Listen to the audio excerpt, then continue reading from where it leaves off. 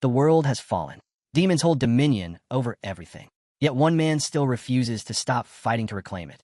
Dragons and monsters fill the blackened sky, signaling the end of an age. Beneath the devastation stands a fortress born of nightmares, encircled by rivers of molten lava and watched over by towering stone gargoyles. Inside its grand hall, an oppressive silence hangs in the air, interrupted only by a shattered wall that opens onto the burning wasteland beyond. The legendary hero Vermouth and his 4 companions have carved their way into Helmed, the heart of the demon realm. 3 of the 5 demon kings have already fallen by their hands. Now the final battle has arrived. Demons surge from every shadow. The group never hesitates. They rush straight toward death. An endless sea of monsters blocks their path, crimson eyes burning with bloodlust as they descend on the heroes. Vermouth stands above them all. His golden eyes fix on every target with cold precision. One blinding swing of his sword tears through the demonic ranks as though they were made of paper. The overwhelming force of his presence freezes the monsters where they stand while he cuts a path through them. Then an immense burst of light explodes outward as Vermouth releases his full strength, vaporizing everything around him. This is the Great Vermouth, the warrior recognized as humanity's absolute pinnacle. Close behind him, the party's greatest mage raises her staff while the shadows close in. Fear never crosses her face, even as the horde tries to swallow her whole. Instead, she laughs in excitement, declaring that she can finally unleash her magic against enemies in such numbers. Light floods into her staff and condenses into a single point of overwhelming power. A catastrophic wave of elemental magic tears across the battlefield, reducing the land to rubble and ash.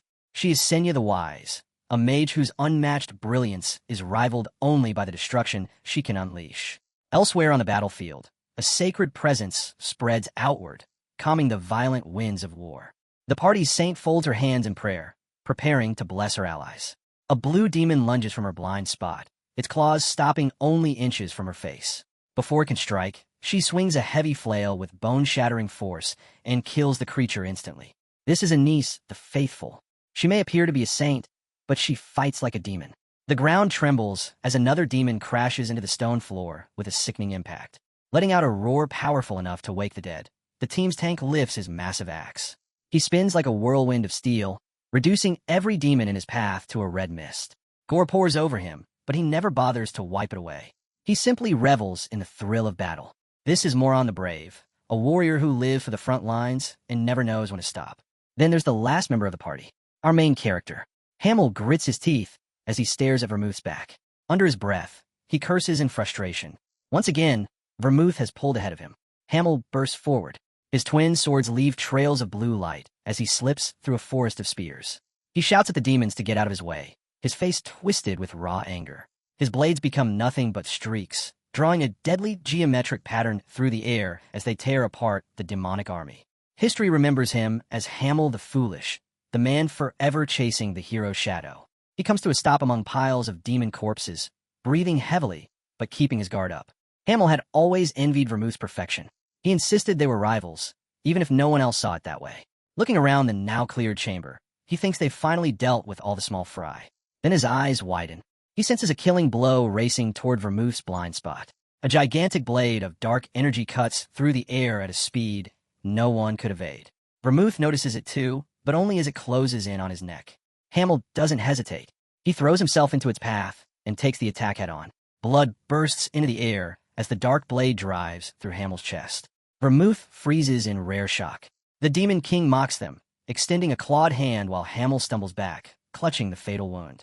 He drops to his knees, blood spilling across the cold stone floor as the monster towers over him. The Demon King's laughter doesn't last. A wave of righteous fury erupts from the heroes. Vermouth's eyes turn ice cold. His aura explodes outward as he decides to end the battle once and for all. He launches himself from the wall, moving faster than the eye can follow. He closes the gap in an instant. His sword flashes once, then again. Each strike slices through the Demon King's defenses with flawless precision. A pillar of white light engulfs the chamber, erasing the Demon King from existence. The battle is over. The price of victory is unbearable. The rest of the party rushes to Hamel's side and gathers around his broken body. The silence filling the room matches the weight of their grief. Vermouth looks down at him, his voice breaking as he says Hamel never needed to die like this. Hamel smiles through the blood. He jokes that dying as a hero isn't such a bad way to go. As his life slips away, Hamel regrets never being more honest with his friends. Even so, he spends his final breath telling Vermouth to finish the job. Vermouth grips Hamel's hand and swears in his name that he will massacre every remaining demon king in the world. With one final peaceful smile, Hamel's eyes lose their light, and he dies in the heart of the enemy's castle. Anise closes her eyes and prays. For once, her sharp tongue goes quiet under the weight of Hamel's death. Moron stands upright, his expression set in grim respect, and calls Hamel the bravest warrior he has ever known. Senya fails to hold back her tears as the truth of losing her companion breaks through her stoic front. Hamel's final thought was a confession he never said out loud. He actually liked them. Wait, what? A young boy jolts awake and screams at the book, furious that he never said anything that mushy.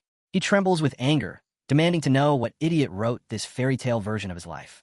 He can't believe history labeled him Hamel the Foolish, while everyone else received impressive titles like Great or Wise. He throws the book away in disgust, wondering why his old companions allowed his honor to be dragged through the mud like this. Then he freezes. The truth of his situation settles in. They probably never expected him to reincarnate with every memory intact. His name was Hamel. He died 300 years ago in a war that should have ended with his death. Now he looks into a mirror and sees a young, silver-haired boy staring back. He raises his eyes to the enormous portrait hanging on the wall, its golden frame shining inside his new home. It's official. The legendary Hamel has been reborn as Eugene Lionheart, a 13-year-old descendant of his former rival, Vermouth. Apparently, the great hero Vermouth kept himself busy in old age, building a huge family tree with plenty of concubines. Eugene finds it hilarious and wonders whether the cold, serious man he once knew lost his mind and spent his final years chasing women. The Lionheart family is divided. Only the children of the first wife belong to the direct line. Eugene's family is only a side branch. Their rules are harsh. Branch families are not allowed to train with proper mana or real swords until they prove their worth. Because of that, Eugene has been stuck using a wooden sword for years. But today, he tells himself, is the final day he follows their rules. He attacks a training dummy with a storm of strikes. His movements are so fast and powerful that they send shock waves through the air. With a sharp crack, the wooden sword finally snaps beneath the force of his ridiculous strength. Eugene still doesn't stop. He drives in one last brutal blow and completely destroys the heavy training equipment. He lands cleanly as the dust settles around him, staring at the wreckage he created with nothing more than a piece of wood. His father stands in the doorway, jaw nearly dropping as he watches his son's monstrous power. He sighs when he realizes Eugene has destroyed another set of equipment, while Eugene only gives him a bored look. Eugene calls out to his father, his golden eyes shining with an intensity no ordinary child should have. Beneath his shirt, his body is covered in scars and hardened muscle, proof of a training routine that would kill a normal man. His father is quietly terrified. Deep down, he knows he might lose in a fistfight against his own 13-year-old son. When he looks into Eugene's eyes, he sees no trace of childish innocence, only the cold, calculating stare of a veteran who has witnessed too much blood. It unsettles him. Even when Eugene lost his mother at a young age, he never cried once. It was almost as if he had already reached the limit of grief long before that moment. Eugene kicks away a piece of the broken dummy and complains that the town blacksmith sells worthless garbage. He tells his father he is far too kind and says the blacksmith deserves to be whipped for making equipment this week. His father coughs awkwardly, promises to give the smith a warning, and tries to stay composed. Then he changes the subject. He reminds Eugene that the blood succession ritual, the clan's greatest event, begins tomorrow. Eugene narrows his eyes at the mention of it, clearly thinking the tradition is complete trash. Every 10 years, children from the entire Lionheart bloodline gather at the main house and compete. It is a ruthless survival test, meant to reveal who truly deserves to carry the legendary Lionheart name. Eugene already knows the whole thing is rigged. The children of the main family train with real swords and mana, while the branch family children are forced to struggle with nothing. His father watches him with both pride and pity, thinking Eugene would have been unstoppable if he had only been born in the main house. Then he starts tearing up, blaming himself for being talentless and holding his son back from his true potential. Eugene notices the tears and asks what's wrong, but his father tries to brush it off. Eugene doesn't believe him for a second. He knows exactly how badly his father is blaming himself. His father grips Eugene by the shoulders and looks him straight in the eyes with a deadly serious expression. He begs Eugene not to challenge the main family children, warning him that talent alone cannot defeat the advantage of mana and real weapons. Eugene gives him a fake smile and agrees. Inside, he is smirking. The idea of losing to a bunch of 10-year-olds is an insult. He reviews the competition in his mind. 3 children from the main house and 6 from the branch families are the ones worth watching. The main house has the first wife's son and a pair of twins born from a concubine, while most of the branch family children are just filler. Eugene trains one final time. In his hands, a wooden blade becomes a lethal weapon as he imagines the opponents waiting for him. A predatory grin spreads across his face. He is eager to see whether the descendants of his great rival have any real bite. The next morning, an elegant carriage arrives at their modest home to escort them to the Lionheart estate. As the carriage moves forward, Eugene thinks back to his past life as Hamel, when he truly believed he was a genius born once in a century. Hamel had been gifted at everything he tried. He rose above his peers quickly and dominated every fight he entered. In a flashback, a young and arrogant Hamel demands to know what someone just said about him. Vermouth looks down at him with a bored expression and says it is a shame Hamel is not trying harder. Hamel explodes, shouting that he is already swinging his sword with everything he has. That was when Hamel understood. He was not the real genius. Someone else existed who made his effort look like child's play. That man was Vermouth the Great, a warrior called the God of War because he mastered every art known to mankind. Vermouth was a duke who abandoned his title to save the world, remaining a humble hero until the very end. Eugene leans back inside the carriage and thinks about the rest of his bastard companions and what they accomplished. Senya became the youngest magic tower master in history, with her name feared throughout the magical kingdoms. Anise, that rotten woman on the inside, was actually canonized as a saint with scriptures of her own. And Moron, that idiot, somehow founded his own kingdom and became a king. Eugene taps his knee as he realizes everyone he once knew lived long, glorious lives before dying, which leads him to the obvious question. If they were all that impressive, why is the Demon King still alive? He grits his teeth as he remembers Vermouth's vow to massacre every Demon King, a promise he clearly failed to keep. The war never ended in total victory. It ended with a mysterious pact between Vermouth and the Demon King of Incarceration. That agreement created a fragile peace that has held for 300 years. But Eugene knows better than to trust a demon. The carriage continues through the lush forests of the Lionheart territory. Across from Eugene, a stiff official notices his intense expression and assumes the child is simply nervous. The man, Lord Gordon, folds his hands and gives him a smug, fake gentle smile. He tells Eugene that if he is already trembling now, he will suffer terribly once they arrive before the patriarch. Eugene puts on his most innocent childlike face and thanks him for the advice while rolling his eyes internally. The carriage passes through enormous iron gates that mark the beginning of the Lionheart main estate. Gordon tells Eugene not to prepare himself yet and boasts that the property is massive, while Eugene wonders why he sounds so proud. Eugene asks whether having a house this large is inconvenient. Gordon explains that personal warp gates are installed throughout the estate. Eugene immediately fires back, asking why they are riding in a carriage if warp gates are available. The silence that follows is deafening. At last, they arrive at the Lionheart mansion, a building so enormous it resembles a royal palace more than a home. Eugene steps out, his gaze sharp as he prepares to enter the lion's den. The courtyard is huge and spotless. Lionheart flags wave proudly in the breeze. Eugene smirks to himself, knowing a lowly branch family kid like him would never receive a welcome ceremony. He looks over the towering pillars and fountains, realizing how much wealth Vermouth's name has gathered. The Lionheart crest, a roaring lion, appears everywhere. It is a constant reminder of the hero who started all. Eugene touches his own chest and notes that only the direct bloodline is allowed to wear the crest over the heart. Gordon tells him he is the first to arrive and offers to guide him to the guest house. The guest house is actually a luxurious manor, probably finer than any place Eugene has ever lived in. A young maid bows deeply, introduces herself as Nina, and promises to handle anything he needs. She gives him a small handbell and tells him to ring it whenever he wants absolutely anything. Eugene is impressed that they assigned him a personal maid, but he can tell she is nervous. He asks her age. Nina says she is 16 and has only just completed her training. Eugene understands right away. They gave him a rookie on purpose. If something goes wrong, they can blame the country kid for being difficult. When Eugene asks about the rest of the family, Nina tells him they should all arrive within the next 4 days.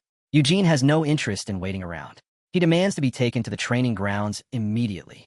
Nina is caught off guard by his bluntness, stutters an okay, and leads the way. As they move through the estate, the sheer size of the place continues to amaze the local staff. In a nearby corridor, a young boy asks his sister what the newcomer's name was. His sister giggles and says his name is Eugene, and he's the same age as them.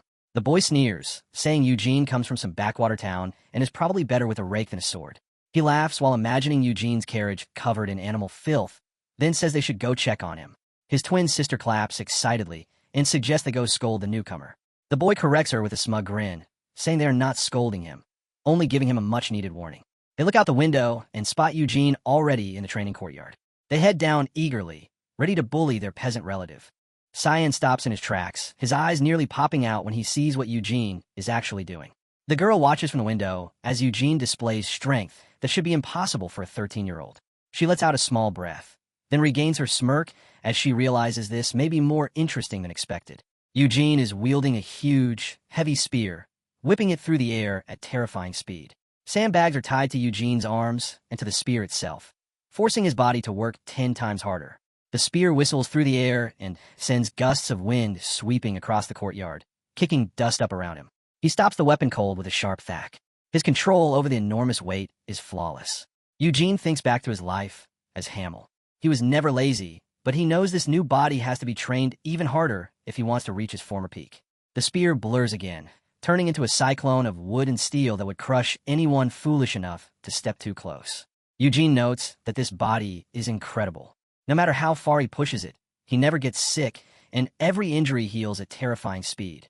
He tightens his grip around the spear shaft until the wood creaks under his fingers.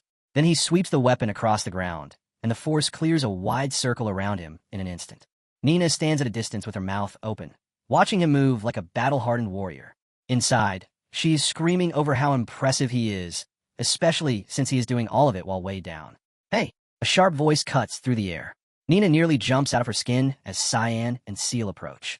She bows in a panic, addressing them as Lord Cyan and Madame Seal while trembling with fear. Cyan ignores her completely. He points at Eugene and demands to know what he thinks he is doing in their courtyard. Eugene drives the heavy spear into the ground with a loud thud without even looking at them. He asks if Cyan is blind, since he is obviously practicing with a spear. Then he mutters that Cyan is an idiot and turns back to training, dismissing the direct descendant completely. Seal's eyes shine with mischief as she whispers to her brother that the country kid just called him an idiot. Cyan's face turns bright red. His veins bulge as the insult finally sinks in. He screams at Eugene to apologize at once, his voice cracking with raw rage. Eugene stops and gives a flat, deadpan, "I'm sorry," without the slightest trace of sincerity. Cyan loses control and shouts that this was not a real apology, demanding that Eugene bow properly. Eugene only sighs and asks why he should bow when they are the same age. Aren't they supposed to be friends? Cyan recoils in disgust and snaps that sharing the same name does not make a branch family kid equal to the main family. Seal suddenly remembers their original plan and whispers to Cyan about the carriage.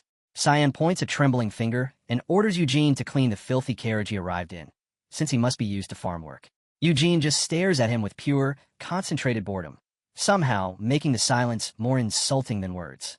Eugene turns to Nina and asks if she is his personal servant. The poor girl stammers out a yes. Eugene gestures toward the gate and tells Nina to clean the carriage for him. Nina freezes in terror. Cyan's jaw drops. Eugene has used a servant to slip around his direct order. Cyan's aura darkens as he steps closer. His voice drops into a dangerous growl. He asks whether Eugene is truly trying to disrespect a direct order from a Lionheart. Eugene waves him off and says, "Yeah, I'm Eugene Lionheart. Nice to meet you, too." Seal giggles and waves back as she introduces herself, while Cyan stands there fuming like a volcano about to erupt. Cyan's eyes go cold. He mutters that there is no reason to be kind to someone who ignores his authority.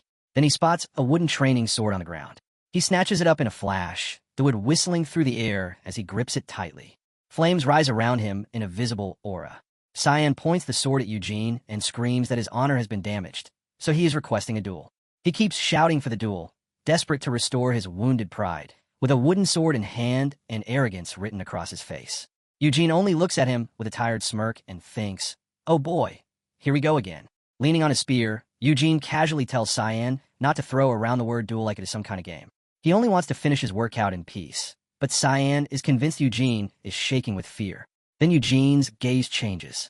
It becomes the cold, golden glare of a man who has killed more monsters than Cyan has eaten hot meals.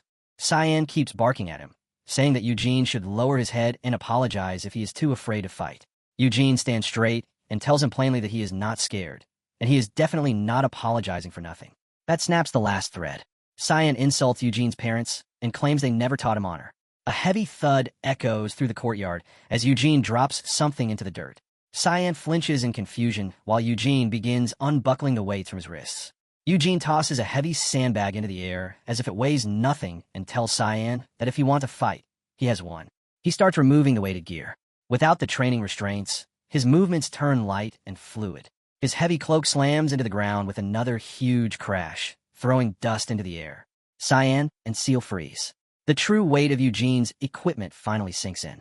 Cyan starts sweating as he realizes Eugene has been training under ridiculous weight this entire time, and not just for show. Eugene picks up his spear, kneels, and checks the tip with terrifying calm focus. Cyan panics inside, but he knows that if he backs out now, his sister will never let him live it down. Cyan tries to steel himself. He pulls out a red silk handkerchief to mark the beginning of the match. Then he throws it into the air and formally declares a duel between a direct heir and a lowly branch family child. The silk drifts toward the ground. The tension in the courtyard reaches its limit. The instant the fabric touches the dirt, Eugene locks on and says, "I accept." Seal's eyes widen. She is the only one quick enough to realize Eugene has already moved. Boom! Before Cyan can even raise his sword, Eugene's spear tip drives deep into his stomach. Cyan coughs up spit. Every bit of air leaves his lungs as the force lifts him off his feet. Eugene does not stop there. He swings the spear and launches Cyan across the courtyard like a rag doll. The duel ends in less than a second. Eugene stands over him and calmly declares his win. As the dust settles, Seal rushes to her brother's side. Her playful attitude is gone, replaced by shock and fear. Cyan clutches his stomach, looking ready to vomit on the pavement. Then he does. He lets out a disgusting belch and throws up from the impact of the strike. Seal turns on Eugene, her face twisted with fury and disbelief. She screams that the duel was cowardly and dishonorable because he moved before her brother was ready. Eugene crosses his arms and says Cyan is the one at fault for dropping his guard the moment the signal hit the ground. Seal points at him and accuses him of illegally training his mana to move that fast. Eugene shuts that down immediately, reminding her that branch families are not even allowed to touch mana yet. Seal is stunned. She knows the strike was so fast that even if Cyan had been ready, he still would have been finished. Eugene gives her a dark, knowing smile. He realizes she is clever enough to understand the gap between them. Seal tells him he has a foul mouth.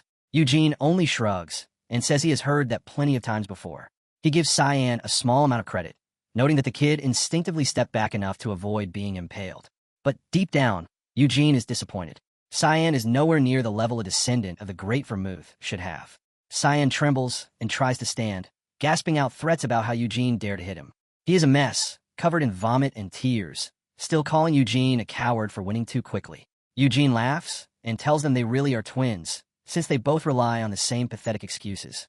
He walks straight up to the shaking air, his presence hanging over Cyan like a shadow. Eugene tells him that if he is a true Lionheart, he needs to learn how to accept defeat with actual dignity.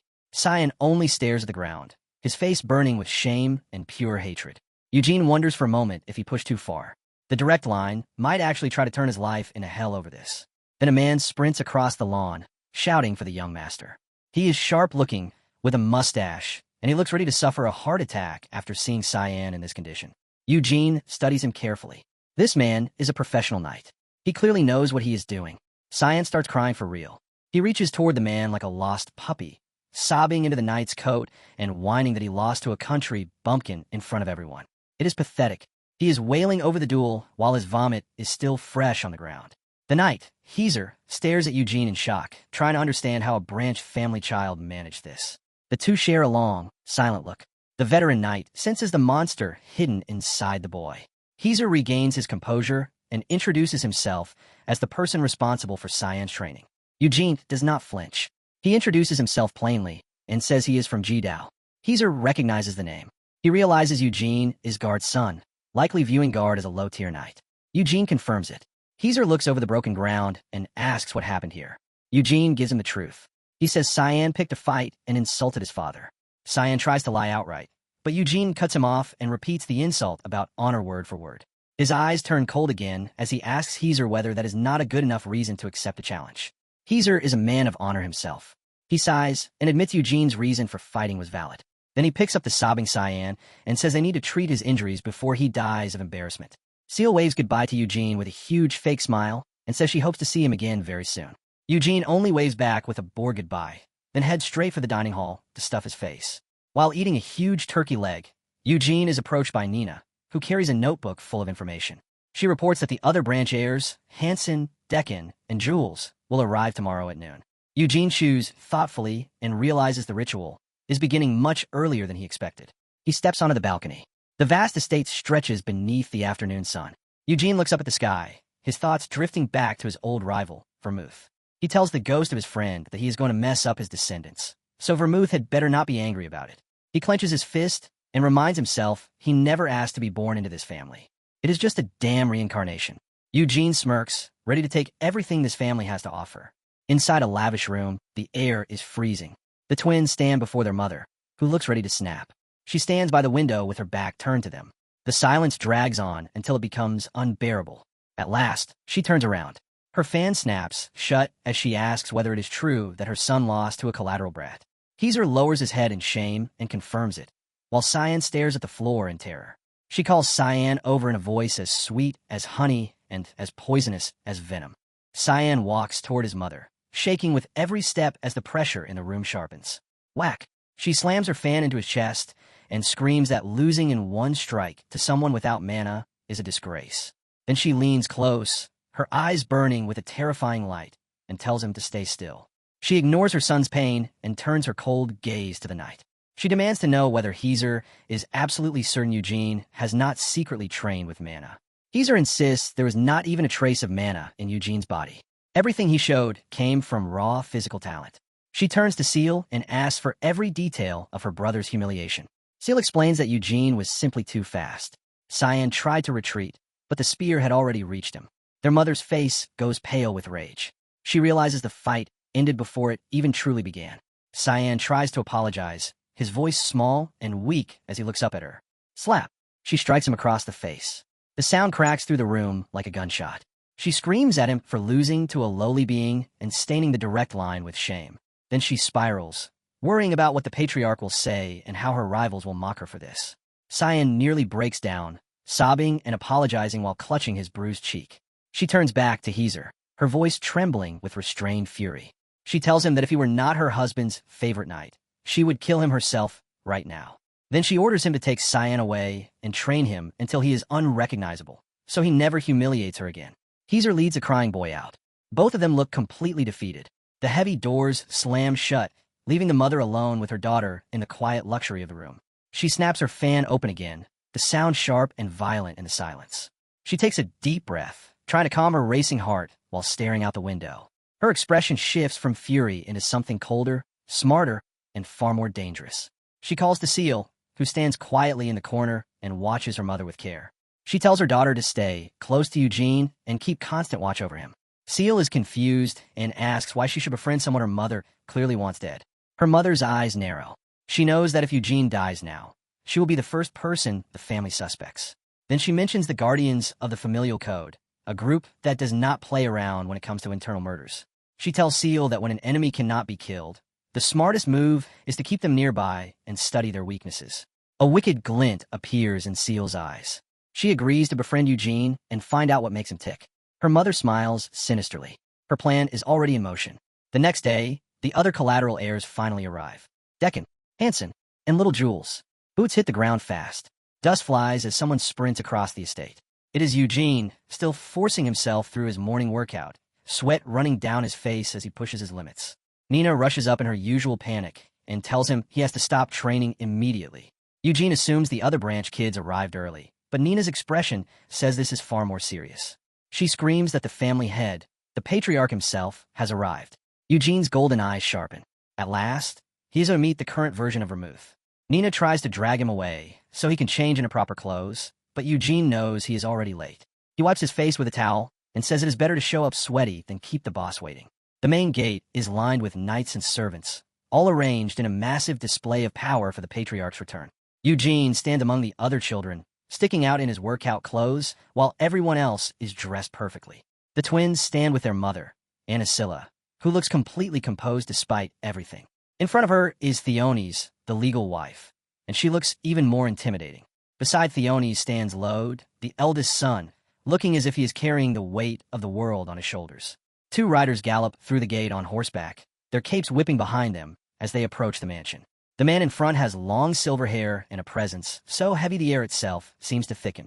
This is Eugene Lionheart, the patriarch, and he looks exactly like a direct descendant of the legendary hero should. Behind him rides his brother, Kion, who appears younger and far more approachable. Lode stands rigidly as his father approaches, looking terrified of making a mistake. Gilad reaches out, pats his son's head, and asks whether his skills have grown along with his height. Lode stammers that he is doing his best to meet expectations, his voice trembling slightly. Gilad's expression turns serious. His sharp eyes scan his eldest son for any weakness. Then he turns toward the rest of the family, his gaze eventually reaching the twins and their mother. He smiles warmly at Cyan and Seal, noting how quickly they have grown, while both children greet him with practiced grace. Then he nods to another man, Guilford. He apologizes for missing the celebration of Guilford's son's birth, showing a surprisingly gentle side. Guilford bows deeply and insists the patriarch should not trouble himself over such a small matter. At last, Gilad turns to the children of the collateral lines, and his eyes settle on Eugene. He invites everyone to share a meal, his voice ringing with authority. Then he announces that during the meal, they will finally discuss the details of the bloodline continuation ritual. The family dinner is enormous. A table long enough to seat a small army stretches beneath a massive crystal chandelier. The direct family occupies the head like royalty. The air is so tense it feels ready to snap. Across from them sit the branch children. Most are too nervous to even reach for their water. Eugene studies the two children beside him, Gargis and Desira. Unlike the others, neither looks intimidated. He quickly realizes they belong to branch families with real authority. They are his true competition. His attention suddenly shifts to a blonde man at the table. The stranger doesn't resemble a Lionheart at all. Seal is watching him as well. Her curiosity is obvious. Breaking the formal silence, she asks her father who the guest is. Gilad begins to answer, but the blonde man leans forward with a playful grin and says he can introduce himself. Eugene raises his teacup and takes a sip while watching the stranger. Then the man cheerfully says, "Hello, children," and introduces himself as Reborn from the Red Tower. The announcement shocks everyone. The collateral children are stunned to find themselves sitting with a tower master. Eugene is so startled that he sprays tea across the table. He coughs violently, hacking and wheezing while everyone turns to stare at him. Reborn leans over and asks if he's all right. Eugene hurriedly waves him off. Inside, Eugene is in complete disbelief. This man is not just a powerful mage. He is the disciple of Senya's disciple. A flashback reveals Senya 300 years earlier. She became the youngest tower master in history and completely rewrote the world's books on magic. She was a living legend. She taught the other tower masters, and even now every mage reveres her as the grandmaster. The realization leaves Eugene reeling. He cannot believe he is meeting someone connected to his old companion in this life. Gilad pulls him back to the present. He calls Eugene by name and confirms that he is indeed Eugene. Then the patriarch's voice turns cold. He says his wife told him what happened in the courtyard. Cyan is drenched in sweat. He looks like he wishes the floor would swallow him. Eugene stays calm. He admits the duel happened, but says he holds no grudge. Gilad asks why. Eugene answers bluntly that he won. He adds that even if he had lost, he would have accepted the shame because he would simply have been too weak to protect his own honor. A slow smile appears on Gilad's face. He tells Eugene that he is already better than his own son. Then he looks at Cyan, whose head hangs so low it nearly touches his chest. Gilad says he is not ashamed that Cyan lost. He is disappointed that Cyan is too busy pitying himself to apologize. Cyan trembles under the weight of his father's disappointment. In front of the entire family, Gilad points out that the conflict began with Cyan's insult. Even so, he still has not found the courage to apologize. Cyan tries to mumble an excuse, but one look from his father stops him cold. Gilad reminds him that the Lionheart name comes from Vermouth. Anyone who carries that blood must honor their opponents. Then he orders Cyan to look Eugene in the eyes. The silence around the table becomes unbearable. At last, Cyan forces out an apology. His face burns red with humiliation. Eugene can tell is completely insincere. In his mind, he simply calls the boy a moron. Gilad turns to Eugene. He admits he has never even heard of Eugene's father guard. Eugene takes no offense. He agrees that his family lives out in the middle of nowhere. Gilad asks who taught him to fight. Eugene lies. He says his father showed him the basics, but everything after that he learned on his own. Seal keeps staring at him. She cannot believe a child could train to that level without a master. Gargis is watching him too. He wonders how someone who taught himself managed to crush a member of the direct line. Gilad smiles. This ceremony is going to be very entertaining to watch this year. The heavy mood finally lifts. Maids roll in huge carts loaded with food, including an entire roast pig. Soon the table is filled with lobster, turkey, and every delicacy imaginable. It is a feast worthy of the Empire's most powerful family. Gillett gestures for everyone to eat, and his tone finally softens as dinner begins. As night falls, the moon shines over the Lionheart mansion. Inside, the excitement has not faded. The dishes are cleared away, and the true purpose of the evening is about to begin. The table is spotless once more. Every heir sits upright while the patriarch prepares to speak. Gillett explains that he gathered everyone to announce the new rules for the bloodline continuation ceremony. The branch children lean forward. Their faces are tight with nervous anticipation. Gillett admits he believes the ceremony's traditional rules are deeply discriminatory.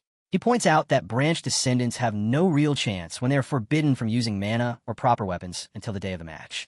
He mentions that his own 3 children will also participate, including his eldest son, who looks slightly pale. Then he declares that the ceremony exists to prove who is truly a descendant of Vermouth. In the face of that purpose, there is no difference between the direct line and the collateral branches. Eugene lowers his gaze to the table and thinks about his old companion, Vermouth, and the legacy he left behind. A faint smirk crosses his face. He thinks Vermouth's descendant is actually a much kinder man than the hero himself ever was. Gillett introduces Reborn once again. He explains they requested outside assistance to ensure the ceremony is fair. Reborn gives everyone a wink, looking ready to enjoy whatever comes next. Reborn snaps his fingers, and a holographic map of a huge maze rises from the middle of the table. He explains that the heirs will begin in separate areas of the maze. From there, they must fight their way toward the center. He points to a tiny holographic goblin and says they will need to overcome traps and monsters before reaching the boss. Then he makes one thing clear. Everything inside the maze is a magical illusion. It will feel real, but no one will actually die. He calls it an action-packed adventure, his blue eyes glowing with magical power. Eugene is impressed. Reborn is using advanced mind control and summoning magic at the same time. The objective is simple. Whoever defeats the boss monster wins. Everyone else receives points based on performance. Hansen nervously asks what happens if they fail to complete the maze. Reborn laughs and says they can stay at the entrance if they're scared, but they will receive 0 points. Eugene asks the question everyone wants answered. What does the winner get? Gillett folds his hands. A proud smile appears on his face as he looks over the group. He announces that the winner may choose one item from the family's underground treasure vault. Eugene's eyes shine with pure greed.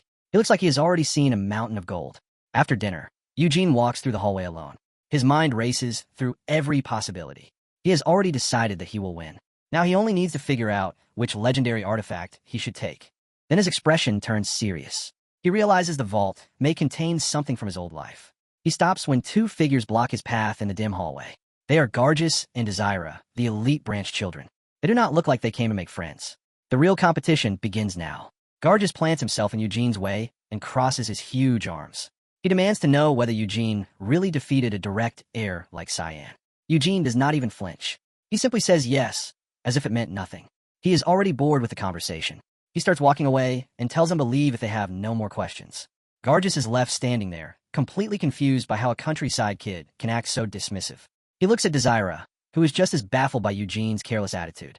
Later that night, beneath the full moon, Eugene returns to training alone in the quiet courtyard. He swings a wooden blade with enough force to make the air scream as it cuts through. He turns into a full circle strike. His movements blend speed with raw power. Then he stops. He senses 2 people watching from the shadows between the pillars. It is Gargis and Desira again. They look as if they have been standing there for a while, silently studying his form. Eugene is irritated. He wonders why these 2 will not let him train in peace. Gargis steps forward. His build casts a massive shadow as he prepares to say something serious. Gargis steps right into Eugene's face.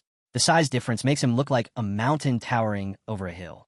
Then, without warning, Gargis tears off his shirt in one swift motion. His muscles bulge as he stands there half naked, with steam rising from his ripped body.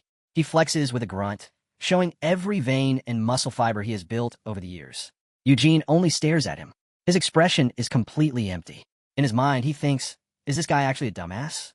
Gargis proudly tells Eugene he can touch his muscles if he wants. Eugene immediately refuses. Gargis misses the hint completely. He starts bragging about a secret muscle growth medicine used by his family. He claims it is the perfect shortcut to strength without using mana, and says it has no side effects at all. He asks whether Eugene wants to learn the secret. Eugene asks if Gargis is trying to sell him literal snake oil. Desira finally speaks. She calls Gargis out for lying. Apparently, That miracle medicine makes everyone grow a thick beard, even the women. Then she turns to Eugene. She asks why someone who specializes in the spear is training with a wooden sword. Eugene tells her he has mastered both. Deseret clearly does not believe him. To prove her point, she kicks her spear into the air with incredible precision. She catches it as it falls, her gaze sharpening as she prepares to test Eugene herself. She says the spear is her life. Then she challenges him to a duel right there. Eugene thinks she is at least easier to deal with than the muscle-obsessed beard oil salesman. A wicked smirk appears on his face. He wants to see what the Branch family elites can really do. They face each other in the dark courtyard. The space between them buzzes with competition. Gargis jumps in and announces that he will judge the fair match. He takes a dramatic pose and demands that the duel remain honorable and clean. Eugene looks at him and sees the ghost of his old friend, Moron. This guy is definitely Moron's descendant. Eugene tells him to hurry up. Desira enters her stance. She thinks Eugene is ridiculous for claiming he can master 2 weapons at once. She is determined to prove that true spearmanship is not something a country kid can half-ass. Gargis screams, "Start!" The duel begins. Desira charges immediately. She knows the first fighter to land a hit usually wins. But as she rushes in, Eugene follows every movement with cold, precise eyes. Her spear scrapes the ground as Eugene slips past the thrust with only a millimeter to spare. A heavy blue aura begins to radiate from him as he prepares to counter. Desira freezes. She looks into his eyes and realizes there is not a single gap in his defense. Eugene stays where he is and casually motions for Desira to attack with everything she has. She grits her teeth, irritated that someone unknown is putting this much pressure on her. Then she charges again with a battle cry, her spear turning into a blur of wood and wind. Crack! The weapons clash. A shock wave bursts through the air as wood slams into wood. Both fighters spring back and reset as the duel grows more intense. Desira's face tightens with total focus. Her eyes burn with the thrill of battle. She goes for a low sweep, but Eugene blocks it cleanly. His spear does not move at all. Now she's breathing harder. Her thoughts race as she realizes he is completely outclassing her. Eugene launches a rapid chain of thrusts, forcing Desira into a desperate retreat. He can tell her talent is impressive for her age, but he is already thinking 3 steps ahead. He smirks with confidence, making it clear that she still has not reached his level. Then he flicks her spear aside with ease, leaving her open to a finishing strike. Desira yells at him to shut up. She is furious that she cannot land even one hit. She is terrified. Eugene has not moved from his original spot, and he is stopping everything without effort. Desira puts everything into one final thrust aimed straight at his chest. Eugene's spear turns into a wall of light, parrying her attack with a series of lightning-fast clicks. He redirects her force and sends her stumbling past him while keeping his stance perfect. She turns, searching for another angle, but Eugene is already waiting. She laughs wildly and bets he cannot block her next attack from such an awkward side angle. Then she jumps into the air and brings her spear down like a guillotine. Eugene's foot flashes upward. His boot cuts through the air as he prepares his counter. He steps directly onto her spear shaft mid-swing and pins it to the ground with his full weight. Slam! The impact leaves a small crater. Desira is left hanging from her own weapon, gasping with wide eyes as she realizes the duel is finished. Eugene brings the tip of his wooden spear to her throat. The fight ends with one humiliating move. They hold that position. Gargis watches in stunned silence as the country kid wins again. At last, Gargis calls the match and declares Eugene Lionheart the winner. Then Gargis immediately moves to the real point. He tells Eugene that the Branch children need to combine their strengths if they want to win. Later that night, Gargis breaks into Eugene's room while he is in bed and continues the recruitment pitch. Eugene is furious. He asks if Gargis really woke him just to talk about some stupid team-up. Gargis has no interest in personal space. He wants an answer immediately. Eugene points out that everyone starts from different entrances, so forming a team is basically impossible. Gargis explains that the starting points may be separate, but the center is the same, and the twins from the main family will definitely work together. Eugene clarifies, "So, you want to meet at the boss and jump it together?" Then he scoffs and tells Gargis he is getting far too full of himself. Eugene is sure he can clear the entire maze alone. He glances over and sees Desira leaning against the door, listening with a serious expression. She admits Eugene is strong, but says they need him if they want to guarantee victory against the boss. Eugene asks why she is so desperate to kill it. Her answer is filled with ambition. She explains that no Branch family member has ever won this ritual. With Gargis, herself, and the boy who crushed Kian, she believes this is their only chance to finally make history. She leans closer and asks whether he does not want the satisfaction of defeating the direct line at their own game. Eugene only looks at them. In his mind, he is already calculating the fastest route through the maze by himself. Meanwhile, elsewhere in the mansion, Anasilla gazes at the moon through the window. Her mind is filled with dark schemes. She watches Roberian through the glass and realizes he may have come to take the eldest son, Lode, as a student. Lode has always been a bookworm who preferred magic over swordsmanship, even training secretly when he was still a toddler. If Lode leaves to become a mage, the twins will have more space to grow and seize the succession. But the blood succession ritual is the one obstacle blocking her perfect plan. She knows her children will always be viewed as the second wife's offspring, but her confidence has protected their position until now. She grips her fan so tightly that her knuckles turn white. She is still furious that Cyan lost to a mere collateral child. She thinks that if Eugene breaks through the labyrinth first, he will humiliate the entire direct line. She fears his victory will overshadow everything her children have worked for. 3 days later, the ritual finally begins. The group gathers before a huge, glowing blue portal. Roberian steps forward, magic energy swirling around him like a tidal wave. Then he releases an enormous surge of mana, and the scale of his power leaves the children in awe. The direct heirs, Cyan and Seal, feel the magic pass over them. Their faces tighten with focus. The branch children are just as stunned, realizing the real trial is about to begin. Roberian tells everyone to close their eyes and shape the magical light into whatever weapon they can imagine. The children concentrate. Blue orbs of energy form in their hands as they try to create their gear. Seal succeeds first. A beautiful, ornate rapier appears in her hand with a burst of light. She looks at the weapon with pure joy, thrilled that her imagination worked. She tests it with a swing, and the magic blade hums as it cuts through the air. Roberian laughs and explains that because the maze itself is magical, these weapons will never break while they are inside. One of the children asks if they can create an animal or a doll instead of a weapon. Lode asks why magic cannot be used to create living life. Roberian explains that the creation of life is a beautiful authority reserved only for nature. It is magic's ultimate taboo. Lode is captivated. His fascination with magic grows even deeper as he listens to the Tower Master. At the same time, Gargus manifests a huge glowing greatsword. Its weight makes him grunt. Then he starts boasting that it looks just like his favorite sword from home. Everyone else ignores his shouting. Desira creates a sleek golden spear. She looks exactly like the lethal warrior she is.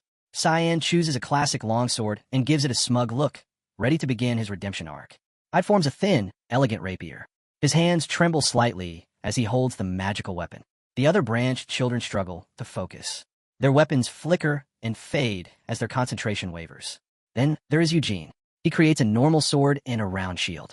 He chooses usefulness over style. Seal walks up and asks what he will do if they meet inside the dark tunnels. With a playful wink, she asks if he will actually fight her. Cyan watches from behind. Eugene looks at the patriarch and asks whether PvP is allowed in this ritual. Gillard smiles and confirms it. Competition is the heart of the ceremony, but judgment and cooperation also matter. He reminds them that they are family connected by Lionheart blood, trying to plant some sense of unity in them. Seal gives Eugene a look that is not family-friendly at all. Her eyes shine with mischievous intent. Eugene finds the stare deeply unpleasant. In his mind, he thinks she may be the most dangerous person here. Roberian gives everyone small blue necklaces and tells them to wear them right away. He places one on Syra, who looks ready to sprint into the cave. Roberian explains that the necklaces are connected to their consciousness. They will react if the wearer feels too much stress or danger. His expression turns serious. He says the necklaces are a safety mechanism. If one glows red, he will intervene. Eugene looks down at the gem on his chest. He realizes the maze may be more intense than he first expected. Roberian adds that anyone who wants to give up only needs to shout, "Help me," and they will be warped out instantly. The explanations end. Roberian points toward the dark mouth of the cave and tells them to enter together. Then he gives one final chilling smile and warns them that the moment they step inside, the paths will separate them all. The 9 heirs move toward the entrance. The weight of the Lionheart name rests on their young shoulders. Seal waves to Eugene one last time and tells him to hang in there. He answers dryly, "Yeah, you too." Eugene is the first to cross the threshold. His body dissolves into the portal's blue, magical energy. Eugene's boot strikes the labyrinth floor with a sharp clack, marking his official entry into the trial. He stands in a narrow, dark passage that stretches endlessly into the gloom. Eugene smirks as he remembers how many labyrinths he cleared in his previous life, enough to make him sick of them. He looks up. The ceiling is completely sealed, turning the maze into a real navigation test. Eugene gives his magic sword a practice swing, checking its weight and balance in the tight corridor. The blade cuts through the air and scrapes the stone wall with a spark, proving its durability. He realizes the passage is too narrow for long weapons. Most of the children will struggle because of that. That is exactly why he chose a sword and shield. It is a simple combination, but it can handle whatever surprises the maze throws at him. He knows the labyrinth was made for children, so the difficulty is probably something he could clear half asleep. "Let's go," he mutters, his eyes glowing in the dark as he heads deeper into the lion's den. Deep within the tunnels, a group of angry-looking slimes bounds toward their first victim.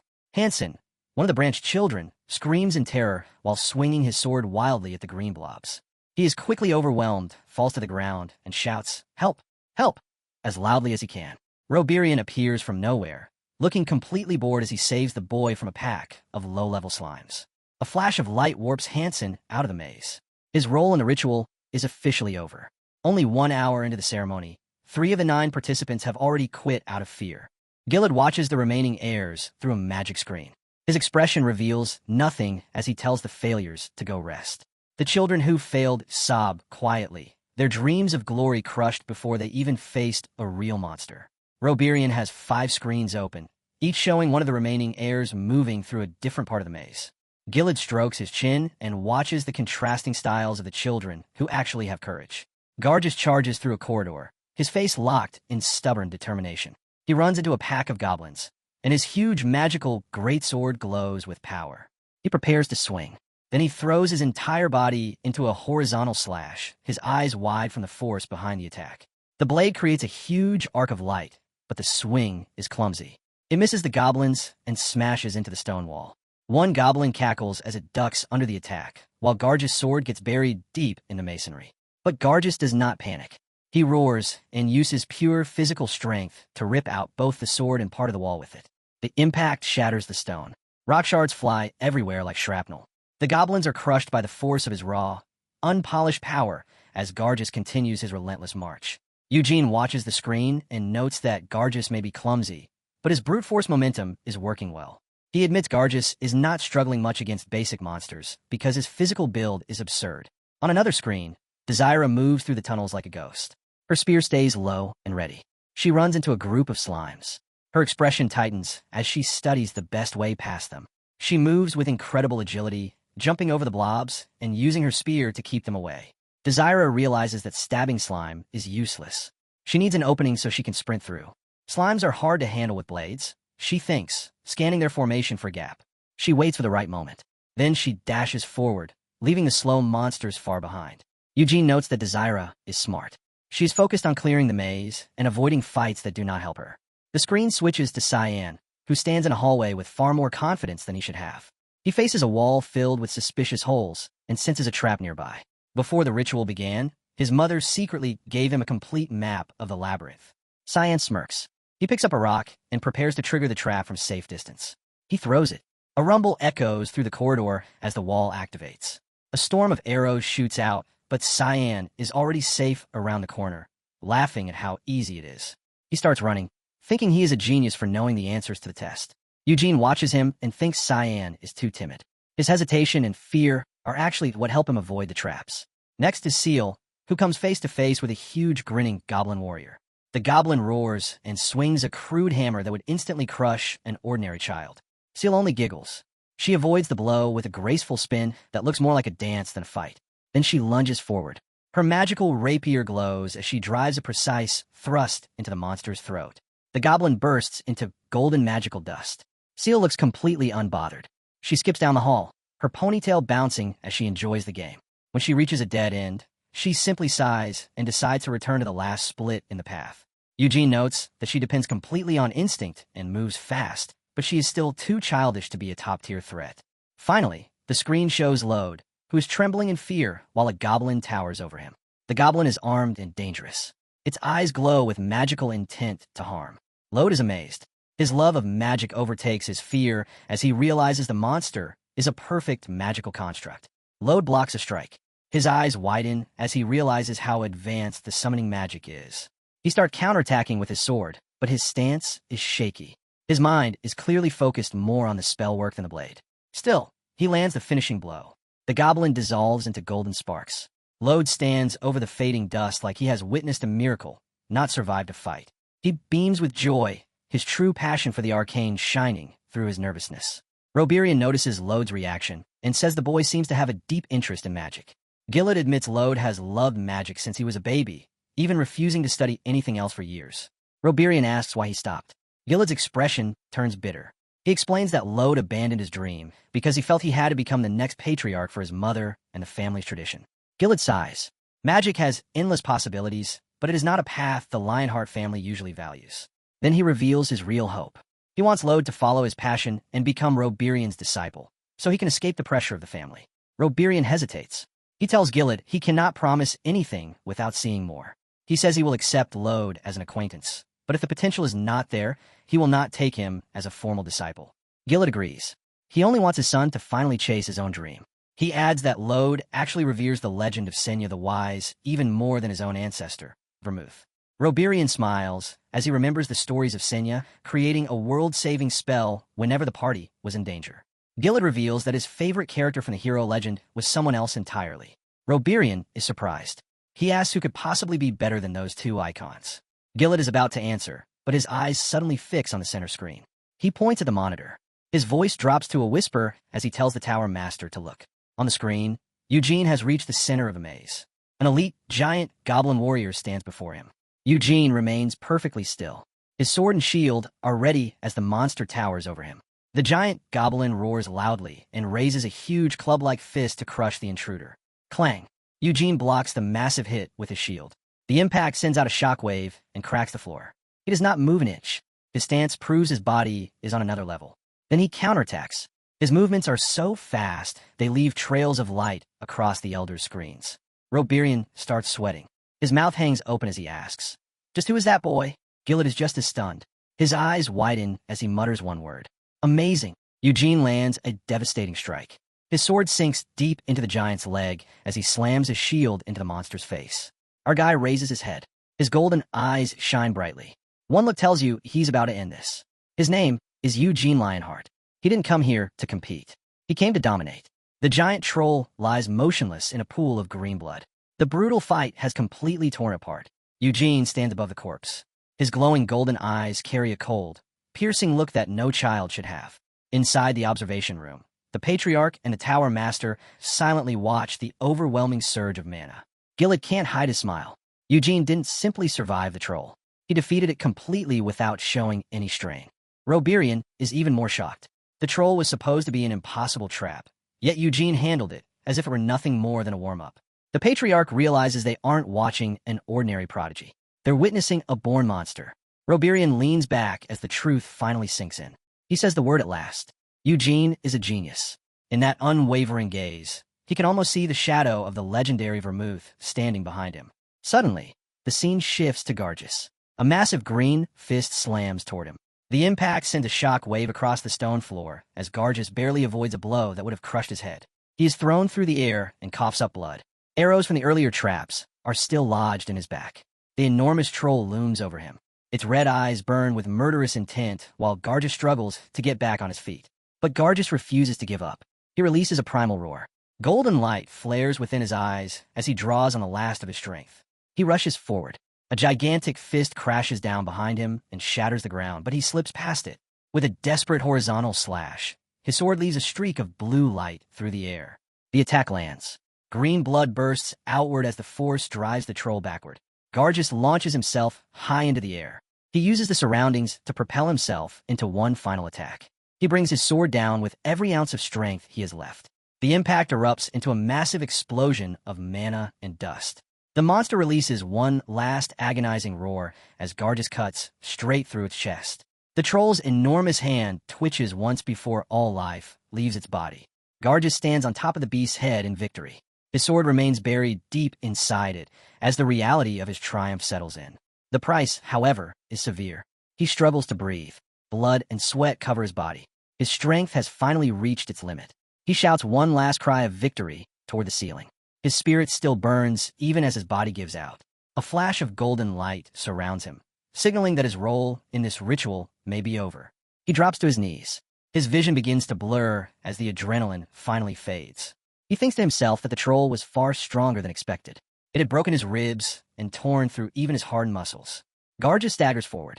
If he's in this condition, then the other kids must be facing something even worse. A heavy thud echoes through the maze as the musclehead finally loses consciousness. His body crashes onto the cold stone floor. Elsewhere in the labyrinth, Cyan moves carefully through the shadows when a huge silhouette suddenly blocks his path. He stops dead in his tracks. Sweat pours down his face as he realizes another troll is standing between him and the center. He forces himself to stay calm and quickly concludes that the monster isn't meant to be defeated. It's meant to be avoided. Certain he's got the perfect plan, Cyan tosses a rock into the darkness. The troll's head immediately turns toward the noise, its tiny eyes searching for the source. Cyan seizes the opening and dashes past the giant as fast as he can. Pleased with himself, he celebrates the trick, convinced he just outsmarted a walking pile of muscles. He keeps running through the dark corridor, certain he's the first person to make it this far. Then a voice calls out, "Big bro." Cyan looks over and finds Seal standing there, completely unharmed. His eyes widen in genuine shock. He never expected to see his sister already waiting here. Seal realizes that if they've crossed paths, they must be getting close to the center of a labyrinth. Cyan immediately slips into his confident big brother act. He tells her to stick with him, and she'll be fine. Inside, though, he's still furious about losing to Eugene and sees this as the perfect chance to restore his reputation. Seal looks up at him with a playful smile and asks a loaded question. Since the maze is only an illusion, she says, any kind of monster could appear. Cyan brushes the idea aside without concern. Then she specifically mentions ghosts. The color drains from Cyan's face. Cold sweat runs down his neck as every bit of his confidence disappears. Seal notices right away and starts teasing him. She asks whether a brave warrior like him is actually scared of ghosts. Cyan quickly tries to recover, insisting she has nothing to worry about because her big brother can handle anything. At that moment, a glowing bloody eye peers from the darkness behind a nearby wall. Fingers grip the stone as the figure watches them. Cyan lets out a high-pitched scream, nearly jumping out of his skin. It turns out to be Desira, who screams back just as loudly, while Seal simply watches with an amused expression. Cyan points a shaking finger at Desira and demands to know why she was trying to scare him. Desira fires back that his sudden scream was far scarier than her ambush. Cyan notices the blood covering her and accuses her of planning a sneak attack. Desira insists it all came from the traps inside the maze. Still, she grits her teeth, secretly frustrated that her first ambush ended in complete failure. Cyan suddenly points behind her after noticing something moving in the distance. Seal immediately shouts that Desira is trying to run away, her eyes shining with excitement. Cyan fumes with anger, realizing he's been made to look like a fool again in front of his twin sister. He declares that he won't forgive Desira and orders Seal to help him chase her. The three of them burst into a full sprint, their footsteps echoing through the stone corridors. Desira knows she cannot handle a 2-on-1 fight. She searches desperately for Garjas, hoping to find her partner. But Garjas is still unconscious on the floor, surrounded by arrows and the remains of a shattered sword. Desira keeps running. Then the floor suddenly crumbles beneath her feet. She gasps as her eyes widen, realizing it is a trap. The ground drops away into a dark abyss. She drives her spear down and uses it to vault over the collapsing stone, pulling off a high-level acrobatic escape. With one desperate leap, she barely reaches the far side of the huge gap. She does not stop. She keeps sprinting. Cyan and Seal reach the edge of the pit. Cyan skids to a stop and stares across the distance, wondering whether he needs to find another route. Then he notices Seal looking at him with judgment in her eyes. He realizes he cannot afford to look like a coward. His gaze sharpens. He decides he has no choice but to reveal his trump card early. Cyan gathers his mana. A bright blue aura bursts around his body like a torch. With a powerful shout, he launches himself across the gap, carried by pure magical force. He clears it easily and lands cleanly on the other side. Seal follows right behind him. Cyan keeps moving. Blue flames still flicker around his arms and legs. He reaches back with one hand and tells Seal to jump, saying he will catch her. But Seal does not need him. She is already soaring through the air, wrapped in her own glowing mana aura. She lands neatly on her feet and passes him without even disturbing her clothes. Cyan tries to act calm. He gives her a smug compliment, while secretly irritated that she is just as skilled as he is. They continue their chase, turning the pursuit into another game of cat and mouse as they race toward the final objective. At last, all three of them rush into the central chamber. They freeze when they see a huge blue-skinned minotaur standing there. Desira and Cyan gasp at the same time, realizing they have reached the labyrinth's boss monster. Then a voice asks why they all arrived together. They turn and see Eugene leaning casually against the wall. Cyan is stunned. His jaw drops as Eugene explains that he has just been waiting there for them. Eugene smirks and says he wanted to see who would actually make it here first. The three stare at Eugene like he is something impossible while he relaxes with his shield. Eugene confirms that Seal technically won their little race, which immediately annoys Cyan. Desira asks whether Eugene waiting here means he is finally ready to accept her offer to team up. Eugene scoffs and says he is not joining any team. He is handing the boss fight over to them instead. He claims he could defeat the boss in seconds, but after all their effort, that would be too pitiful for them. Cyan snaps. His face turns red as he demands to know what Eugene just said. Eugene ignores his outburst and explains that the Minotaur will not attack as long as they keep their distance. Eugene sets the order for the fight. Desira goes first, then Cyan, then Seal. Desira freezes. She asks if he is seriously telling her to face that monster alone. Eugene points out that she's already badly injured. If she's afraid, she can quit right now. Desira's pride ignites. She tears a strip from her sleeve and uses it to tie back her hair. She tightens the makeshift headband. Her eyes burn with renewed determination. Then she steps forward alone, spear aimed at the enormous beast while the others watch from the side. Cyan turns to Eugene and asks if he really has no plan to help. Then he arrogantly declares that Eugene will not even get a turn because he will be the one to kill the boss. Eugene smirks and makes a bet. If Cyan actually wins, Eugene will call him Big Bro for the rest of his life. Cyan's face twists into a creepy, confident grin. He tells Eugene not to forget those words. Then he sits on the floor to recover, trying to look cool even though he clearly needs a break. The three of them watch the Minotaur. It is a monster tied to deadly labyrinths. Cyan admits it looks massive, even bigger than the troll he barely avoided earlier. Still, he tells himself it is just a large target, and compared to an ogre, it should not be that aggressive. The Minotaur sits without moving. Its huge horns shine under the faint magical light. Then one eye snaps open. A fierce amber glow burns inside it. The beast rises to its full height. It towers over Desira like a mountain of muscle. Beside it, Desira looks like an ant. Her spear looks closer to a toothpick. She mutters that it is huge as the weight of the challenge finally sinks in. Then she grits her teeth. After coming this far, there is no way she will back down. With a fierce battle cry, Desira charges. Her footsteps pound across the stone floor. A massive hand swings down as a huge shadow falls over her, but she ducks beneath it with precise movement.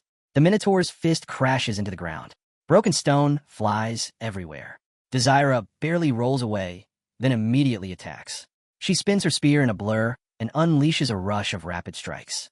She thrusts with everything she has, aiming straight for the beast's thick hide.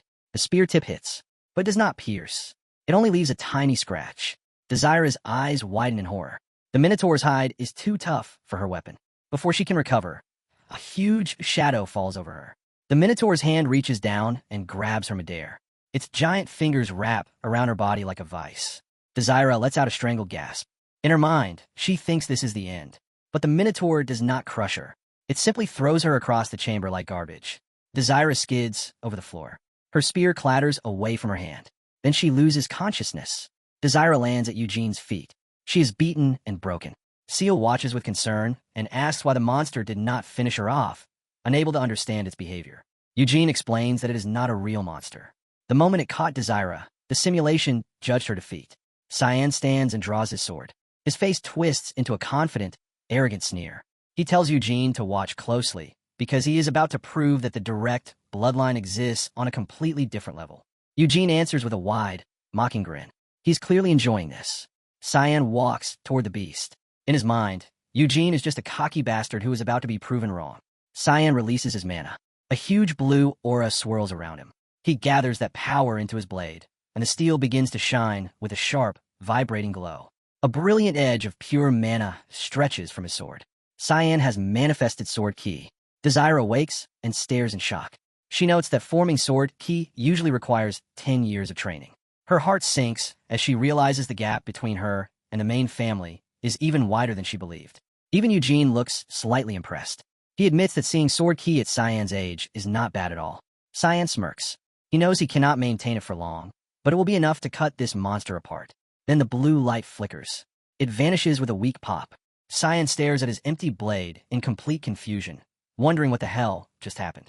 A vision of Gillet appears. He wanted to test the heir's true quality without bloodline prejudice. Roberian reveals the trick.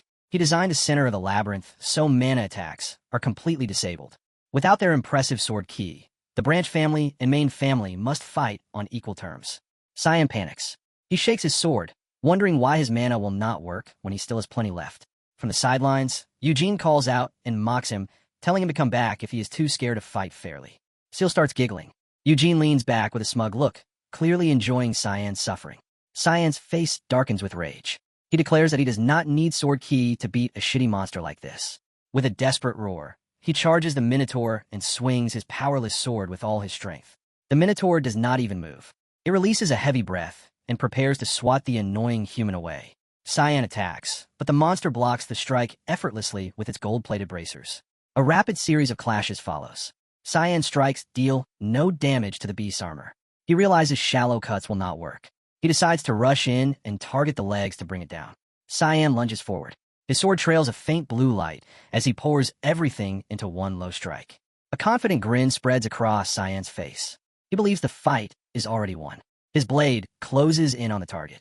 Then the Minotaur's knee shoots up like lightning and slams into his chest. Cyan's eyes bulge. The air is blasted from his lungs. Agony twists across his face. The Minotaur grabs the back of his shirt and lifts him as easily as a helpless kitten. Looking completely bored, the monster throws him across the hall. Cyan's scream echoes as he flies through the air. He crashes into the ground, rolls through the dust, and finally comes to a stop beside his sister. Eugene looks down at him with a savage grin. You lost too. Cyan grits his teeth with his face buried in the dirt. Humiliation burns through him. Eugene turns to Seal and asks if she's ready for her turn. Seal crosses her fingers into an X and refuses without hesitation. She says she can't use her mana anyway. Eugene thinks she's clearly the smarter twin, unlike her hot-headed brother. He walks over to the equipment he picked earlier and takes up the plain sword and shield. He fastens the shield to his arm with practiced ease. His eyes narrow as they settle on the target. Seal watches him calmly approach the mountain of muscle and asks if he can actually win. Without looking back, Eugene tells her he isn't even sure it's possible for him to lose. He flashes them one last cocky grin before stepping into the kill zone. The Minotaur rises. Its enormous shadow swallows Eugene as he stops directly in front of it. He looks up at the beast with a predatory stare and wonders how he should dismantle it. The Minotaur wastes no time. It throws a massive punch that cuts through the air like a cannonball. Eugene meets it head-on with his shield. The impact sends out a violent shock wave that shatters the floor around him. Instead of being driven back, he uses the force to propel himself onto the monster's huge arm. He sprints up its bicep at incredible speed. Another grab comes for him. He twists through the air and avoids it. He lands on the monster's shoulder. Every movement is smooth and precise as he prepares his next attack. The beast snorts in anger. It struggles to catch the tiny human darting across its body. Using the Minotaur's horns as a platform, Eugene launches himself high above its head. The monster roars in frustration. Its massive mouth opens wide as it searches for him. Eugene dives straight down. His eyes stay locked on the target. His sword is held in a reverse grip. In a blur, he unleashes a relentless flurry of strikes. The blade moves so quickly, it looks as though several swords are attacking at once. Cyan and Seal can only watch with their jaws on the floor. Desira can hardly believe what she's witnessing. She realizes Eugene is striking with terrifying precision. Every attack targets the monster's vital points. Eugene swings his sword in a wide arc. The blade slices through the air with a sharp ring. His attack crashes into the Minotaur's throat. Green blood bursts out in a massive spray. The Minotaur grabs its neck. Its eyes bulge.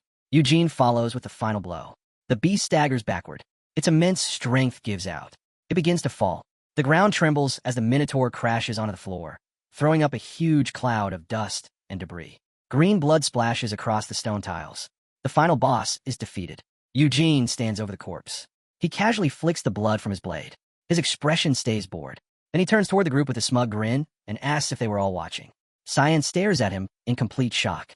His mind cannot understand how Eugene accomplished all of that without using any mana. Eugene answers with a dark, satisfied smile. I got him. Cyan tries to recover his pride. He shouts that he could have done the same if he had only had his sword key. Deep down, though, he knows that is a lie. He admits to himself that he never could have fought with that level of skill. A strange feeling rises inside Cyan's chest. It is more than fear. It is fierce, pounding excitement. He clutches his heart and wonders what this overwhelming sensation is while staring at Eugene's back. Suddenly, Eugene's sword and shield shine with brilliant golden light. Both dissolve into mana. The entire arena breaks apart into golden particles. The illusion finally comes to an end. Seal remarks that the ceremony is finally over as the magical world disappears. Outside the maze, the enormous magic circle hanging in the sky begins to dissolve into the forest. Gilad lets out a loud, genuine laugh. His eyes shine with pride and excitement. He tells Roberian how incredible it is that a child from a branch family, with no mana training, could become this strong. Roberian agrees, but his expression is far more troubled than the patriarch's. He explains that the Minotaur was never meant to be defeated by one person. It was a test of teamwork and strategy. The boss existed to force the children to cooperate and experiment with different tactics. Eugene ignored every rule and every trap through overwhelming ability alone. Gilad responds with a knowing smirk. He clearly sees Eugene as the greatest discovery of the decade. He reveals that his investigators learned Eugene has done nothing except train like a madman since the day he was born. Gilad declares that Eugene was born to fight. His drive for combat perfectly matches his body. Roberian leans closer and asks whether the patriarch truly is not disturbed by any of this. He says Eugene already surpasses Gilad's own children by a huge margin, and that gap will only continue to grow. Gilad simply smiles. That's a reason to celebrate, because Eugene will make the Lionheart name shine even brighter. Roberian asks one final question. What happens if Eugene decides he wants to become the next head of the family? The patriarch falls silent. The weight of the question settles in. Then he answers firmly. The position belongs to the greatest of the Lionhearts, no matter the bloodline. If his own children are too weak to protect their birthright, they are not worthy of leading the clan. Roberian sighs and apologizes for speaking beyond his place as an outsider. He snaps his fingers. A swirl of golden magical energy surrounds them both. As a longtime friend, Roberian offers one final piece of advice. Adopt Eugene into the main family. Gilad looks genuinely surprised. The word adopt echoes through his mind. Roberian explains that if a branch family child defeats the direct line, it could spark a massive civil war within the clan. Gilad strokes his beard. He admits the proposal is extremely tempting because it could secure the family's future. But first, he says they have winners to congratulate. Together, they watch the exhausted children emerge from the forest. The blood succession ritual has finally come to an end. 9 children stand in a line while the patriarch and the tower master look them over. Gilad studies them carefully. His expression carries both pride and calculation as he judges their results. Lode stands with his head lowered. He looks completely defeated because he never even made it to the center of the labyrinth. The patriarch is clearly disappointed. Lode allowed curiosity to distract him, and because of that, he forgot the real objective. Cyan and Seal look far more composed, even though neither of them managed to defeat the boss alone. Gilad lets out a booming laugh and tells the children that, overall, they all performed incredibly well. He says he watched every moment of their struggle and was truly impressed by their tenacity. Then his voice lowers. In front of everyone, he calls Eugene by name. Gilad tells him directly that, among all 9 children gathered for the ceremony, he was the most outstanding. Eugene bows respectfully. His face stays calm, while the other children probably feel like dying from envy. The patriarch brings up Eugene's fight with the troll and points out that he defeated it head-on without receiving even one scratch. Gargus, who is almost crushed by that same monster, looks as if his entire world has been flipped over. He stares at Eugene's relatively small body and wonders how someone that weak-looking could accomplish something like that. Then Gargus immediately imagines Eugene taking his family's muscle medicine and pictures a bulked-up version of the MC. Roberian joins in with a smirk and admits he expected the children to remain trapped in his maze for at least 2 days. He understands now that, even at their age, the blood of the Great Vermouth cannot be underestimated. The patriarch tells everyone to go rest. He says he wanted to hold a banquet today, but they finished so quickly that nothing could be prepared. Gilad tells Roberian to send the children back, but he has something else planned for Eugene. The exhausted children begin walking away after enduring the mental and physical strain of the labyrinth. Before Eugene can leave with them, Gilad places a hand on his shoulder and tells him he is coming along. Seal stops and looks back. Her eyes widen as she realizes what is happening. The patriarch tells her there is no need to wait. He is giving Eugene his present right now. Jealousy burns through Seal as she thinks about the legendary underground vault she has begged to see for years. All she can do is watch Eugene walk beside the most powerful man in the family. The sun begins setting over the Lionheart estate, covering the forest in deep orange and gold. As they walk, a heavy silence sits between them while Gilad seems lost in thought. He finally breaks that silence by praising Eugene's skill with several weapons during the ritual. Gilad points out that Eugene used the sword, the shield, and even a spear with impressive skill against his rivals. Eugene realizes Gilad had been watching him closely even before the maze began. Gilad says the sword may be the symbol of the current Lionhearts, but their ancestor was different. He speaks of the Great Vermouth, a man so skilled with every weapon that people called him the master of all. Then Gilad mentions Hamel and calls him a great master, second only to Vermouth himself. Eugene feels a little awkward and says the storybooks usually call him Stupid Hamel. Gilad laughs it off and says those stories would be dull if Hamel had not been a bit of a troublemaker. Then he says something that makes Eugene stop in place. To be honest, I like Sir Hamel more than Sir Vermouth. Eugene stares at him, genuinely stunned, and asks why the patriarch would say that. Gilad explains that Vermouth was like a flawless god, while Hamel felt far more human and easier to relate to. He says Hamel struggled with his inferiority, but never sank into despair, and always kept pushing beyond his limits. Then Gilad emphasizes Hamel's greatest heroic act. In the end, Hamel gave his life to save his friends. Eugene looks down and realizes that, even if the storybooks exaggerated parts of the truth, their message still reached him. He looks at the patriarch's back and feels an unexpected warmth. With a rare and genuine smile, Eugene admits that he also likes Sir Hamel quite a bit. Gilad gives him a gentle, knowing look, clearly seeing something of that legendary spirit in the boy. They arrive at a small stone building deep inside the estate grounds. It is heavily guarded. The massive doors groan open, and the guards step aside for the family head. Inside, a huge staircase descends into the earth and vanishes into the darkness below. They go down the stairs, with only their footsteps echoing against the cold stone walls. Gilad says Eugene is the first person who is not a family head to ever enter this place. Eugene asks again, making sure he is truly allowed to step onto such sacred ground. The patriarch confirms it and says he already received approval from the Lionheart Senate elders. Eugene thinks of the Senate, a group of powerful old warriors who preserve the family's traditions. Gilad explains that the vault contains inheritances gathered over hundreds of years, including Vermouth's own equipment. Eugene's eyes brighten as he asks whether the legendary holy sword is also stored down there. The patriarch says they do have it, but he immediately tells Eugene that he will not be able to take it. Gilad shows him a vision of the blade and explains that it is a symbol of the family, so no single person can truly own it. Eugene acts disappointed, but secretly he only wants to know the condition of his old rival's weapon. Gilad adds that, since Vermouth's era, not one person has ever been acknowledged by the sword. He tells Eugene he will understand what that means the moment he tries to hold it himself.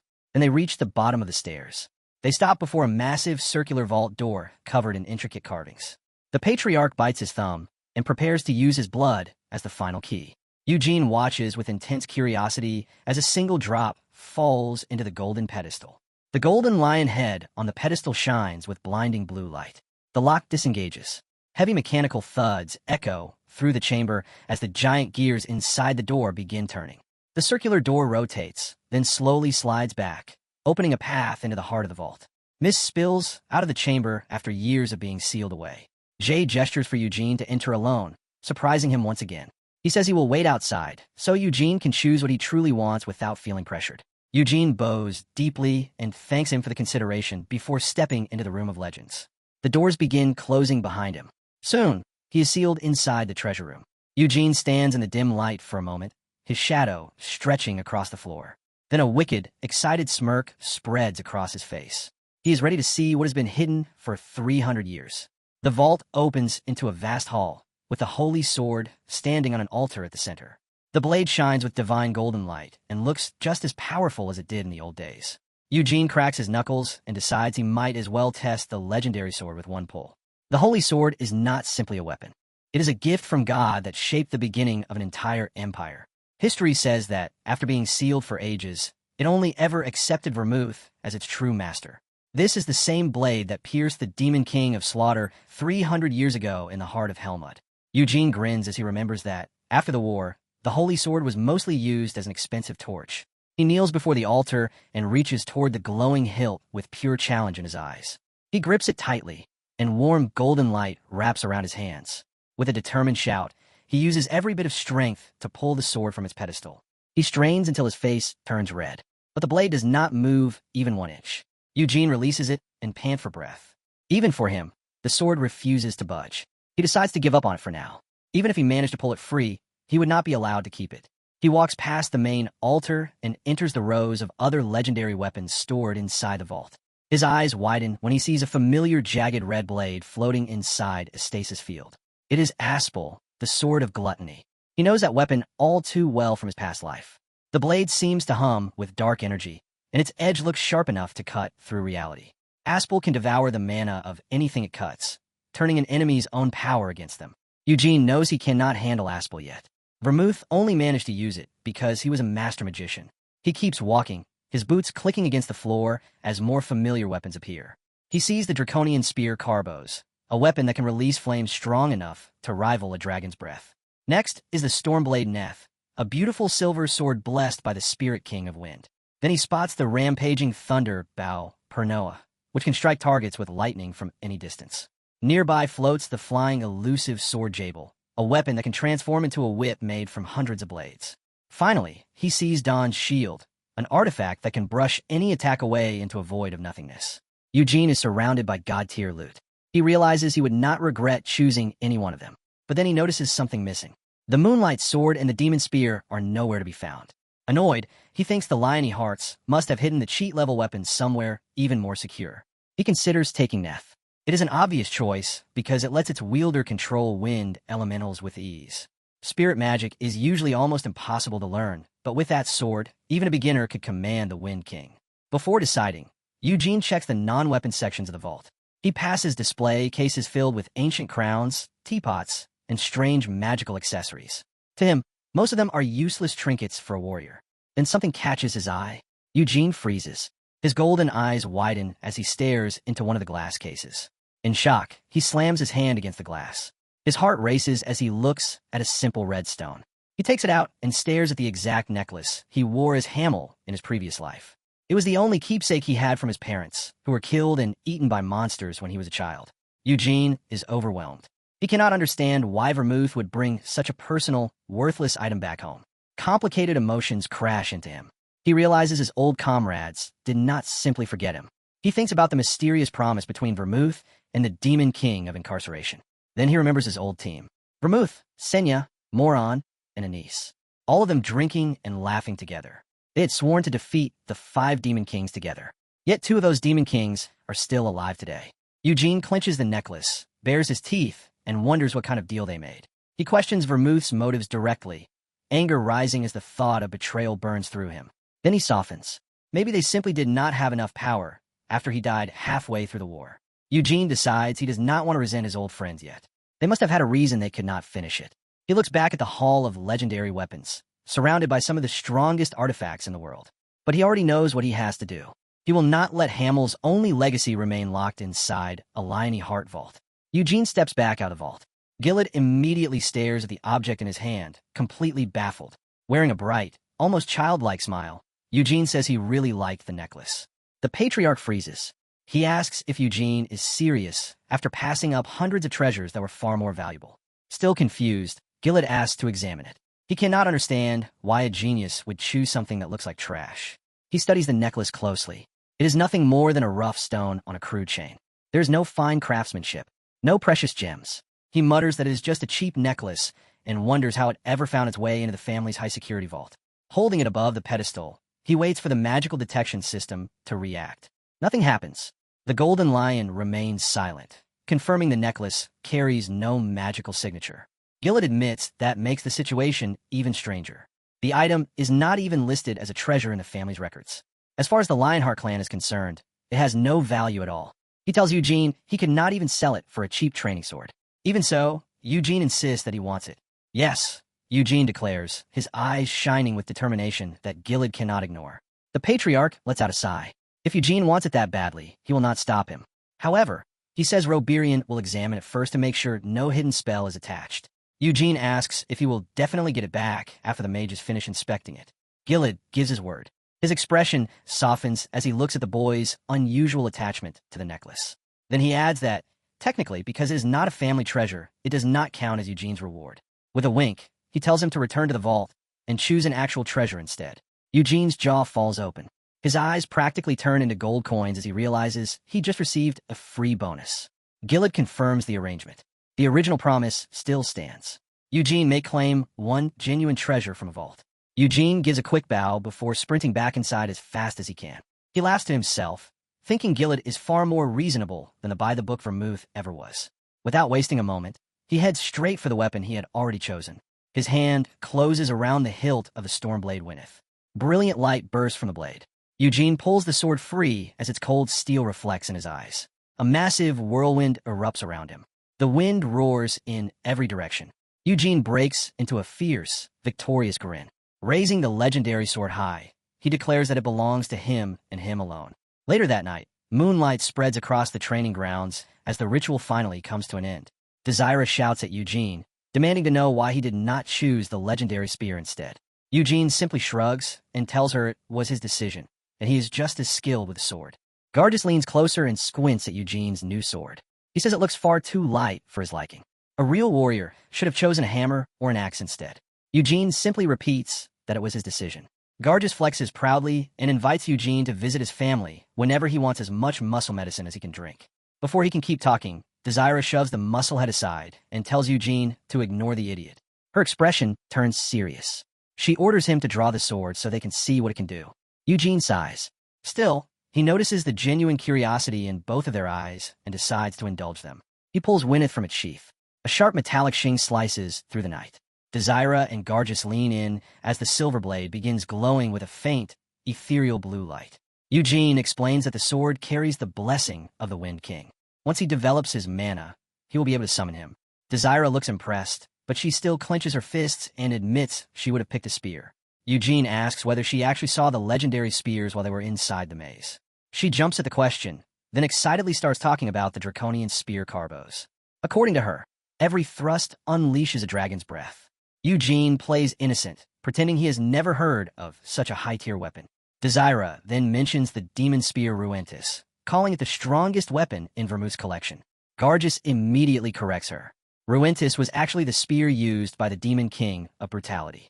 For a brief moment, Eugene's expression turns cold. The name brings back memories from 300 years ago, when 5 demon kings ruled the land of Helmut. At the top stood the first-ranked Apocalypse. Right behind came the second-ranked Incarceration. Third was Frenzy. Fourth was Brutality. Fifth was Slaughter. Gargis insists Desira has it wrong. He claims the strongest weapon was actually the Destructive Crusher Hammer. He describes a gigantic black hammer that looks capable of crushing an entire city with a single swing. Desira fires back that the Demon King of Brutality was stronger than Slaughter, so his weapon had to be stronger as well. Eugene watches the argument in silence. He knows there was never any weapon called the Destructive Crusher. In reality, only 2 of Vermouth's weapons have been taken from the Demon Kings they defeated. Meanwhile, the 2 children are practically yelling at each other over which legendary weapon is the greatest. Eugene rubs his forehead, thinking they're both missing the point and acting incredibly childish. Both weapons were certainly powerful, but if he had to choose the true strongest, he would not hesitate for even a second. His thoughts drift to the Moonlight Blade, a sword that embodied destruction itself. He remembers Vermouth wielding its radiant light to kill both the Demon Kings of Brutality and Slaughter. Eugene stands in the silent night with his new sword in hand. He feels its weight. For the first time in his life, he is holding a true legendary blade. He starts to move. The silver steel slices through the dark, leaving a faint blue trail behind it. Desira and Gargis stop arguing at once. Their eyes widen as Eugene begins a practice routine. His movements are far too refined for a 13-year-old. Every step is steady. Every shift is balanced. He sweeps the blade in a low arc, and the wind begins to coil around him as he draws on the sword spirit. The blue glow grows brighter, tracing each strike like a living ribbon. Gargis is breathless. He admits he has never seen swordsmanship that beautiful in his life. Desira can only stare in silence. Her ambition flares as she understands how much harder she still has to train. Meanwhile, in the Patriarch's office, Gilad sits at his desk as Roberian enters. Roberian carries Eugene's red necklace. Blue mana glows around his hands. He examines it, then places the necklace on the desk with a disappointed expression. He tells Gilad plainly that the item contains no magic at all, no hidden spells either. Then he asks if Gilad is completely certain it came from the high-security treasure vault. Gilad confirms it, though he looks just as puzzled as the mage. Roberian wonders if Eugene somehow fooled them. Gilad cannot see what reason he would have. Then he realizes that, if he had not allowed Eugene to choose a second item, the boy would have left with nothing but worthless junk. The Tower Master bites her lip and notes that choosing a useless object over legendary weapons was an enormous gamble for Eugene. Roberian decides they need to investigate it much more deeply. Even if the necklace is not magical, he wants to trace its history, because something about it mattered enough for it to be placed in the vault. Gilad asks how he plans to do that when no records of the necklace exist. Roberian smirks with confidence and mentions a secret magic created by their grandmaster, Senya the Wise. Since mana exists in everything, he explains, he can use a spell to read the memories of the mana inside the necklace. Gilad tells him to proceed. His golden eyes fill with curiosity about the boy's secret. Roberian raises his hands over the red gem, and a bright blue aura begins wrapping around the entire necklace. The light grows stronger as Roberian peers deeper into the necklace's past. He searches for any trace of its history. Images flash before him. The streets of the capital appear from roughly 100 years ago. He sees where the necklace was bought and sold. Then he pulls back, gasping, and admits he cannot see any further than that. Gilad points out that if the trail ends only a century ago, no one alive would still remember where it truly came from. Roberian looks at him and asks what he plans to do now that they know it is just an ordinary item. Gilad says it is not dangerous, so he will return it to Eugene as promised. The Tower Master smiles and says the Patriarch seems to have grown quite fond of the boy. Gilad answers with a dark, proud smirk. Moonlight reflects in his eyes as he rises from his chair and walks to the window. Below, Eugene is still training on the grounds. Gilad asks why he would not like a child with that much talent and drive. Then he says the words that will change the family forever. Roberian stares in shock, immediately understanding what the Patriarch is about to suggest. With complete confidence, Gilad declares that he will adopt Eugene Lionheart. As my own son, he says, as Eugene readies his blade for the future, closing in on him. A silver-haired man approaches with a casual wave and a bright hello. He looks more like a wanderer than a noble. Nina nearly jumps out of her skin and stammers a greeting to Lord Kion, while Eugene simply stares him down. Eugene's instincts react at once as he meets Kion Lionheart's eyes. He remembers the rumors. This man is Gilad's youngest brother, an eccentric who refused to marry and spent his life traveling with the Patriarch. Eugene introduces himself formally, but Kion only laughs with a smirk. He grips Eugene's shoulders with frightening energy and calls him the collateral kid who humiliated the main family. Eugene tries to shrug him off and asks if Kion came to drag him to the Patriarch's office. Kion admits he stole the job from another night because he wanted to see the family's new monster for himself. He flashes a genuine toothy grin and tells Eugene he has heard plenty of hype about him lately. Then he admits he missed the actual ritual and seems disappointed that he did not see the fight in person. Kion explains that normally only the family head may watch, though the Red Tower Master received special permission this time. He quickly adds that he does not resent his brother for it.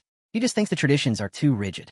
Kion leans back with ease and tells Eugene that he does not care much for the rules, and neither does the Patriarch.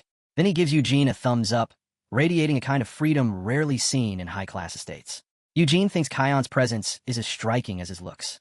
He also figures that free spirit is probably the reason Kion is still single. They walk through the mansion's lavish halls, lit by enormous crystal chandeliers. Eugene asks if the Patriarch summoned him just to praise him for winning. He has already heard enough compliments to last a lifetime. He can tell there is another reason for this meeting. Kion wears a mischievous look and admits he has a good idea what this is about, but says it is not his place to reveal it. They stop before a huge ornate door. The tension finally begins to rise. Kion looks down at Eugene and says he looks forward to seeing much more of him around the main house. Eugene smirks confidently and says the feeling is mutual. Eugene stands before the door, takes a deep breath, and announces his arrival. Gilad's deep voice echoes from inside, permitting him to enter the inner sanctum. Kion opens the heavy door for him and gives him one last supportive look. Then the older man flashes a cheeky wink and a smile that says, "Good luck, kid. You're going to need it." Eugene thinks Kion is a good person, though definitely overbearing and hard to deal with. He steps inside and sees Gilad standing beside a massive window, sunlight framing him like a living statue. The Patriarch apologizes for calling him so suddenly and gestures for him to sit. They take their seats at a table set with tea and elegant cakes. It is a very polite setting for a very serious conversation. Gilad slides a familiar red stone across the table. It is the necklace Eugene chose from the vault. He explains that the Red Tower Master examined it, but the result was simple. It is an entirely ordinary necklace. Eugene pretends to be surprised, but inside, his thoughts race as he tries to understand the contradiction. Gilad adds that they even used high-level magic to read the memories of the mana within the object. Eugene's eyes widen. He knows exactly whose spell that is. He remembers Senya, the greatest mage of the old era, who created that memory-reading magic herself.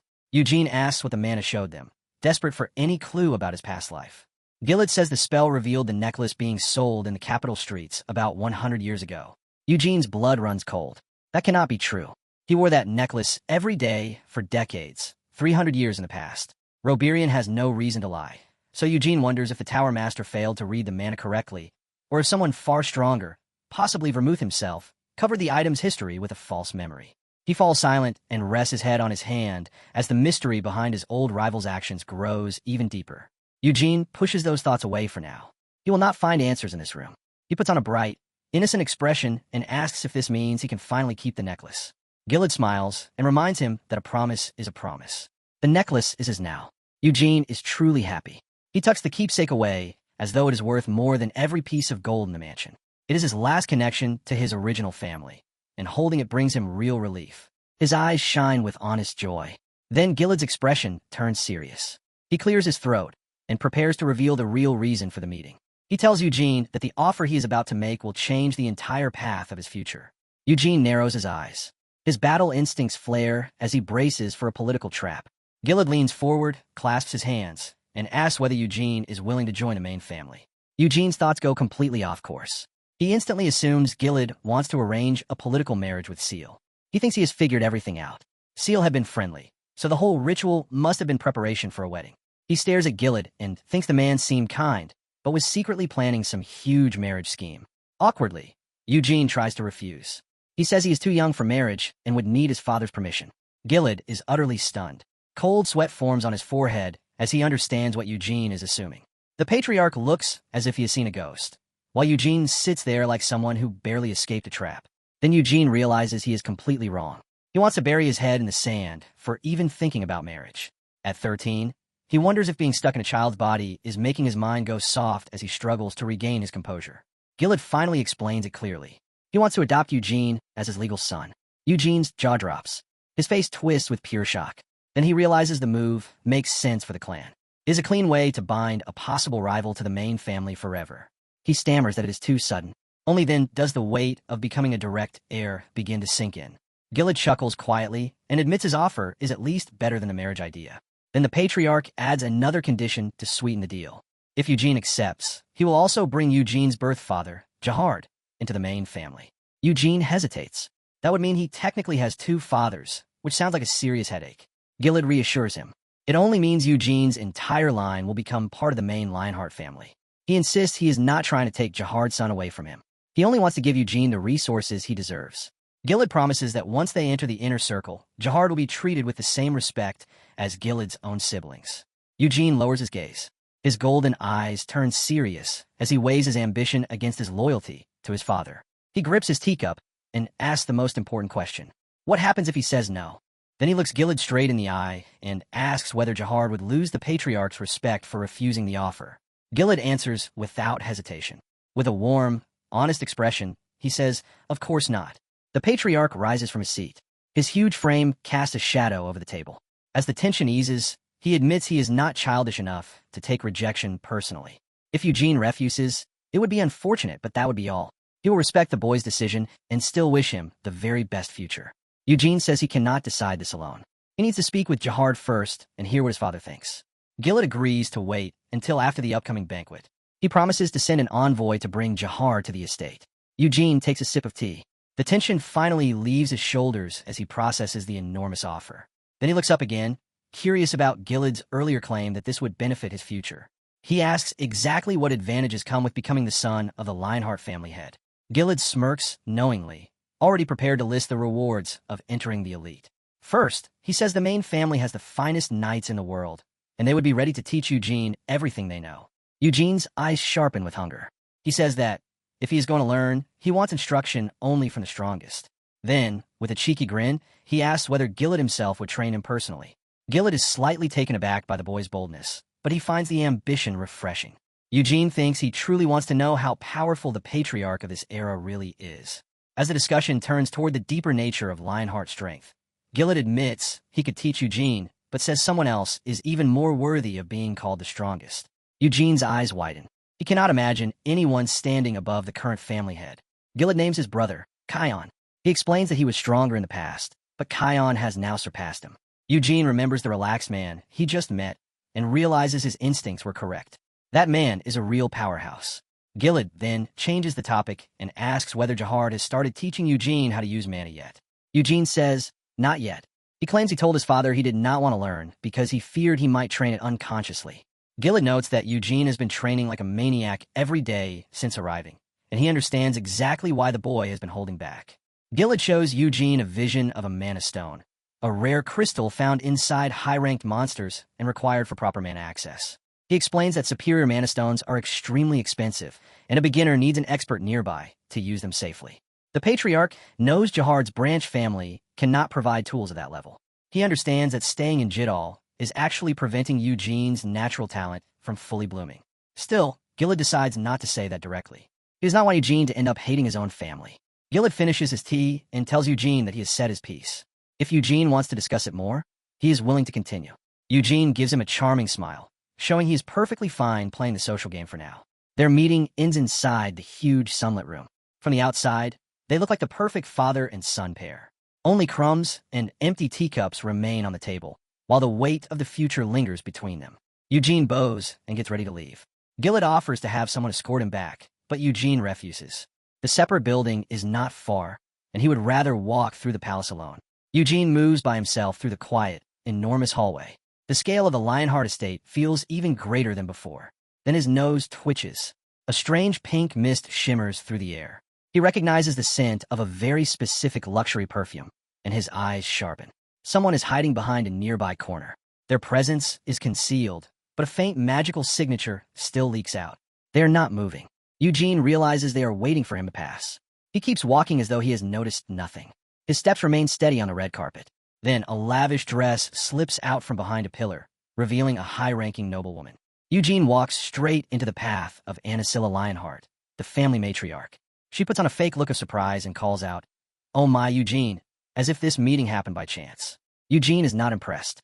He knows she has been waiting here for him, and internally, he is rolling his eyes non-stop. He prepares for a social battle, because with this woman, even a greeting can be a trap. He bows politely and introduces himself as Eugene Lionheart of Jidal, keeping his manners flawless.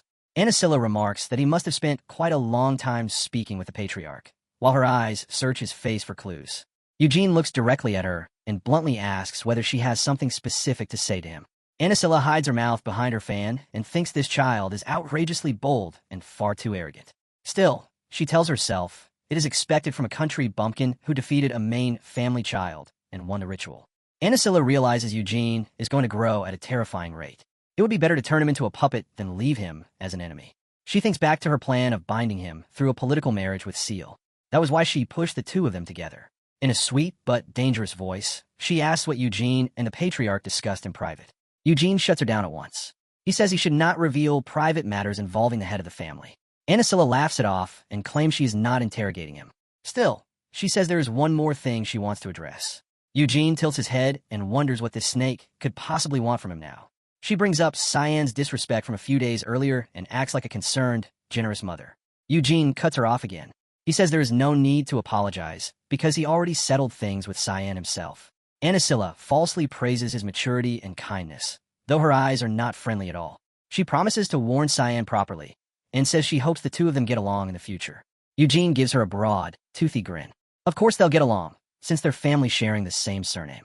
The word family makes Anasilla's eye twitch. For a moment, a dark, murderous aura flares behind her. Eugene stays calm and asks if he may leave and rest now. Anasilla restores her fake smile, apologizes for delaying him, and tells him to get some rest. Eugene turns away and leaves, but he can feel her cold, calculating stare burning into the back of his neck. He thinks about Anasilla and realizes she has opposed him from the beginning simply because he comes from a branch family. His final thought is that he needs to stay away from that woman unless he wants a knife in his back. 2 days pass. A lavish carriage rolls through the golden gates of the main estate. Jahard Lionheart steps out, looking small and overwhelmed beside the massive Kion. Jahard is sweating heavily. His mind spins around the impossible news that his son won the entire ritual. Tears begin to gather in his eyes as he thinks about Eugene defeating the main family's children. He remembers Eugene's early talent and feels guilt wash over him because he could not properly support his son's potential. He admits to himself that he thought Eugene would fail once he faced the true gap between the branch and main lines. Jahard wipes his eyes and feels like the luckiest father in the world. Then, as he steps onto the main grounds, a familiar voice calls out, "Father." Jahard freezes. Eugene runs toward him with a huge, genuine smile. looking like an ordinary child for once. Jahar does not hesitate. He lifts his son into a massive, bone-crushing hug and buries his face in Eugene's hair, while Gilad watches their reunion with a respectful, satisfied expression. Jahar is sobbing openly now. He tells Eugene how unbelievably proud he is. Eugene gives him a smug little grin and reminds his father that he promised to return with good news before he left. Jahar apologizes through his tears. He admits he was wrong to doubt his son's incredible talent. Then he notices the patriarch standing nearby and hurriedly tries to compose himself. He stammers an introduction, bows low, and identifies himself as Eugene Lionheart of Jidal. Gilad introduces himself with a warm smile and apologizes for summoning him to the capital so suddenly and forcefully. The two men shake hands, while Jahar still looks like he cannot believe he is touching the patriarch's hand. Gilad gives him a knowing look and says he does not want to steal their family time, but he needs to speak with him privately inside. Jahar agrees at once, his face filled with excitement and nervousness as he follows the most powerful man in the world. Eugene watches them leave. He knows the true battle for his future is about to begin in that room. In the office, a golden lion statue stands as a symbol of the strength now being negotiated. Inside, Jahar looks ready to faint. He repeats the word adoption in complete disbelief. Gilad calmly drinks his tea and confirms it. Yes, he plans to make Eugene his legal son. He explains that if the adoption happens, Jahar and his entire line will formally enter the main family. Jahar cannot speak. The weight of that social leap finally sinks into his emotional mind. Suddenly, he stands. His hands tremble as he looks at the patriarch with pure conflict. He bows deeply and apologizes in case his words sound disrespectful to the family head. Jahar says he is grateful that Gilad values his son so highly. But as Eugene's father, he is frightened for the boy's future. Gilad looks curious and asks what worries could come from such a tremendous promotion. Jahar explains that, even if Gilad's intentions are good, the other members of the main family will torment Eugene endlessly. Gilad already has 3 children, and Eugene would be treated like a rolling stone that does not belong. The patriarch strokes his chin and admits he understands the social friction this would create. Jahar remains serious. The main family cares deeply about bloodline purity, and they will not easily accept a branch child among them. He adds that Eugene would not even be able to become the next head, which could lead to a lifetime of resentment. But then Jahar imagines another future, one where Eugene grows closer to the other children and thrives with the full resources of the family. Gilad agrees that Jahar is right about the risks. The room falls into a heavy silence. Jahar asks permission to discuss it with Eugene before giving his final answer. Outside, Eugene is in the middle of training. His sword cuts through the air with practiced ease. He became a blur. Every swing left a trail of blue mana as he kept forcing his body beyond its limits. From a distance, Jahar watched in silence. He saw his son's unwavering determination. He also saw how much power Eugene had already made his own. Eugene stopped. He turned toward the approaching figure and simply said, "Father." Jahar looked as though he had aged 10 years since they last met. Deep exhaustion and sorrow weighed heavily across his face. The moment Eugene saw that expression, he knew the adoption discussion had shaken the old man badly. He asked what was wrong, trying to sound casual even though his thoughts had already raced ahead. Jahar's gaze dropped to Eugene's belt. His eyes settled on the legendary sword taken from a vault. He recognized it as Stormblade Winneth, a weapon their family could never hope to buy, even if they sold everything they owned. In that instant, he understood that his son had already reached a level far beyond anything the world of Gilad could offer. At last, Jahar spoke. The head of the family wanted to adopt Eugene. Eugene only shrugged. He told his father that Gilad had already informed him several days earlier. Jahar pleaded with him. He said becoming the patriarch's son would be best for Eugene's future. Clenching his fist, he quietly admitted that accepting would force Eugene through very difficult times later. Eugene scratched his head. He answered with a carefree, "Probably," as though they were discussing the weather. Then a confident, almost wicked grin spread across his face. He reminded Jahar that he had known him since childhood and should already know he would never allow anyone to get the better of him. Tears filled Jahar's eyes again. He realized his son had grown stronger and more mature than he had ever been. Gripping Eugene by the shoulders, he told him never to forget that he and his late mother were the ones who gave him his name. Eugene smiled warmly. He told Jahar that even if the adoption happened, his only real father would always be Eugene Lionheart. Jahar could no longer hold himself together. He pulled Eugene into another sobbing embrace, his heart overflowing with pride and the pain of letting him go. Eugene silently admitted that the adoption was a nuisance. Even so, the benefits were simply too great to ignore. He had no intention of becoming the head of the family, although he knew no one in the main family would ever believe that. His thoughts turned to the two wives, Theonis and Anasilla. They were already sharpening their claws to keep him under control. He watched Jahard walk away. He knew there were only two ways to handle the hostility waiting for him. He could ignore it, or he could solve it the Hamel way. Eugene drew his sword. A cold, predatory look returned to his golden eyes. A fierce, triumphant grin crossed his face. If anyone stood in his way, he would simply destroy them himself. The Lionheart estate is glowing tonight. Patriarch Gilad hosts a grand banquet to celebrate the children who survived the ritual. What should have been a source of shame has instead become a triumph for the branch families. Eugene's birth father, Jahard, is finally receiving the respect he deserves. High-ranking members now address him as Sir Zahar. Garge's father, a man built like a mountain of muscle, walks over and offers him a muscle accelerant secret item, proving once again that this family is completely obsessed with getting stronger. The branch family heads gather together. They laugh, boast, and try to build their own alliance now that Eugene has brought their families into the spotlight. Eugene watches from the side with a drink in hand. He quickly decides that joining them would only bring endless attention and unnecessary headaches. The atmosphere changes when the second wife, Anasilla, enters with her son, Cyan. The pair look as though they stepped straight out of a gothic horror story. Cyan appears completely miserable. Sweat runs down his face beneath the pressure of his mother's presence and the stares of the gathered nobles. Tice grips his shoulder. Her aura turns cold as she demands that he show some confidence. Elsewhere in the hall, Anasilla continues drilling one thing into Cyan's mind. From this day forward, he will always be compared to Eugene. She reminds him that the entire world is laughing because for the first time in history, a child from a lowly branch family defeated someone from the direct lineage. Cyan lowers his head without a word. The full weight of his defeat finally settles in. He realizes his status means nothing if he cannot prove himself. His mother tells him to embrace the humiliation and use it as motivation. At the same time, she warns him never to sink into despair because he is still a Lionheart. Cyan's eyes lose all spirit. The pressure from his own mother has crushed him completely. She tells him that since Eugene cannot technically become the patriarch, Cyan must work even harder to claim that position himself. Then she reveals another plan. She wants Cyan to become friends with Eugene.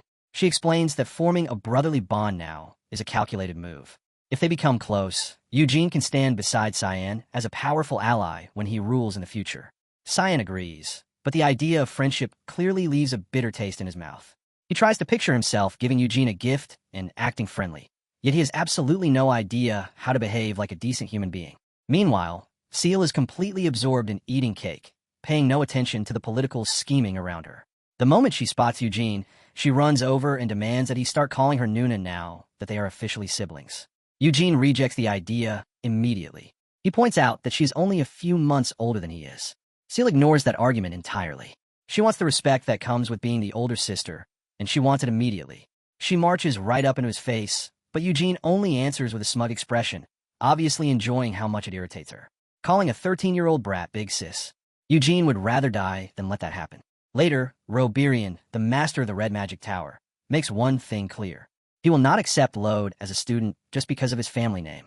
He says Lode must first be tested for aptitude in Arath, since summoning magic is the Red Tower specialty. Lode asks what will happen if he truly has talent.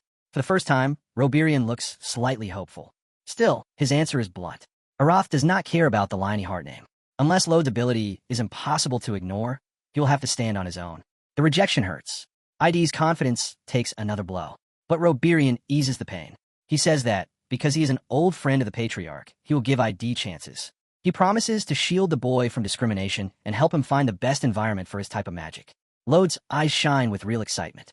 His heart races at the idea of escaping his mother's shadow at last. He does not even care about becoming a mentee. He is thrilled simply by the chance to leave this suffocating family and finally study magic. He turns toward the Patriarch, searching for one final sign of approval before deciding. Gilad gives him a rare, gentle smile. He tells Lode the decision belongs entirely to him. Lode freezes. He realizes his father actually supports his wish to become a mage instead of a swordsman. Then his mother breaks the moment. Her voice slices through the warmth. She tells him to accept the opportunity with gratitude, reminding him that he chose magic over the sword and spear long ago. She grips his shoulder hard enough to look painful. The air grows heavy and dark. Her eyes burn with terrifying force as she whispers that he is the one who must become the Patriarch, even from across the world in Arath. Gilad snaps at her. He senses her oppressive aura and tries to pull her back. Tice quickly removes her hand and plays the part of a worried mother, acting as if she was only encouraging him. Inside, she is furious. With Lode leaving, she knows Anisilla will be celebrating her victory in the succession battle. Still, she believes she has no choice but to send him away so he can gain power the Lionheart family cannot provide. She thinks I is too weak-willed and lacks a warrior's blood. Because of that, forming ties with powerful mages is his only road to the throne. Before leaving him, she gives one final cold reminder. He is the legitimate son of the Lionhearts. Lode only lowers his head. The small spark of joy he felt before is completely gone. The day after the banquet, Roberian and I depart for Arath, leaving the main estate behind. The other branch family children return to their homes as well. The ritual is officially over. Eugene and his father, Jahard, move into an empty outbuilding on the main estate. Jahard makes himself a little too comfortable on the luxurious bed, but Eugene has no time to relax. Today marks a major milestone. For the first time in this new life, he is going to learn mana.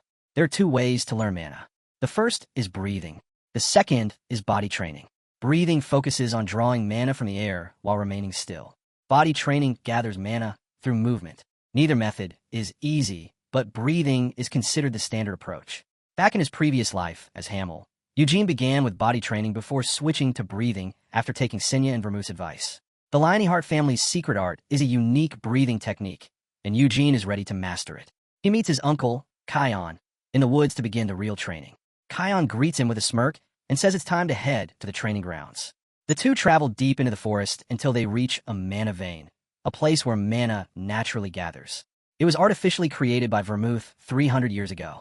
Eugene thinks to himself that creating an artificial mana vein is all the proof anyone needs that Vermouth was an absolute monster even back then.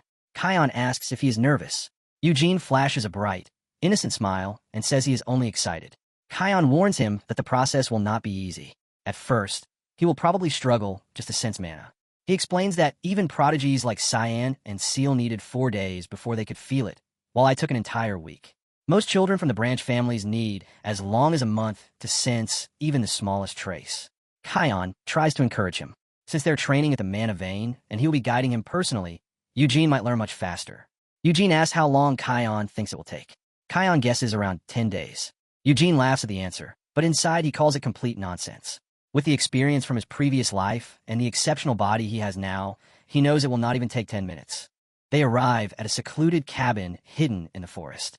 It is the perfect place for a monster to awaken his power. Sunlight filters through the trees as Eugene and Kion step inside the quiet wooden cabin. The building itself is simple, but the true training ground lies beyond it. Kion points toward a room in the back and leads Eugene farther inside. They descend a flight of stone stairs. The air grows colder and heavier with every step. At the bottom, they enter a vast underground chamber. A large golden magic circle is etched across the floor. Kion tells Eugene to sit in the center. Eugene lowers himself into a cross-legged position. His golden eyes study the intricate magic circle beneath him. Kion explains that the mana cultivation technique they are about to use was passed down directly from the Great Vermouth. Members of the branch families are normally taught only the red flame ritual, a weakened version of the original. But now that Eugene is part of the direct line, he will learn the genuine technique, one handed down only through the main family. Kion releases his mana. A tremendous wave of energy bursts from his body. The legendary white flame ritual appears. His mana takes the form of flickering white fire, making Kion look like a god of war. Eugene is left speechless. He remembers that unmistakable form all too well from his previous life. Vermouth had once been wrapped in dense mana that resembled a shining lion's mane. Even when Eugene had lived as Hamel, he never understood what those flames could truly do or how Vermouth had created them. Guillaume tells him to begin by focusing only on his breathing. Feeling mana for the first time is usually brutal. But Eugene looks up and calmly says, "I can already feel it." Kion smiles. He assumes Eugene is only imagining things because he is concentrating so intensely. So he decides to play a small game and teach him how hard sensing mana really is. Kion forms a tiny mana orb and moves it silently around Eugene's body. With a smirk, he tells Eugene that if he cannot sense this, then he is definitely just dreaming. Without opening his eyes, Eugene points left and says he can feel it there. Kion moves the orb upward. Eugene follows it perfectly. Kion sends it behind him. Eugene tracks it again. Kion shifts it to his right. Eugene still finds it. Then Eugene opens his eyes with a playful grin and asks how much longer Kion plans to fool around. Kion is completely stunned. Sensing mana this quickly is unheard of, even for the legendary Vermouth. He laughs nervously and rubs his head as he realizes he is dealing with an actual freak of nature. He crouches down to Eugene's level, and his face turns serious. Since the sensing stage is already finished, they can skip weeks of meditation and move straight into white flame breathing. Eugene closes his eyes again. He's ready to jump straight in. Kion places his hands over Eugene's and guides him into slow, steady breathing. A bright blue glow forms between them as Eugene begins drawing mana from the air into his body. Eugene pictures the mana's movement and directs it through his inner pathways toward his heart. Kion feels mana rushing into Eugene at a terrifying speed and jerks his hands away in shock. Out loud, he tells Eugene he is doing well. Inside, he is panicking. This is not merely good. It is impossible. Eugene is already refining the mana inside his body and circulating it with expert precision. Kion watches as Eugene's body starts shining with a stable, powerful light. The huge amount of energy he absorbs makes the air in the chamber tremble. Even Eugene is surprised. He knew he had talent, but this body receives mana like a desert drinking rain. With every breath, his reserves expand, growing far beyond anything he could manage in his previous life. But then he feels a boundary. His young body can only contain so much before it begins to break. His heart flashes with blinding light. At last, his first mana core forms and becomes solid. Eugene opens his eyes. Sweat rolls down his face as he takes his first breath as a true mana user. Kion stands above him, looking as if he has seen a ghost. The core Eugene just created is enormous. Most people begin with a tiny spark and spend years training to reach this stage. Kion reaches out his hand and calls Eugene a straight-up monster. Eugene treats it like praise and answers with a confident grin. They leave the underground chamber, while Kion still struggles to accept that his student skipped an entire year of training in only 10 minutes. The sky is clear and bright as they walk back through the forest. Kion explains why the white flame ritual is so special. Its true power is core splitting. Normally, a person can only possess one core, but with this technique, once someone reaches a certain level, the core divides naturally into several units. Those divided cores are called stars. The Great Vermouth was the only person in history to reach 10 stars. Kion proudly says that he and his brother Gillett have both reached 6 stars. Cyan, Seal, and Iode are currently at 1 star, though the twins are close to forming their second. Even then, it took them 8 years of non-stop training to move from 1 star toward 2. Eugene asks what kind of progress he should expect. Kion says Eugene will grow far faster than anyone else, as long as he does not become lazy. Eugene pumps his fist and promises to work hard, wearing a bright, innocent expression that completely fools Kion. Inside, Eugene is barely containing his excitement. A better body, Vermouth's secret technique, and his own experience together mean he is going to become unstoppable. He wonders whether he can reach 10 stars, then decides he will simply rewrite the technique to suit himself better along the way. Silently, he thanks Vermouth. His old rival actually left him something useful. They return to the main estate with the sun high above them. Kion tells Eugene to rest while he reports this madness to his brother. Eugene agrees with a smile, pretending to be an exhausted child after a long day. But the moment Kion leaves, Eugene's expression changes. Sleep? Not happening. He knows a little tiredness will disappear once he tests the one thing he has been waiting for. He runs into his maid, Nina, who looks ready to have a heart attack after seeing him return so quickly. Eugene ignores her panic and calls her over. He tells her to go straight to his room and bring him the spirit sword, Neth. A moment later, Eugene stands in the courtyard with the legendary blade in his hand. He wonders whether he has enough mana to wake it. He pushes his newly awakened mana into the hilt. The sword begins to hum with terrifying power. Then a violent blast of air erupts from the blade and catches Nina completely off guard. She screams as the sudden gale nearly blows her away. A huge tornado forms in the middle of the courtyard and spirals high into the sky. From inside the wind, a voice echoes out and asks the question that makes Eugene's heart stop. Is it you, Hamel? Eugene looks up into the storm, his eyes wide with shock. He knows that voice. It belongs to the spirit king of wind himself, Tempest. The enormous whirlwind keeps roaring as the spirit king's voice echoes through Eugene's soul, asking whether he has truly been reincarnated. Eugene freezes in shock and demands to know how a spirit could possibly recognize him after 300 years and an entirely different face.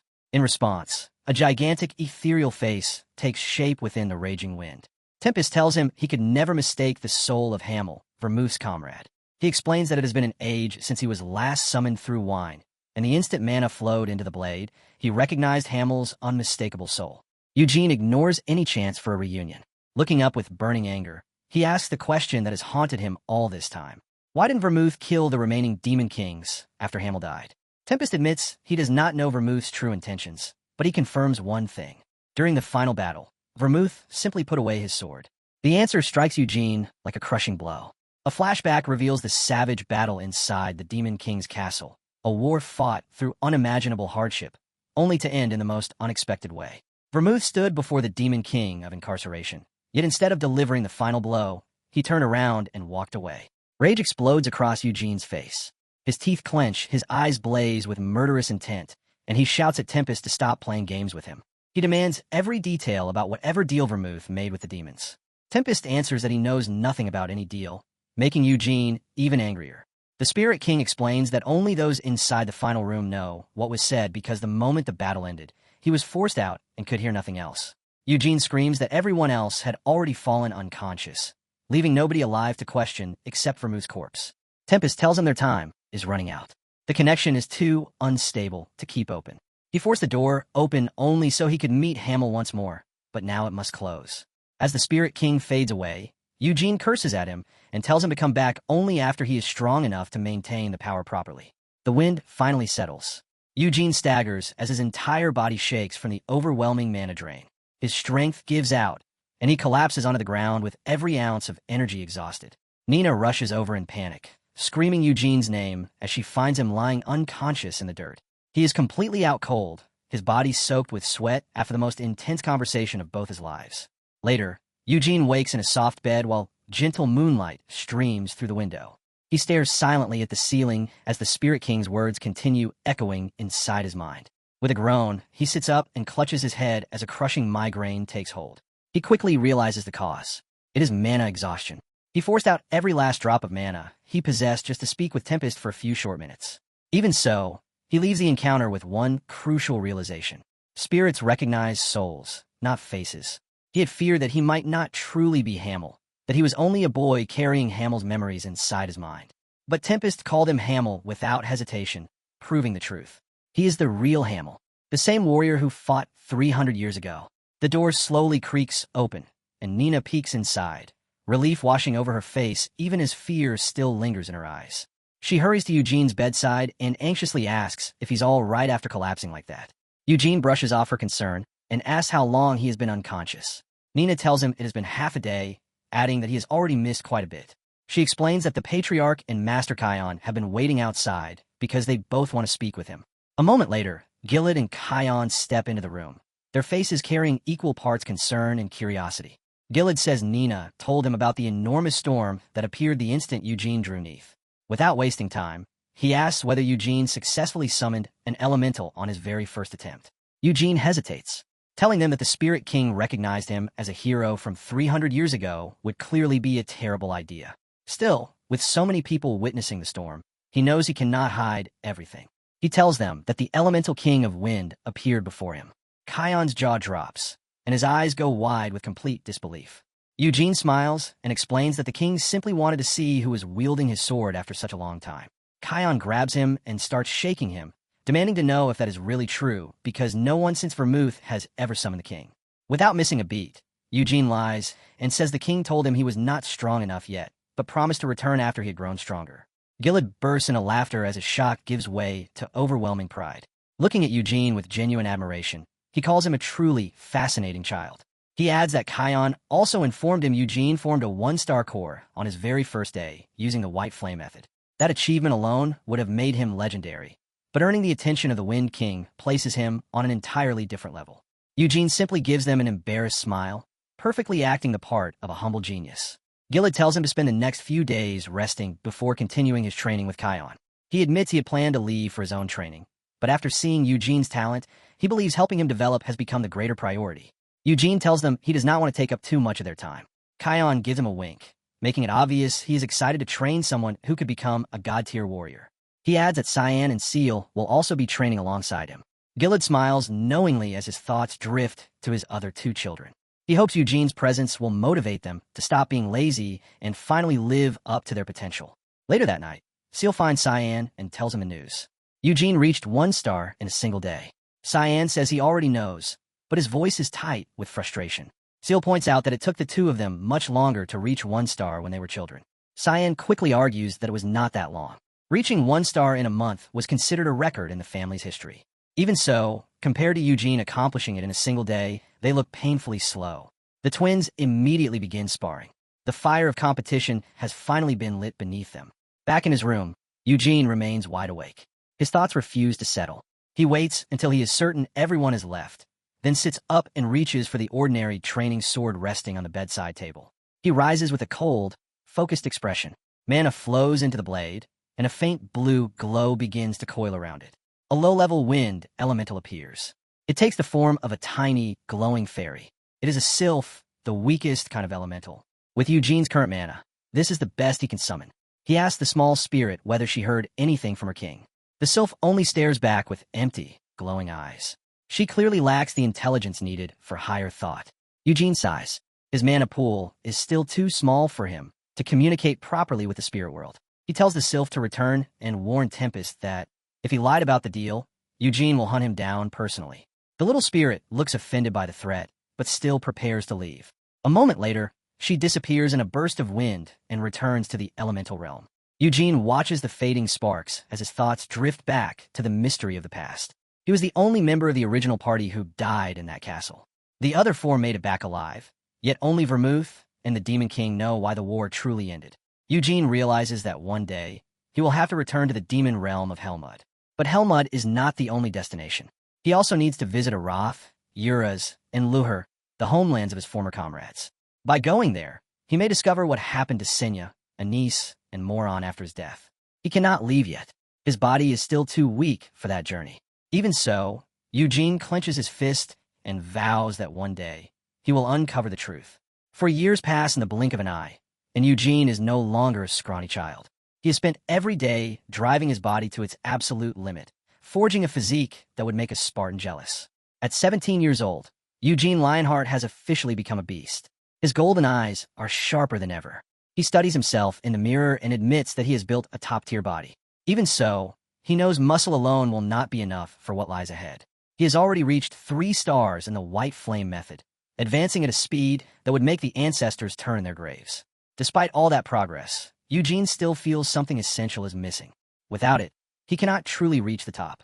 To unlock the full potential of this elite body, he must broaden his horizons beyond everything he once knew as Hamel. Sunlight pours over the vast Lionheart estate. To Eugene, however, the place is beginning to feel too small. Then he drops the bombshell. He is going to Arath, the kingdom of magic, to master magic itself. Cyan looks like he is about to have an aneurysm. Cyan is completely baffled by Eugene's sudden decision to abandon sword training and pursue magic. Eugene casually explains that he realized something during training that morning. He can already do this. Cyan's eyes widen. Cold sweat forms as he senses a terrifying amount of mana gathering around Eugene. Eugene gives him his usual smug smile. He already knows he is about to crush Cyan's pride again. The mana core inside Eugene surges. All 3 stars resonate with blinding light. White flames burst around his body. They are far stronger and more controlled than they were 4 years ago. Eugene stands inside the dancing fire. In that moment, he looks exactly like a young Vermouth. Cyan drops on the ground. He stutters in disbelief, unable to accept what he is seeing. Eugene began training 7 years after him. Even so, Eugene has already reached 3 stars, while Cyan remains stuck at 2. Eugene sheathes his sword with a satisfied grin. His growth is simply on another level. Cyan bluntly says he wants to kill him. Eugene laughs and reminds him that murdering a brother is generally frowned upon. Cyan grumbles that Eugene beats him senseless every morning during their sparring sessions. Eugene points out that Cyan is always the one asking for those beatings, so he has no right to complain. Cyan flushes with frustration. He cannot argue because he knows those spars are necessary if he wants to grow stronger. He quickly changes the subject and asks whether Eugene has forgotten what happened to their other brother, Lode. A flashback shows Lode with Master Oberian. Lode traveled to Arath with high expectations. However, his talent was too poor, so he failed to become a disciple. Cyan explains that 4 years have passed, yet Lode has accomplished nothing. He is basically surviving by using the Red Tower's resources. For a moment, Eugene's aura turns dark. Cyan immediately panics after insulting his own brother. He warns Eugene that everything will change if he leaves for Arath. Training is not the only issue. Cyan looks away and mutters that Seal will be extremely upset if Eugene really goes. Eugene laughs.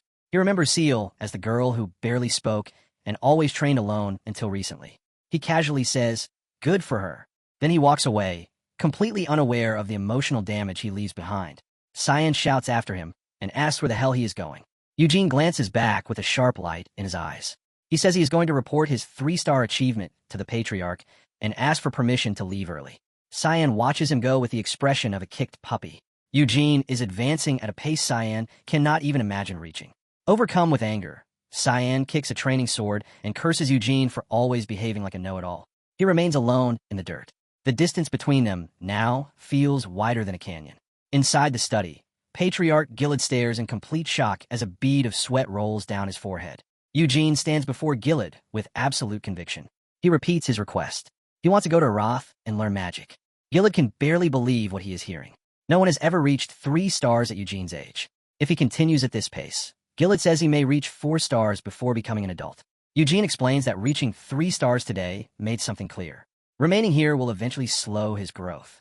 He wants to understand mana from another perspective. He believes studying a new discipline will give him the advantage he needs. His gaze stays intense. He promises the experience will not be meaningless. Eugene bows deeply. He shows respect to the man who gave him this opportunity, but his request remains firm. Gillid falls silent for a moment. The boy's ambition and maturity clearly impress him. He tells Eugene to raise his head. His expression is thoughtful. Then the Patriarch smiles. As the head of the family, he cannot bring himself to suppress such a powerful desire to learn. However, his face soon turns completely serious. Gillid makes Eugene promise one thing.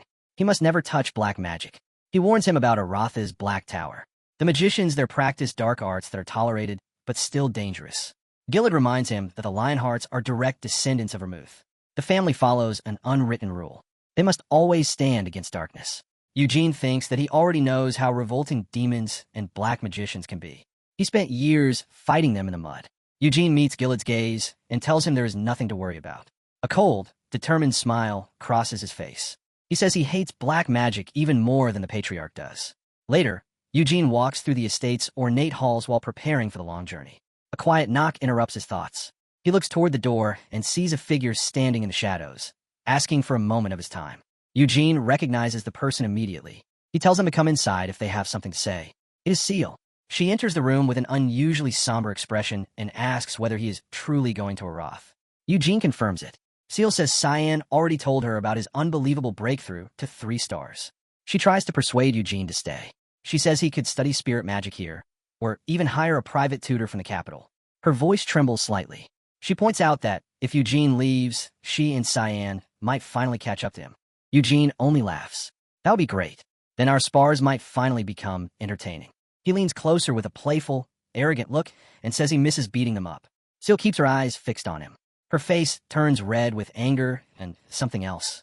She asks whether he would stay if she sparred with him every day. Eugene rejects the idea without hesitation.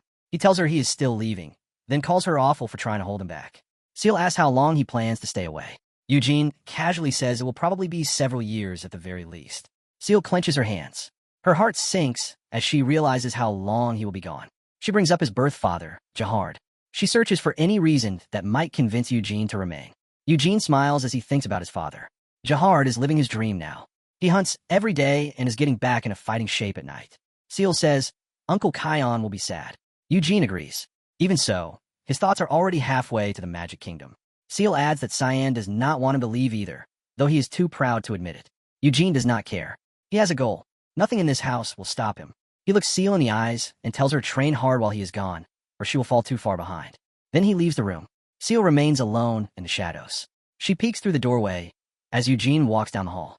Tears begin gathering in her eyes. Without even turning around, Eugene raises a hand and waves. The careless gesture hurts more than any blade. Seal bites her lip and whispers that he is absolutely awful. Then the tears finally fall.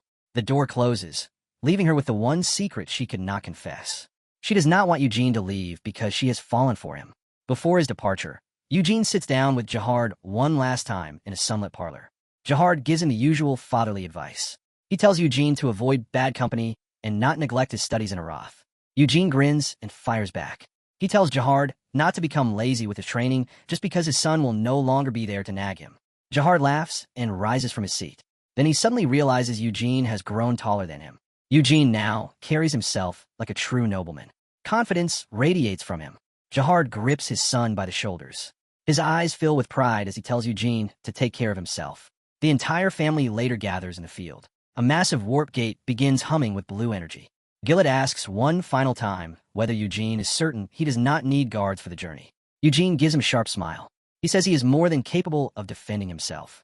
Gillett watches him and thinks about how different Eugene is from his other son, Lode. The atmosphere grows heavy. Anacilla and the twins watch in silence. The maids are already beginning to sniffle. Eugene turns back toward them one last time. His expression remains calm and determined. Then Jahard suddenly loses control and starts bawling like a baby. Eugene is completely embarrassed. He shouts at his father to stop crying. He asks whether Jahard can at least send him away with a smile instead of drowning him in tears. Jahard wipes at his face. He struggles to contain the overwhelming emotion of watching his son step out into the world. Jahard finally forces out a tearful smile. A father's love shines through the sadness. Eugene answers with a soft, sincere smile. It will be the last one his family sees for a long time. He turns away and steps into the swirling blue light of the warp gate. A flash erupts. The Lionheart estate disappears. In its place stands Pentagon, the capital of the magic kingdom of Aroth. The city is a wonder of magic and engineering. 5 enormous towers form a perfect pentagram around the central castle. Eugene soon rides in a flying carriage above the crowded streets. The city below looks like something from the future. He stares through the window and thinks about how much Aroth has changed since his previous life. Floating stations fill the sky. Vast structures remain suspended through ancient magic, making travel both convenient and profitable. A young guide notices Eugene's amazement and asks whether the view is incredible. He is a professional Pentagon tour guide. His pride in the city is obvious. The guide explains that all 15 floating stations were created by the legendary Senya the Wise. Nostalgia washes over Eugene. He wonders whether Senya also designed the carriage carrying him now. The guide laughs and reassures him. The magic may be centuries old, but is maintained carefully. He jokes that the accident rate is very low. Eugene notes that low does not mean zero. The guide eagerly begins listing the city's best attractions. Eugene cuts him off. His first destination must be Senya the Wise's mansion. The guide immediately approves. He says Senya's mansion, the towers, and Pentagon's night view are the holy trinity of local tourism. Their carriage glides through the air. Other flying carriages pass nearby as they travel toward the outskirts. The guide explains that 300 years ago, Madame Senya became the youngest tower master in history after returning from the demon realm. She remained in this mansion until 200 years ago. Then she vanished. The only thing she left behind was a retirement letter. Eugene asks whether no one truly knows where she went. The guide confirms it. Her disciples and every mage in Aroth searched for years. They found nothing. Then he reveals a disturbing detail. Senya disappeared on her birthday. The guide shares his personal theory. He believes she returned to the demon realm, to Helmut. That year marked exactly 100 years since her companion, Hamel the Foolish, died in battle. The guide thinks Senya never stopped grieving. He believes she went back to Helmut to take revenge at last. Then he says something even worse. According to him, everyone knows Lord Hamel was deeply in love with Senya and confessed to her on his deathbed. Eugene's face twists with pure rage. His grip tightens. He tells the guide to stop spewing such complete bullshit. The guide freezes in fear. He never expected such a murderous aura from his customer. Eugene realizes he overreacted. He tries to act normal, though his face still twitches with embarrassment. The guide nervously assumes Eugene simply hates cheesy romance stories. Eugene lets him believe it. The guide continues. He says there are other theories about Senya's disappearance. Then he points toward the dark magic tower. He explains that Senya despised dark mages and strongly opposed the tower's construction. Some people believe violent dark mages assassinated her because she stood in the way of their progress. Eugene scoffs. His eyes turn cold. He says no worthless dark mage could ever kill Senya. The guide agrees. That theory was mostly dismissed at the time because Senya was far too powerful. Eugene thinks the same. A dark mage could not have done it, but a demon king might have. Helmut still supports the dark magic tower. Senya's existence would have been a serious obstacle for the demons. Eugene's expression grows heavy with suspicion. They would have had every reason to want her dead. The carriage finally lands. Eugene steps into a vast square before a magnificent estate. He looks up at the home of his old friend. His mind is filled with questions he cannot ask aloud. He stares at the mansion and silently wonders whether Senya is truly dead or merely hiding somewhere. The square is crowded with desperate students. They pray and beg for the chance to pass the magic tower examinations. Eugene is surprised by the number of people. The guide explains that they're all aspiring tower mages. Most of them cannot even enter because the admission fees are outrageously expensive. Eugene asks why the cost is so high. The guide answers that people are desperate enough to pay it. There's also a rumor. Anyone who prays before Senya's portrait inside the mansion is supposedly guaranteed to pass the exams. They reach the gates. The guide presents a card to a heavily armored guard. The guard's eyes widen the moment he reads it. It is official identification from the Lionheart family. The guards immediately straighten. They shout for the gates to be opened for Sir Eugene Lionheart. The guide remains outside. He tells Eugene to enjoy the tour. The enormous doors creak open. Eugene enters the mansion. Behind him, the doors close with a heavy sound that echoes through the halls. A sharp, predatory grin spreads across his face. He is ready to uncover whatever secrets this place contains. Eugene looks toward the grand staircase. At last, it is time to see how that wench lived after he was gone. He walks through the mansion's silent, luxurious halls. His footsteps echo across the costly carpets. The sheer size of the estate surprises him. Senya truly spent an entire century living here. Then a memory strikes him. A scene from his previous life returns. Senya had once asked what he planned to do in the future. At the time, Hamel was wrapping his hands for another battle. His body was scarred. He looked exhausted from years of endless fighting. Senya told Hamel that once the war ended, he needed to find some happiness instead of working himself to death. Hamel admitted he had never thought that far ahead. His whole life had been about surviving and reaching the next battle. He joked about Moron. That idiot Moron claimed he was going to become a king. Hamel laughed at the thought of a lunatic like Moron ruling an entire country. Senya only gave him a soft, sorrowful smile. She said people should be allowed to dream. Hamel stared at her in confusion. He asked if she was drunk. Her words made him physically cringe. His hands even trembled from how painfully uncool he thought she was acting. Senya snapped. She called him a piece of garbage and demanded to know what he actually wanted from life. The question caught Hamel off guard. For the first time, he looked at her properly. Senya admitted that she wanted an ordinary life.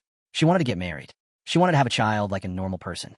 Back in the present, Eugene stands before an enormous portrait of an older and far more dignified Senya. In that memory, she had also said she wanted to become a grandmother one day and live peacefully. Eugene stares at the portrait. He thinks she should have found a good man and lived the quiet life she wanted. He reaches toward the painting. For once, genuine vulnerability appears on his face. Then a guard suddenly barks at him. He is absolutely forbidden from touching the exhibits. Eugene pulls his hand back. He looks deeply irritated that some random guard just destroyed the moment. He turns away. Looking at paintings is a waste of time. Instead, he heads toward the enormous library in the basement. The library is an architectural masterpiece. Ancient clocks fill the space. Thousands of magical books line the shelves. Eugene studies the collection. He hopes Senya left behind some hidden clue or message for him. The guard follows close behind. Once again, he warns Eugene that touching the books is also forbidden. Eugene starts fuming. He can only glance at whatever titles catch his attention. He cannot open a single book. His thoughts return to the necklace from the treasury. It contained overwritten memories. It had not even been officially registered. Eugene holds the red jewel. He wonders whether it appeared only because it recognized Hamel's soul. He is certain someone interfered with his reincarnation. And if Senya was responsible, then she must have left something for him to discover. Eugene returns to the portrait.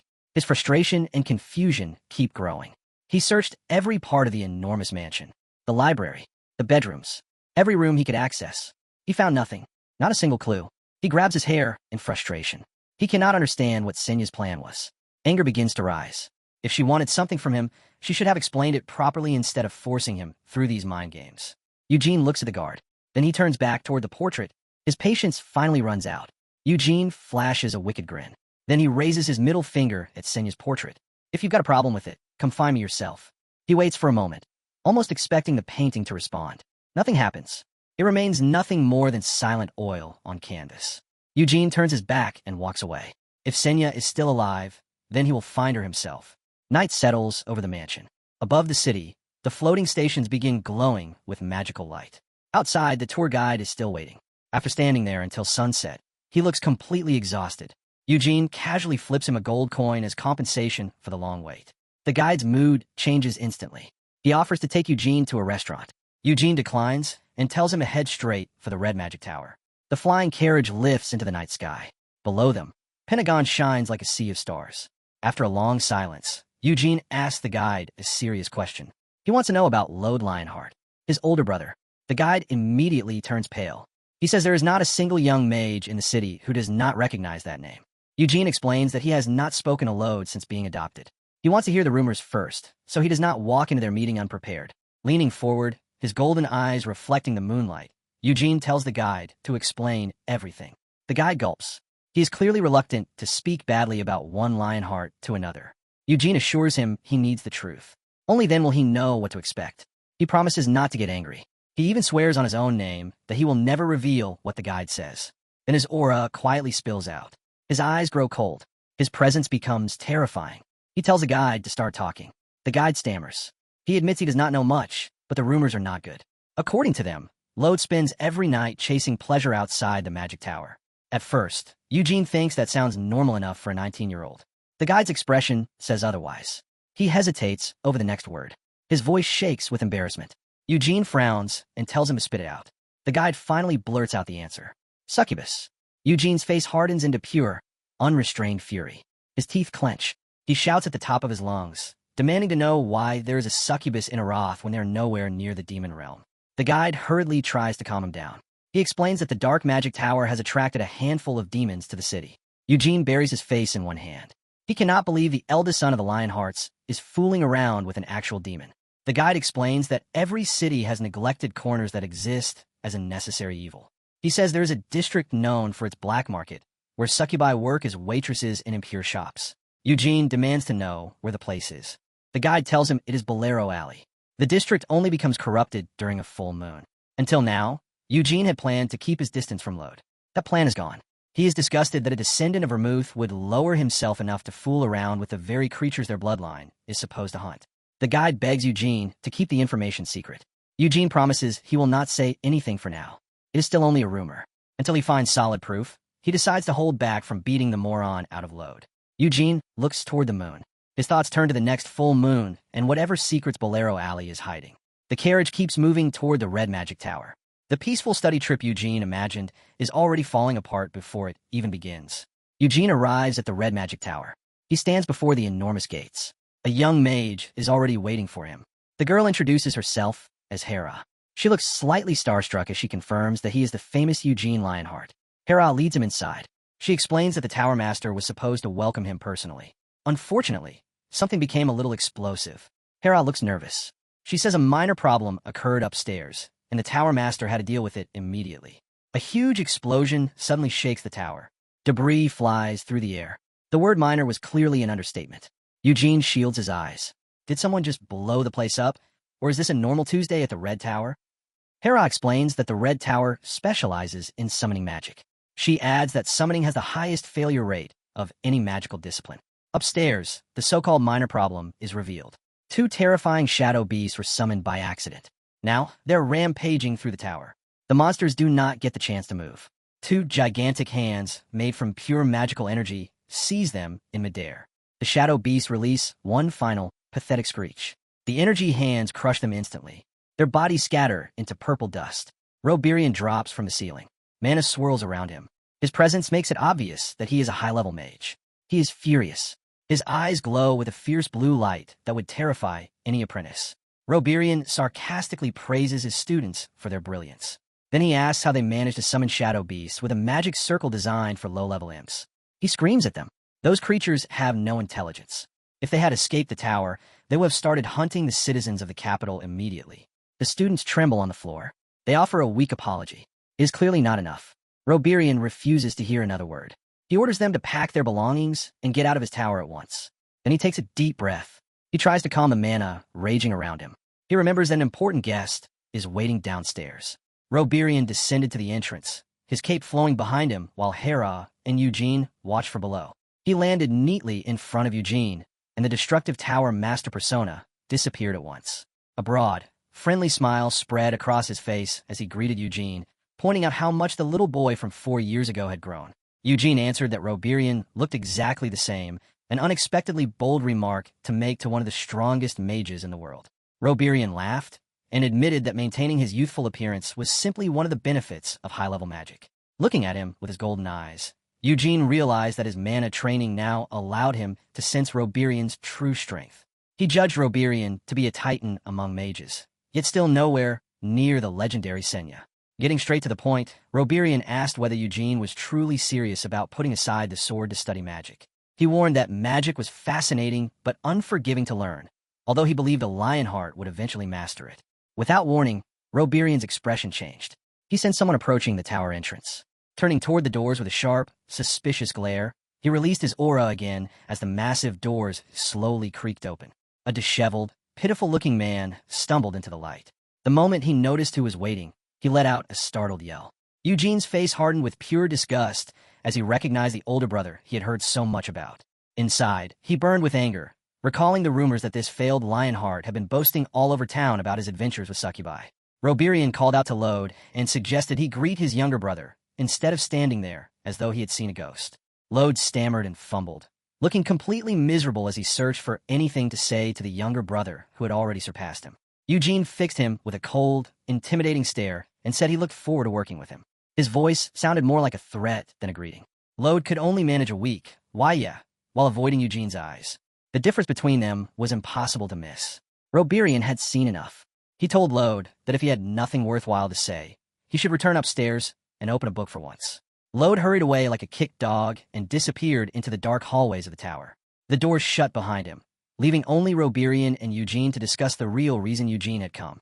Roberian apologized for the embarrassing display, clearly ashamed that a Lionheart had fallen so far under his watch. He then remarked that Eugene had apparently refused to study magic directly under him, something that was admittedly a slight to a tower master.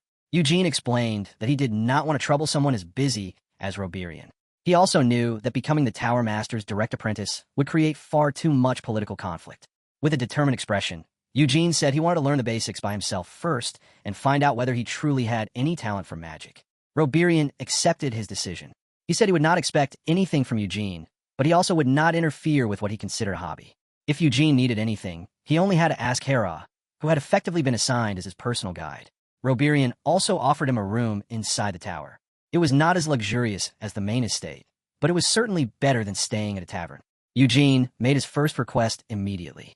He wanted to visit the tower library and begin his research. A month passed in the blink of an eye inside the Red Magic Tower. Every day, without exception, Eugene arrived at the library before everyone else and left after everyone had gone. He buried himself in ancient books, absorbing 300 years of magical progress at a pace that would leave any scholar speechless. His routine did not stop there. He woke long before sunrise to train his mana. Every night, he pushed his body until sweat soaked his clothes. He barely slept, yet his extraordinary body erased its exhaustion after only a few hours of rest. At last, Eugene closed the final book on the last shelf. A satisfied grin spread across his face as he realized he had officially read every magic book in the tower. His thoughts drifted back 300 years to when Senya established the modern system of magic that nearly everyone across Aeroth still followed. The foundation of modern magic was the circle, a method of connecting and circulating mana within the body to cast spells. As a mage became stronger, that circle expanded before eventually dividing into multiple circles, each one marking an enormous leap in power. Even after 3 centuries, almost every mage still relied on the circle system, with the only exceptions being unusual groups like spirit mages and the despised dark magicians. Eugene headed for the training hall, ready to turn a month of theory into real practice. Hera was already waiting. She wanted to see what the gifted swordsman had actually gained from all those books. Eugene asked whether they would begin with the standard circle method used by every other apprentice. Hera confirmed it. She explained that while other formulas existed, the circle system had remained the most effective method for the past 300 years. Then Eugene dropped a shocking proposal. He wanted to alter the system and modify the core formula of magic itself. He explained that he planned to combine the Lionheart family's unique mana management technique with the structure of magic circles. Hera's eyes widened. Her face turned pale as she stared at him in disbelief. She hurriedly explained that mana management for martial arts and magical mana control were completely different. They could not simply be combined. If the mana became unstable, it could explode, leaving him permanently injured or killing him in a gruesome way. Eugene only smiled, completely unfazed by the possibility of exploding. He told Hera that he had read every book in the library for the sole purpose of determining whether this idea could work, and according to his calculations, it would. Hera sighed. 17-year-olds were stubborn, and Eugene clearly would not understand until he faced the consequences himself. She agreed to let him try, then raised her staff as her magic circle flared with a fierce golden light. Hera warned him that the instant she sensed even the slightest danger, she would shut down his mana. She added that if Eugene got hurt, the Tower Master would kill her, so he had better not make a mistake. Eugene took his stance. The familiar white flames of his family's ritual began to surround his body. Hera watched in awe as the density of Eugene's mana grew so intense that the air around them started to distort. The training hall trembled with power as Eugene ignited his mana, and the white flames surged around him like a raging bonfire. Keeping his eyes closed, Eugene considered how the white flame ritual and magic circles were fundamentally similar. His family's technique controlled mana through stars inside the heart, each one pulsing with highly concentrated energy. Traditional magic instead relied on a hook within a circle, using it to capture and circulate mana from the surrounding environment. Eugene decided to replace the circle entirely with his stars, allowing him to break past the limitations of ordinary magic. Hera gasped for breath, her mouth falling open as she watched Eugene control an enormous amount of mana without any visible effort. She could not believe what she was seeing. The mana appeared ready to scatter or explode at any moment. Yet Eugene maintained a flawless and frightening balance. A blinding sphere of light formed between Eugene's hands, its center burning with the heat of a miniature sun. The sphere transformed into a huge, swirling fireball. Its flames carried the white energy of the Lionheart ritual. Eugene manipulated the fire effortlessly, moving it with the control of someone who had practiced magic for centuries. With a slight motion of his finger, he altered the spell structure. The fireball compressed instantly into a focused beam of blue light. Hera nearly lost her mind. Eugene had completed high-level calculations inside his head and changed the spell type without even canceling the original spell. A tiny magic missile appeared at the tip of Eugene's finger. Looking almost bored, he remarked that it was not bad for his first attempt. He turned to Hera and asked whether she could summon something durable enough for him to properly test the force of his modified spells. Hera stammered out a yes, still struggling to understand that she was witnessing god-tier talent firsthand. She struck her staff against the floor. A massive magic circle burst from beneath them, raising an enormous formation of stone.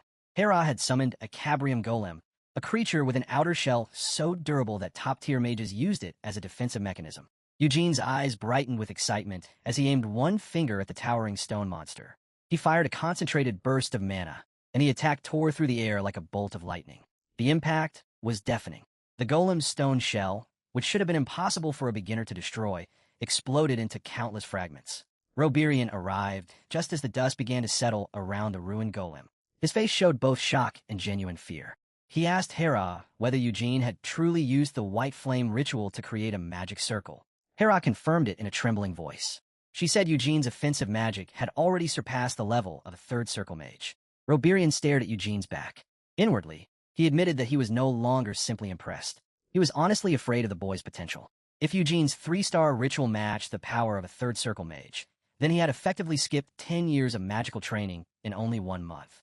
Later that day, Reborn found Hera alone and asked where their resident monster had gone. Hera reported that Eugene had left the tower early that morning. He had said he had business in the city. Reborn's expression became serious. He asked Hera whether giving Eugene a letter of recommendation would be unreasonable. Hera's eyes widened. Reborn was referring to the Royal Library Akon, a place normally restricted to royalty and high-ranking mages. Reborn snapped his fingers and summoned a magic quill. He had decided that Eugene's talent was far too great to ignore. The boy had mastered introductory magic in a month and destroyed a Cabrium Golem. In Reborn's eyes, that made him more than qualified. He began writing the letter with grim determination. Someone with that degree of talent deserved to be treated as part of the elite. Hera worried that the kingdom's other mages would strongly object to a swordsman receiving such exclusive access. Reborn answered coldly. If they complained, then they had surrendered to jealousy and refused to accept the truth. He paused and wondered what kind of plans Eugene could possibly have in a city where he knew no one. Hera mentioned that Eugene had said he was meeting an old friend. It sounded harmless enough. Reborn remained suspicious. Eugene had spent his entire life in a remote town. Who could he possibly know in the capital? The scene shifted to Meve Square, a crowded district in the center of the city named after the legendary Senya. A huge stone statue of Senya stood above the crowd. Her face was fixed in a victorious, joyful smile. Eugene looked up at it with melancholy in his eyes.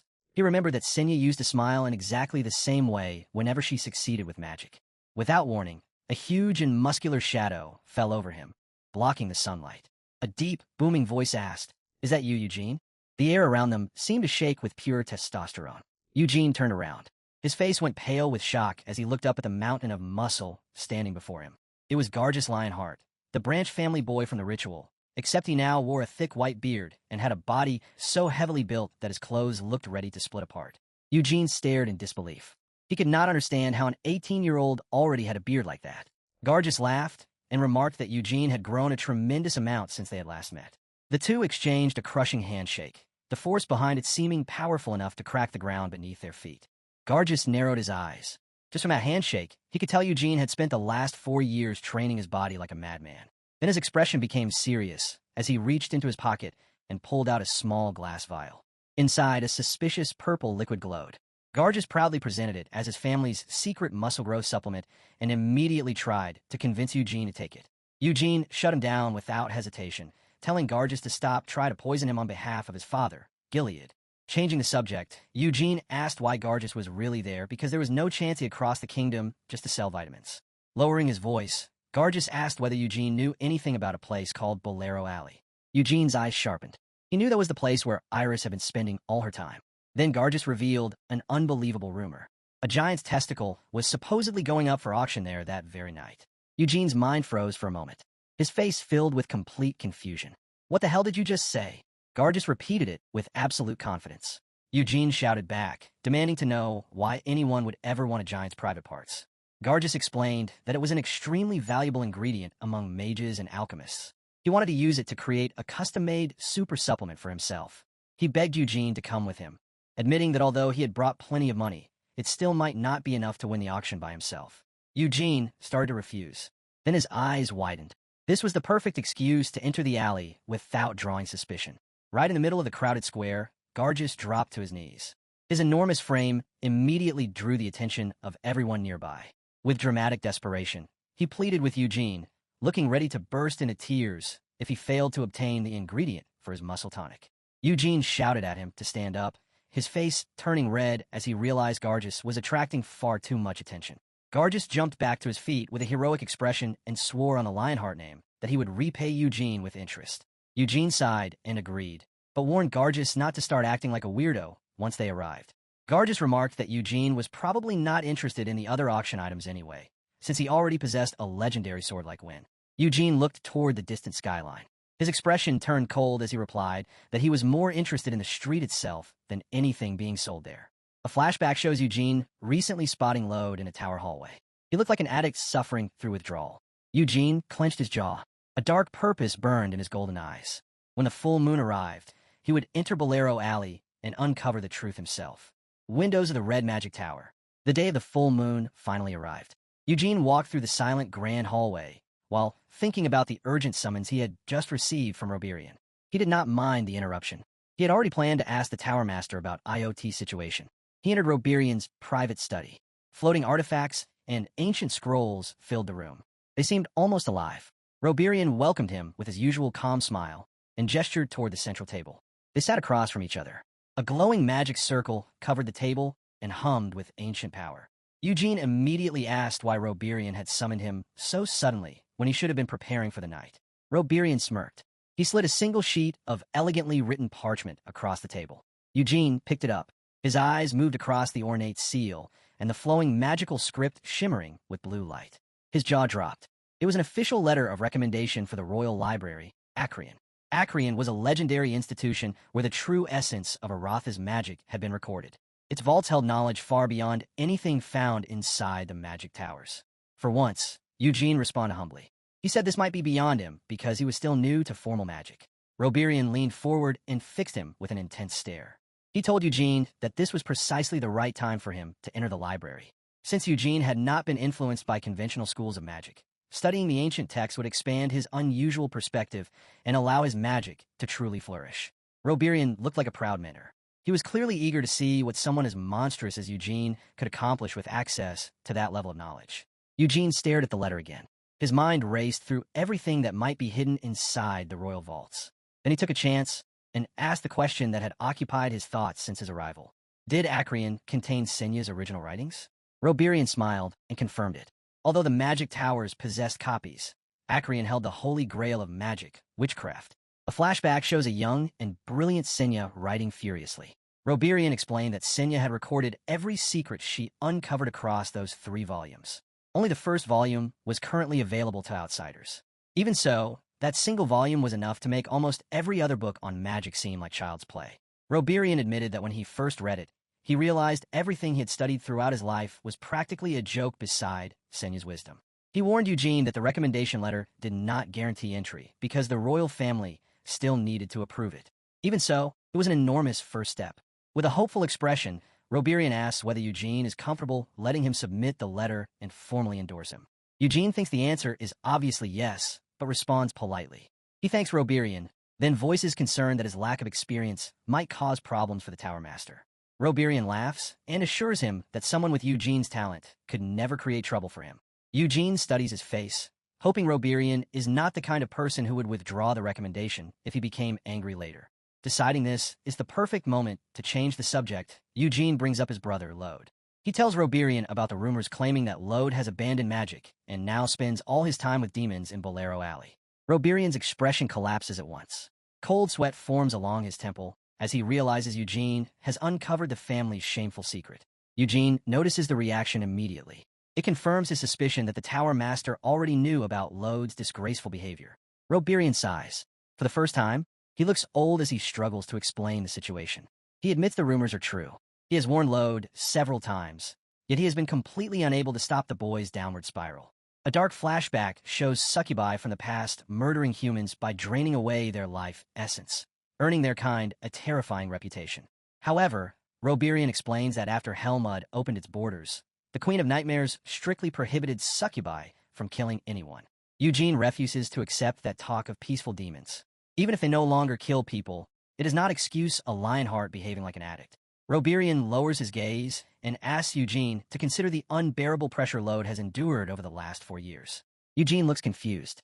Roberian begins explaining the tragedy of a Lionheart who was never born a genius.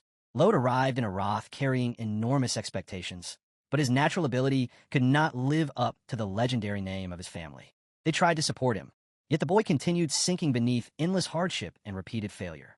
Pity fills Roberian's eyes as he explains that the pressure on Lode grew heavier every day until it became impossible to bear. The Tower Master admits that he once believed allowing Lode to relieve his stress occasionally would be harmless. He never expected the boy to become completely entranced. Eugene falls silent, realizing he understands that feeling better than most after spending 4 years with the main family. He remembers the temperamental Theones, the calculating Anasilla, and the overwhelming talent of the twins. Lode had always been the outsider in a household filled with monsters. Eugene realizes that Lode remains at the tower despite all the ridicule, because even that is preferable to returning home and being treated like a disappointment. He clenches one fist against the table. Eugene admits that Lode's situation is unfortunate, but still insists that involving himself with a succubus has gone far beyond acceptable. Ancient hatred burns in his eyes as he thinks that demons may smile now, but they can never truly coexist with humans. Eugene decides he must see exactly what the succubi are doing to his brother before making any move. Night falls over Pentagon. A huge full moon hangs in the dark sky. Bolero Alley glows beneath a sinister red light. Hooded figures crowd the street, and the air carries the smell of the black market. 2 figures in dark robes move through the crowd. Even with their disguises, they still look completely out of place. From beneath one hood, Gargus asks why they needed disguise magic when he is so proud of his physique. Eugene, also disguised, snaps that if a Lionheart openly entered an illegal street, the family's reputation would be destroyed immediately. Gargus agrees. However, his enormous body makes the robe look like a tent stretched over a boulder. As they force their way through the crowd, Eugene touches the communicator in his ear and asks whether the connection is working. The guide from earlier answers. He is already inside and will send a signal the moment he spots ID in the alley. Eugene asks whether finding him will be easy. He wonders if I might be smart enough to use disguise magic. The guide laughs. I is either too arrogant or too lazy to bother with a disguise and always wears the same recognizable robes. Eugene curses under his breath.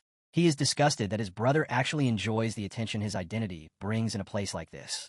Gargus notices Eugene's grim mood and asks whether he truly came only for the auction or has other business to handle. Eugene looks toward the brothel, glowing red in the distance. His expression hardens as he says he will deal with his own business. He pulls his hood lower. Moonlight reflects in his eyes as he tells Gargus to head to the auction house first. It is time to confront the darkness of Bolero Alley.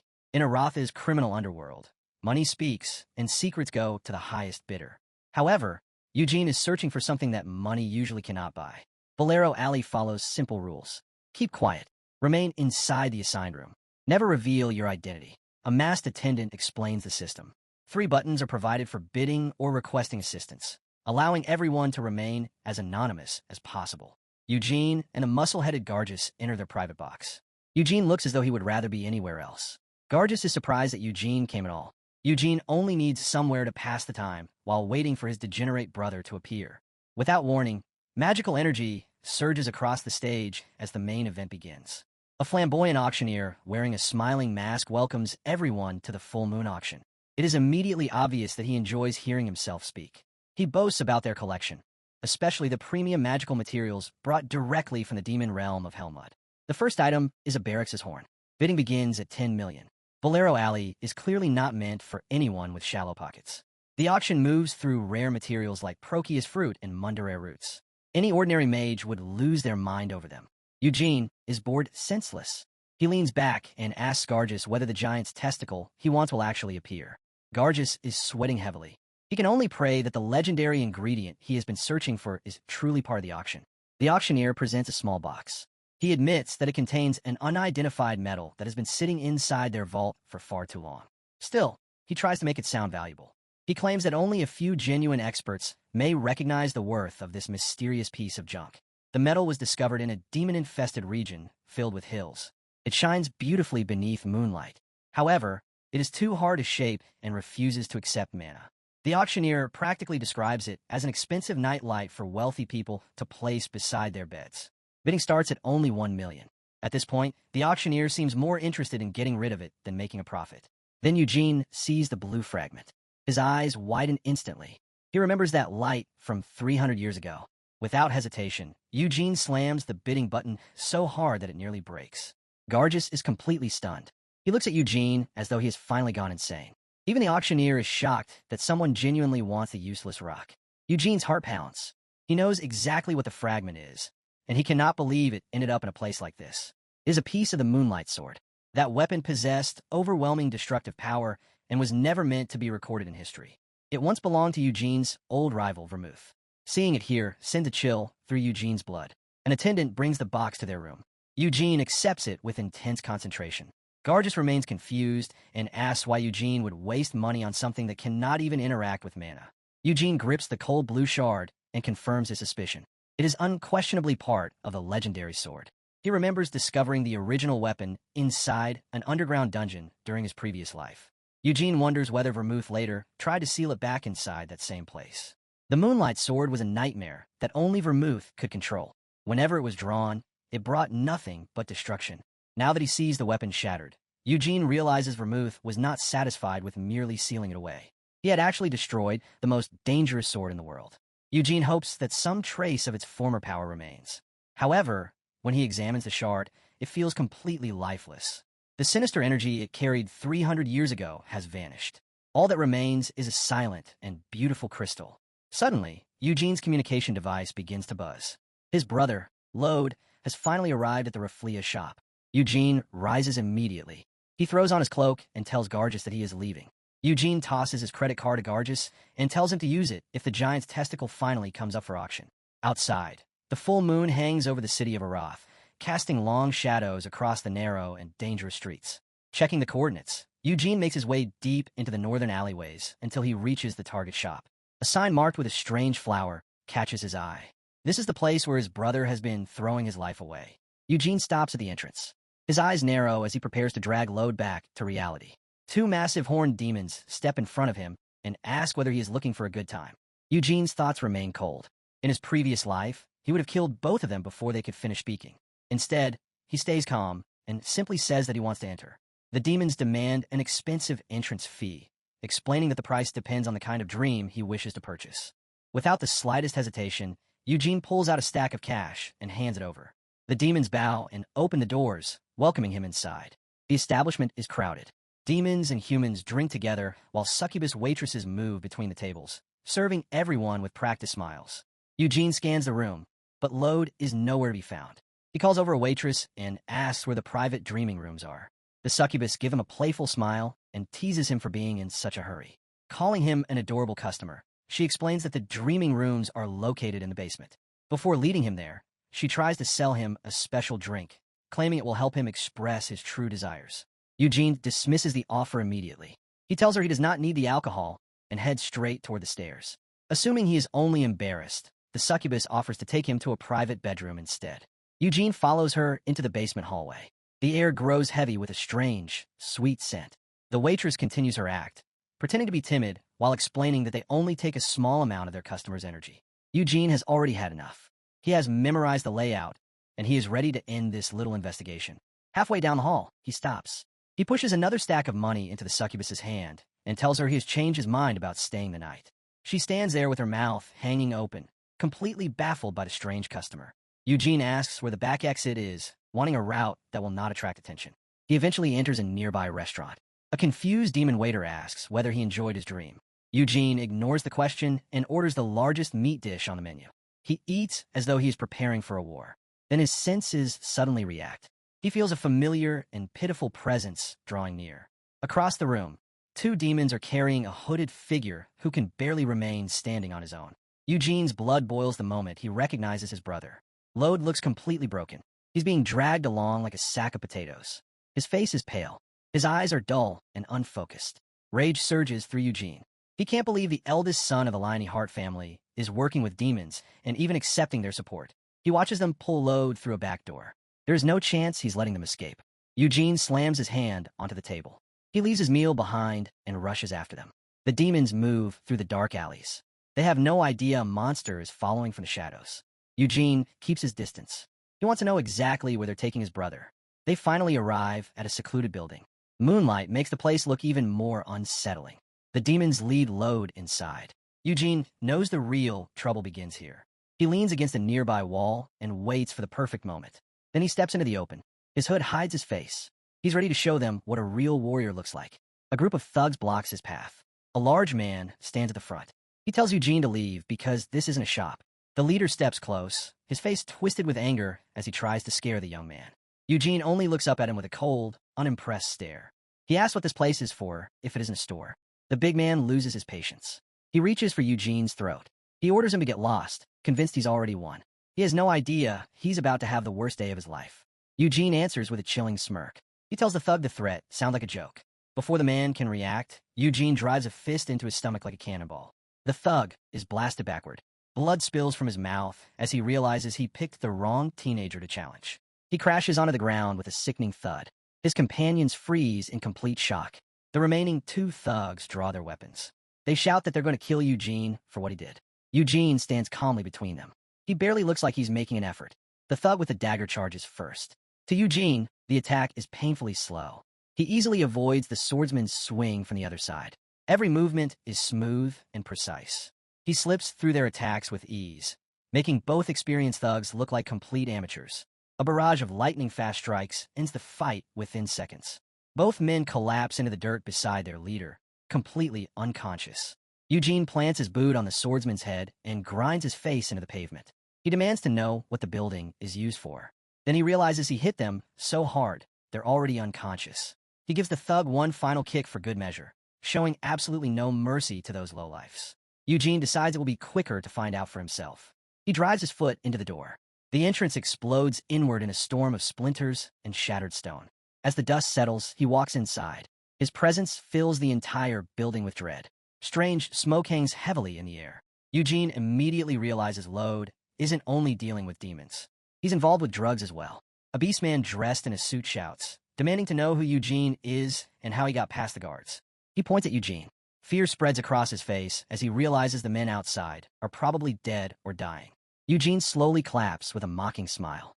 It's amazing to see a human, a beastman, and a demon all getting along so well.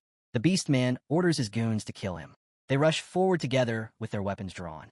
Eugene raises his hands and channels mana into a series of powerful magic blasts. The room erupts into chaos. The goons are thrown backward. They slam into the walls and crash onto the floor with bone-breaking force. The Beastman leader is left trembling on the ground. Blood runs from his mouth as Eugene stands over him. Eugene draws his sword and tells him not to bother talking. He'll find out himself. The remaining demons are horrified. They realize they're facing a monster they have no chance of defeating.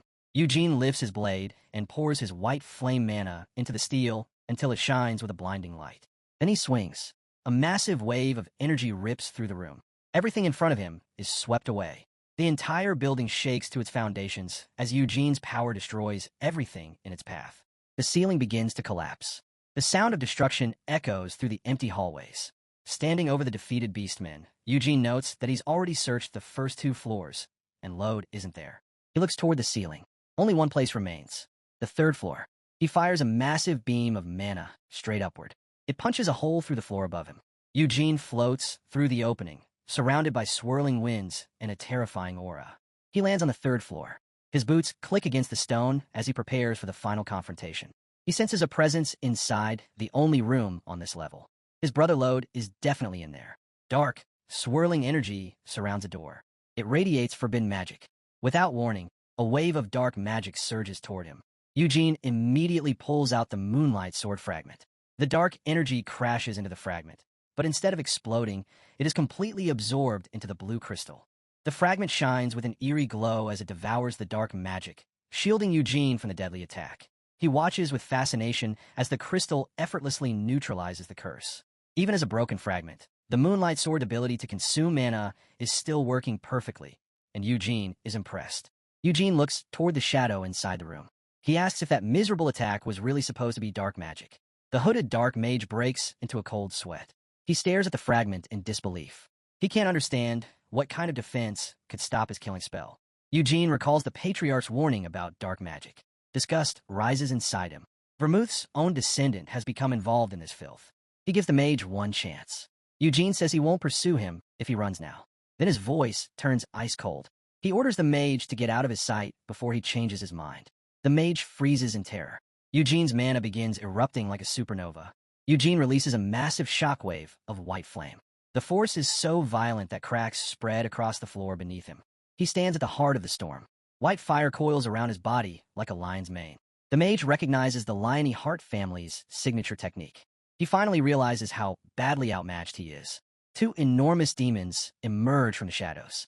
Their eyes burn red with bloodlust as they move to protect their master. They're nothing like the low-level thugs from downstairs. These are true demons from the realm of Helmut. Eugene gives him a grim smile. He recognizes them as the same creeps who dragged his brother away earlier.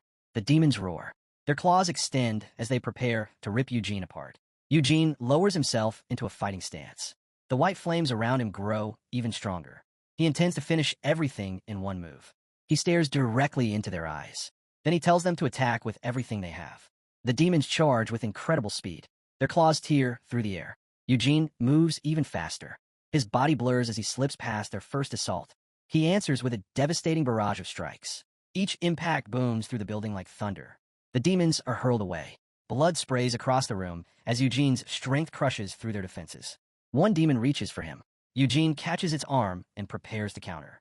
His sword flashes. The lethal strike ends the battle instantly. A severed demon hand spins through the air, leaving a brutal warning of what happens to anyone who crosses Eugene. The second demon is driven against the wall. It could do nothing against Eugene's overwhelming power. Pure fury covers Eugene's face as he prepares the finishing blow. He grabs the demon by the face. White flame heat glows through his hand. With a roar, Eugene smashes the demon into the ground. The impact blasts a huge crater into the stone floor. Both demons are dead. Eugene turns back toward the terrified dark mage. He pulls down his hood, revealing silver hair and golden eyes that carry the soul of Hamel. The mage's jaw falls open. He recognizes the face of the family's most famous young prodigy. The mage stammers Eugene's name. He cannot believe a teenager holds such terrifying power. Eugene tells him that since he knows who he is, he should get out of the way. The mage tries to explain. His voice shakes as he begs for mercy. He realizes Eugene has no intention of stopping. His life is hanging by a thread. Driven by desperation, the mage raises his skull staff. He screams for Eugene to die. Dark energy bursts from his staff. Compared to Eugene's flames, it is pitiful. Eugene's golden eyes blaze. He prepares to silence the mage for good. He cuts through the dark magic with ease. His presence overwhelms the entire room. Then he lunges forward with one hand extended, ready to stop the ritual. The mage begins to lose his mind. He cannot understand how anyone could block his strongest spells so easily. Cold steel presses against his throat. A single drop of sweat slides down his face. Eugene orders him to remain completely still. He promises to cut his throat if he even breathes the wrong way. The mage freezes in terror. Eugene turns toward the center of the room. His brother Lode lies on a stone altar surrounded by skulls and candles. He looks like a corpse. At the foot of the bed sits a bowl filled with glowing blue hearts. They pulse and beat in a steady rhythm. Eugene stares at the goblet. In a cold voice, he asks the mage what the hell is inside it. The mage admits they're unicorn hearts. They are rare and powerful sources of divine mana. Eugene is stunned. Unicorns are sacred creatures. Using their hearts as sacrifices is a crime against nature itself. He asks whether they plan to use the hearts as a bribe to form a contract with the Demon King. The mage denies it. He says they were trying to contact Baron Ulfer, a high-ranking subordinate of Duchess Noir Jebella. The name Duchess Noir Jebella drags Eugene back to his memories of the night which queen from 300 years ago. He cannot believe his brother is trying to sell his soul to the mere subordinate of a demon Eugene once fought. Worse, Lode is sacrificing innocent creatures while drugged out of his mind. The mage drops to his knees. He begs Eugene to believe this was all Lode's idea. He claims he could not refuse the orders of the eldest Lionheart son. He also says Lode supplied all the money for the hearts. Eugene scoffs. He knows the mage was probably delighted to take the money and gain power from the demon. Eugene tells him that if the contract had succeeded, he would have received an enormous amount of dark power. Rage burns in Eugene's eyes. He orders the mage to shut his mouth and stop blaming others for his own greed. The mage remains on the floor, shivering. He knows there is no way out of this. Eugene walks toward his unconscious brother. His face shows both pity and pure irritation. Lode looks pathetic.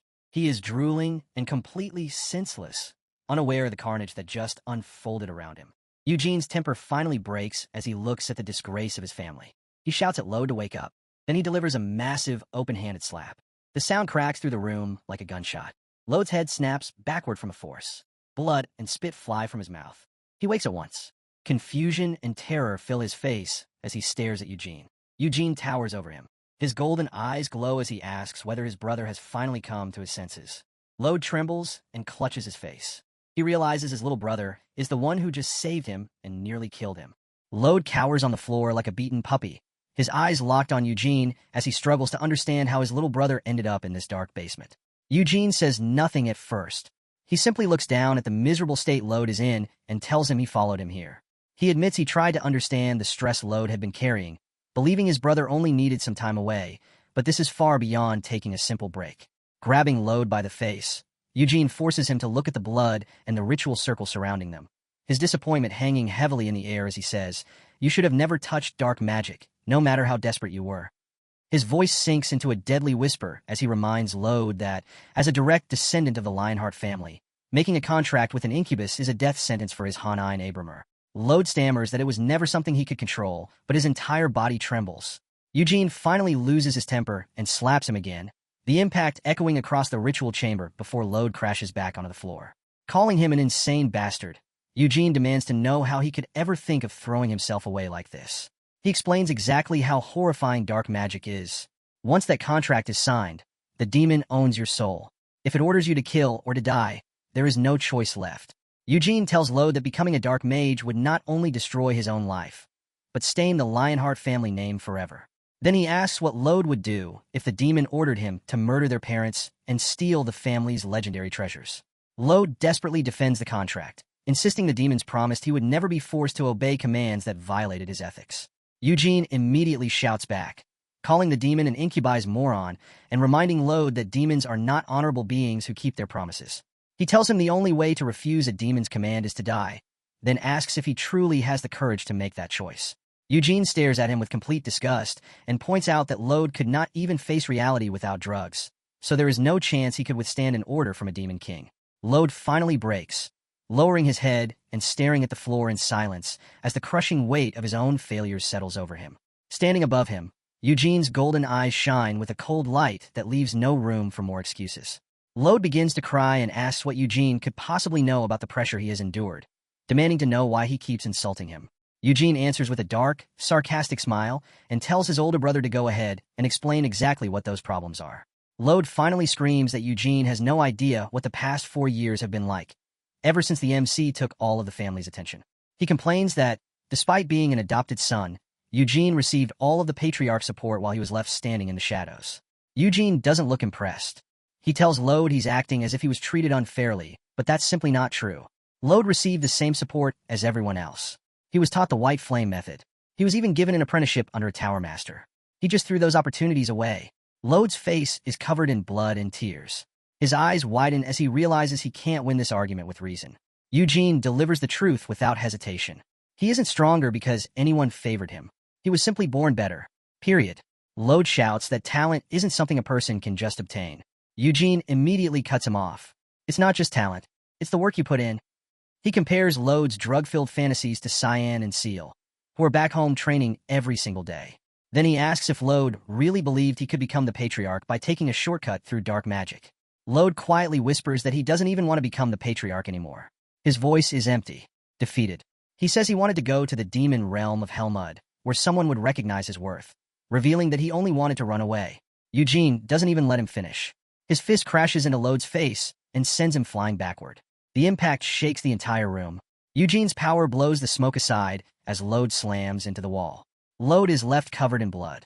His nose is broken. His pride is shattered beyond repair. He collapses onto the stone floor, barely able to keep his eyes open while Eugene stands over him like a god passing judgment. Lode sobs uncontrollably. Blood and tears drip onto the floor as he realizes there is nowhere left to run. Eugene is disgusted that his own brother wanted recognition from demons instead of his own family. He cannot understand how a descendant of the Great Vermouth could become so pathetic that he would crave the approval of demons. He asks Lode if he truly believes those monsters would value anything about him besides his bloodline. Then Eugene tells him the cold truth. Other than being the first son of Lionheart, Lode has no value as a human being. Those words strike Lode harder than any punch. His expression sinks into complete, soul-crushing despair. Eugene tells him he was given everything a person could ever ask for, yet he still stands here complaining about his life. He's finished talking. Eugene takes out his communicator and tells Sir Roberian it's time to clean everything up. Guards rush into the room. Eugene points at the dark mage and orders them to take him away at once. The dark mage is dragged out without resistance, already looking as though he has accepted his fate, while Eugene watches the room being cleared. Hidden within the shadows, someone with long blonde hair watches the entire scene with a pained expression. It's Sir Roberian. The disappointment in his eyes makes it painfully clear what he thinks of the student his pupil has become. Lode sees the tower master and freezes. His voice shakes when he realizes his mentor witnessed everything. He immediately tries to take it back, stammering that he never completed the dark magic ritual. He keeps lying to himself and everyone around him, shouting that he never went through with it even though the proof surrounds him. Roberian answers in a quiet but cutting voice. Lode tried to do it, and that alone is enough. The tower master tells him he has disgraced the Lionheart name beyond repair. He says Lode has insulted the patriarch, every mage who trained him, and Roberian himself. Lode struggles to breathe as he searches for one final excuse. Roberian's aura suddenly erupts. He warns Lode that one more excuse will force him to deliver punishment on the spot. Then he tells him to save his words for Lord Gillid and Lady Theonis, because they are the ones who will truly judge him. Lode grabs his head and makes a sickening gagging sound as the reality of facing his parents finally sinks in. Roberian says it is time to return, and they leave the ritual chamber behind. The candles flicker out. Later that night, the tension inside the meeting room is almost suffocating. The family leaders gather in silence. Lady Theonis is crying, while Lord Gillid looks as though he has aged 10 years in a single night. As everyone sits in grim silence, Roberian announces that one more person will be joining them. The tension rises at once. The doors creak open. A man wearing a dark, stylish coat and sunglasses enters as though the place belongs to him. He bows with mocking grace and introduces himself as Balzac Ludbeth, master of the dark magic tower. Eugene narrows his eyes. He knows Balzac Ludbeth is a legend. He is also one of the 3 dark mages who formed a contract with the Demon King of Incarceration. Balzac Ludbeth gives them a sinister smirk. Candlelight reflects across his glasses as he prepares to reveal something devastating to the Lionheart family. Lady Theonis is the first to lose control. She screams at Balzac Ludbeth and demands to know how he dares sit at the same table as them. Balzac Ludbeth does not react. He simply sits there behind his shades as though he is watching a dull performance. Roberian tries to calm the room. He tells Theonis to settle down and explains that the Dark Tower Master was not involved in this incident. Theonis explodes again. A dark mage tried to corrupt her son, so she demands to know how the leader of all dark mages could possibly be innocent. Balzac Ludbeth calmly explains that his tower does not control every dark mage in the city. Some of them are nothing more than rogue fools. He then reveals that the responsible mage, a man named Jevid, belongs to the Mage Guild rather than the Black Tower. Theonis remains hysterical. She gestures wildly and refuses to believe a single word coming from Balzac Ludbeth. Lord Gillid finally speaks. His voice rolls through the room like thunder as he asks why the Black Tower Master came at all, if he bears no blame. Balzac Ludbeth leans forward. He says he came to accept some measure of responsibility for the situation. Then he briefly explains the history behind it. Dark magic was once treated as a crime, but the promise Vermouth made 300 years ago changed that. Learning black magic is now considered a right. Balzac says he only appeared because he respects the wishes of the Lionheart family. Gillad's eyes burn with anger. He tells Balzac Ludbeth that this so-called humility is nothing more than an insult to the family's dignity. Balzac Ludbeth's smile widens. He admits he simply has no desire to make enemies of the Lionhearts over such a minor incident. He adds that the drug-dealing thugs and the succubi will be judged under Eretha's laws and thrown into a deep, dark prison. Theonis demands to know what kind of responsibility the master of a dark tower could possibly offer. Balzac Ludbeth's expression turns cold. He declares that he will personally take the head of Baron Hoy Ulfer, the demon who attempted to form a contract with Lode. The entire room falls silent. The meaning of his offer settles over everyone. He is willing to present them with a demon's head. Balzac snaps his fingers. A sphere of ghostly purple fire appears above his fingertip and draws every eye in the room. He says the Demon King of Incarceration himself has a message concerning this matter. Eugene's blood turns cold the moment he hears that title. The name alone drags every nightmare from his previous life back to the surface. Balzac Ludbeth channels the dark power. The room begins to dim as the presence of something ancient and evil slowly seeps inside. Then he delivers a message. The Demon King is displeased that Vermouth's family, whom he supposedly loves, was targeted by a low-ranking demon. Because of that anger, the Demon King has already condemned the Incubus Baron. The demon is now a dead man walking. Eugene grinds his teeth so hard they seem ready to crack. Waves of pure hatred begin leaking from his aura. He cannot tolerate the hypocrisy. Inwardly, he curses the Demon King for daring to claim affection for the family of the hero who once tried to kill him. Gillid is shaken as well. His face twists with rage while he listens to a demon dictate terms to his family. Balzac Ludbeth snaps his fingers again. The black flame disappears, and the room returns to its usual tense state. He bows once more and apologizes to the Patriarch for the trouble caused by his kind. He wants the Lionhearts to understand that both the Black Tower and the Demon King are doing everything they can to remain on good terms with the family. Gillid says nothing. His eyes remain hidden in shadow as he processes the fact that a Demon King is openly playing politics with them. Balzac Ludbeth turns toward the exit. As he leaves, he says he hopes their next meeting takes place under friendlier circumstances. As Balzac Ludbeth leaves, his gaze meets Eugene's. For one brief moment, it feels as though he is staring directly into Hamel's soul. He gives Eugene one final sinister smile, clearly aware that this child is anything but ordinary. Eugene answers with a glare fierce enough to kill a god. Inwardly, he vows that one day he will finish what he began 300 years ago. The heavy doors shut behind Balzac Ludbeth with a click. The room is left in complete shock. Gillid sinks into his chair and covers his face with one hand. The weight of his family's disgrace and the Demon King's favor bears down on him. He asks Eugene to step outside for a moment so he can speak privately with Theonis. Eugene bows and agrees. He already knows the real family conflict is about to erupt once the doors close. He walks down the hallway. Even through the thick wood, he can hear his parents' muffled argument. Inside the room, Gillid apologizes deeply to Roberian for the trouble Lode caused. He blames himself for failing as a father. Roberian responds with dignity. He tells Gillid not to judge himself so harshly and admits that he may have treated Lode too severely. Gillid then makes his final decision. Lode will return to the main family residence immediately. Theonis looks as though she has seen a ghost. Her eyes widen in terror at the thought of her son being brought home in disgrace. She shouts that there is no reason to go that far. She tries to dismiss the ritual as though Lode had only experimented with a bad hobby. Then she begs Gillid to let him remain in Aruth, insisting he will work harder now that he has learned his lesson. Gillid's voice turns cold. He reminds her that the Lionheart main family has never produced a dark mage in 300 years. He refuses to reconsider. Lode has stained the family name, and Gillid no longer trusts him to remain in Aruth. Theonis completely loses control. She screams that Lode has no place waiting for him at the main residence. Cyan and Seal were already recognized as the true heirs while he was away, so Lode will return with no standing at all. She accuses Gillid of never caring about Lode. According to her, He only favors the children of his first wife and the adopted son, who does not even share his blood. Gilad looks at her with exhaustion and pity. He asks whether she truly believes he is that kind of man. He says he gave every one of his children the same opportunities. Lode was only sent to Aruth because he wanted to study magic. Theonis slams her hand against the table. The impact cracks through the room like thunder. She pants heavily, her face burning red with rage, as she prepares one final outburst. She blames Gilad for failing to force Roberian to accept Lode as his personal pupil. She also condemns him for not sending someone to keep Lode under control. Gilad asks her to stop. His voice sounds completely shattered. He now realizes his marriage is just as broken as his son. He tells Theonis to stop disgracing the family any further with her behavior. Theonis screams back about shame.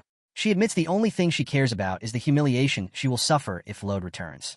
She declares that if Gilad insists on bringing him back, she will take Lode to her parents' home instead. She would rather see him become a mid-tier mage under her family than live as a suppressed failure at the main Lionheart estate. Gilad looks away. His expression reveals nothing. At last, he gives in.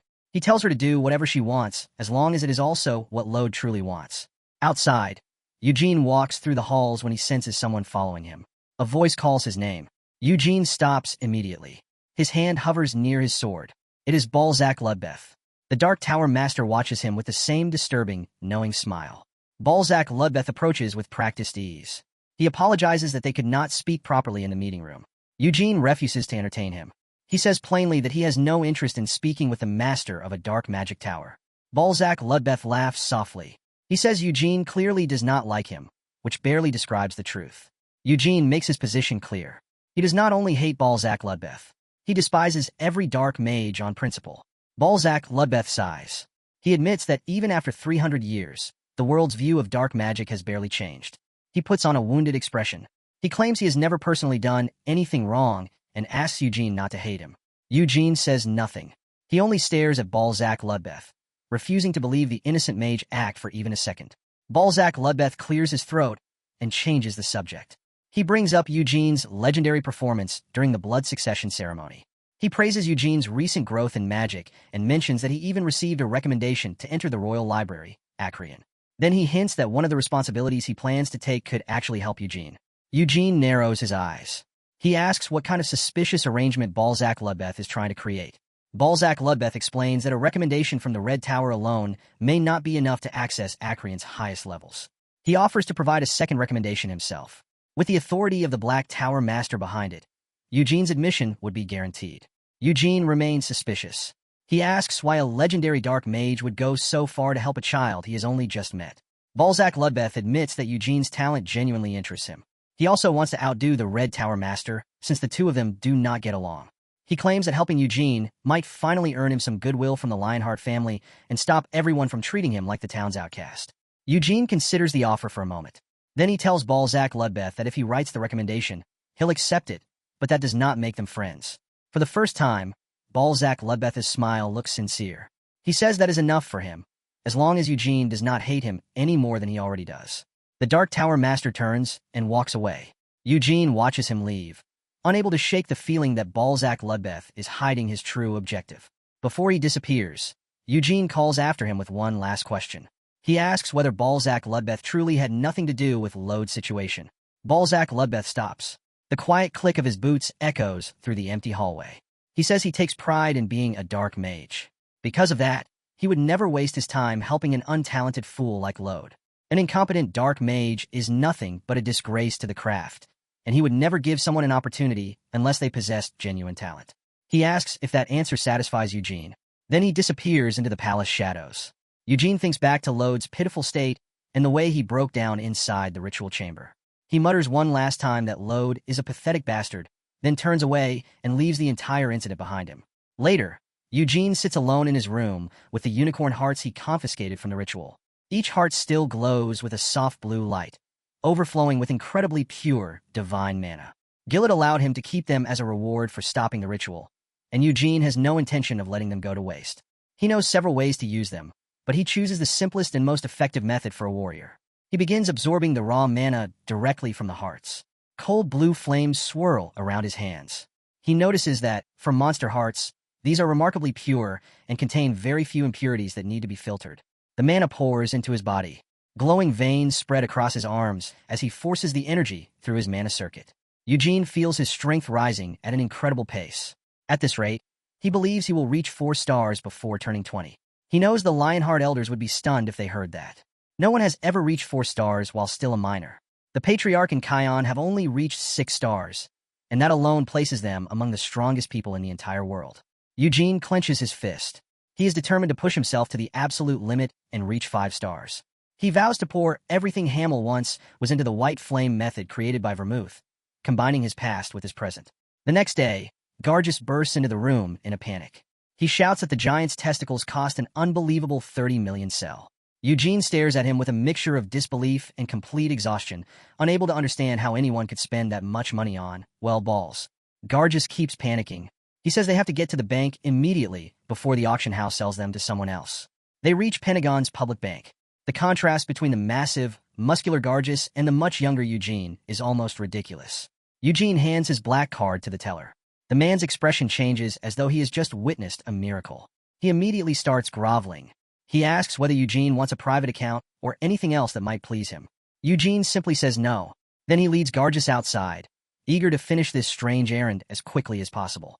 Gargus is thrilled. He says this is a once-in-a-lifetime opportunity to see a real giant's equipment with his own eyes. Eugene looks as though he regrets every decision that brought him here. He asks whether Gargus has completely lost his mind. After a sigh, Eugene decides to follow along. His main reason is curiosity about the technique Gargus uses. Gargus even offers to share some of the essence with him. Eugene rejects that offer immediately. He makes it clear that he has no interest in the testicles. What interests him is Gargus's red flame method. Eugene wants to see how it differs from his own white flame method. He is always searching for ways to improve his fighting style. As they move through the crowded square, Eugene's instincts suddenly flare. He stops mid-step. His golden eyes widen when he notices someone in the distance. A familiar color flashes through the crowd. Gargus stares in confusion as Eugene suddenly vaults over a nearby wall. His speed turns him into a blur. Eugene lands on the other side and breaks into a sprint. He slips between pedestrians with pure shock written across his face. Inside his head, one thought keeps repeating. Could it be? Is it really her after all this time? His heart slams against his ribs. Every nerve in his body goes on alert. He pushes through the crowd and nearly knocks people aside as he desperately tries to keep the figure in sight. Eugene knows he did not imagine it. That unnatural purple hair belongs to someone with an enormous amount of mana. His boots scrape across the pavement when he finally closes the distance. From behind, he sees a girl wearing a large witch's hat. She walks calmly through the busy city. Eugene barely manages to whisper the name of his old friend. Senya. The girl begins to turn. Light falls across her purple hair. For Eugene, the entire world seems to stop. Eugene stands frozen. He stares at the purple-haired girl who looks exactly like the woman he died for 300 years ago. His thoughts race. Countless questions fill his mind, but his heart pounds so violently that he can barely speak. Senya looks unchanged from 3 centuries earlier. Eugene, however, now wears an entirely different face. That realization hits him at once. She will not recognize him. He considers telling her the truth. Then he imagines how she would respond. She would probably tell him to stop talking nonsense and punch him in the stomach. Eugene gathers his courage and calls her name. Senya. For the first time, the usually hardened MC's expression softens. He reaches toward her shoulder. His hand trembles as he tries to reconnect with his oldest friend. But when his fingers reach her, they pass straight through. She feels like mist and starlight. Eugene's eyes widen. He closes his hand around nothing but empty air. At first, he thinks he has seen a ghost. Then his instincts tell him the truth is far more complicated.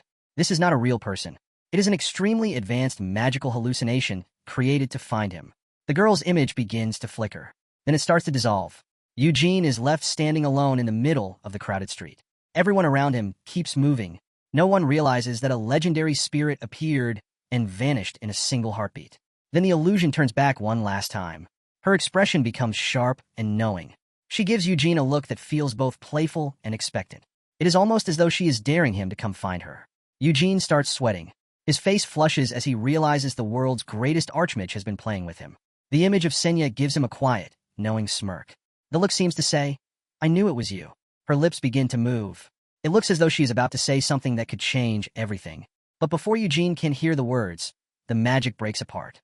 The hallucination shatters into thousands of glowing fragments. Those fragments transform into a swarm of blue butterflies. They rise into the afternoon sky. Eugene remains there, watching the final traces of his past disappear into the clouds. Then the truth settles in.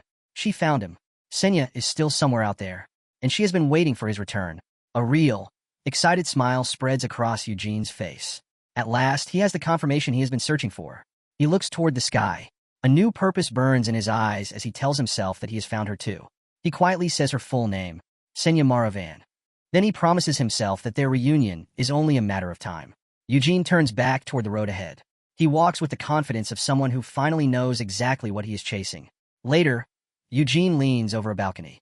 He thinks about the fact that Senya is definitely still alive and active. Her decision to search for him proves that much. But the hallucination also tells him she cannot come here in person.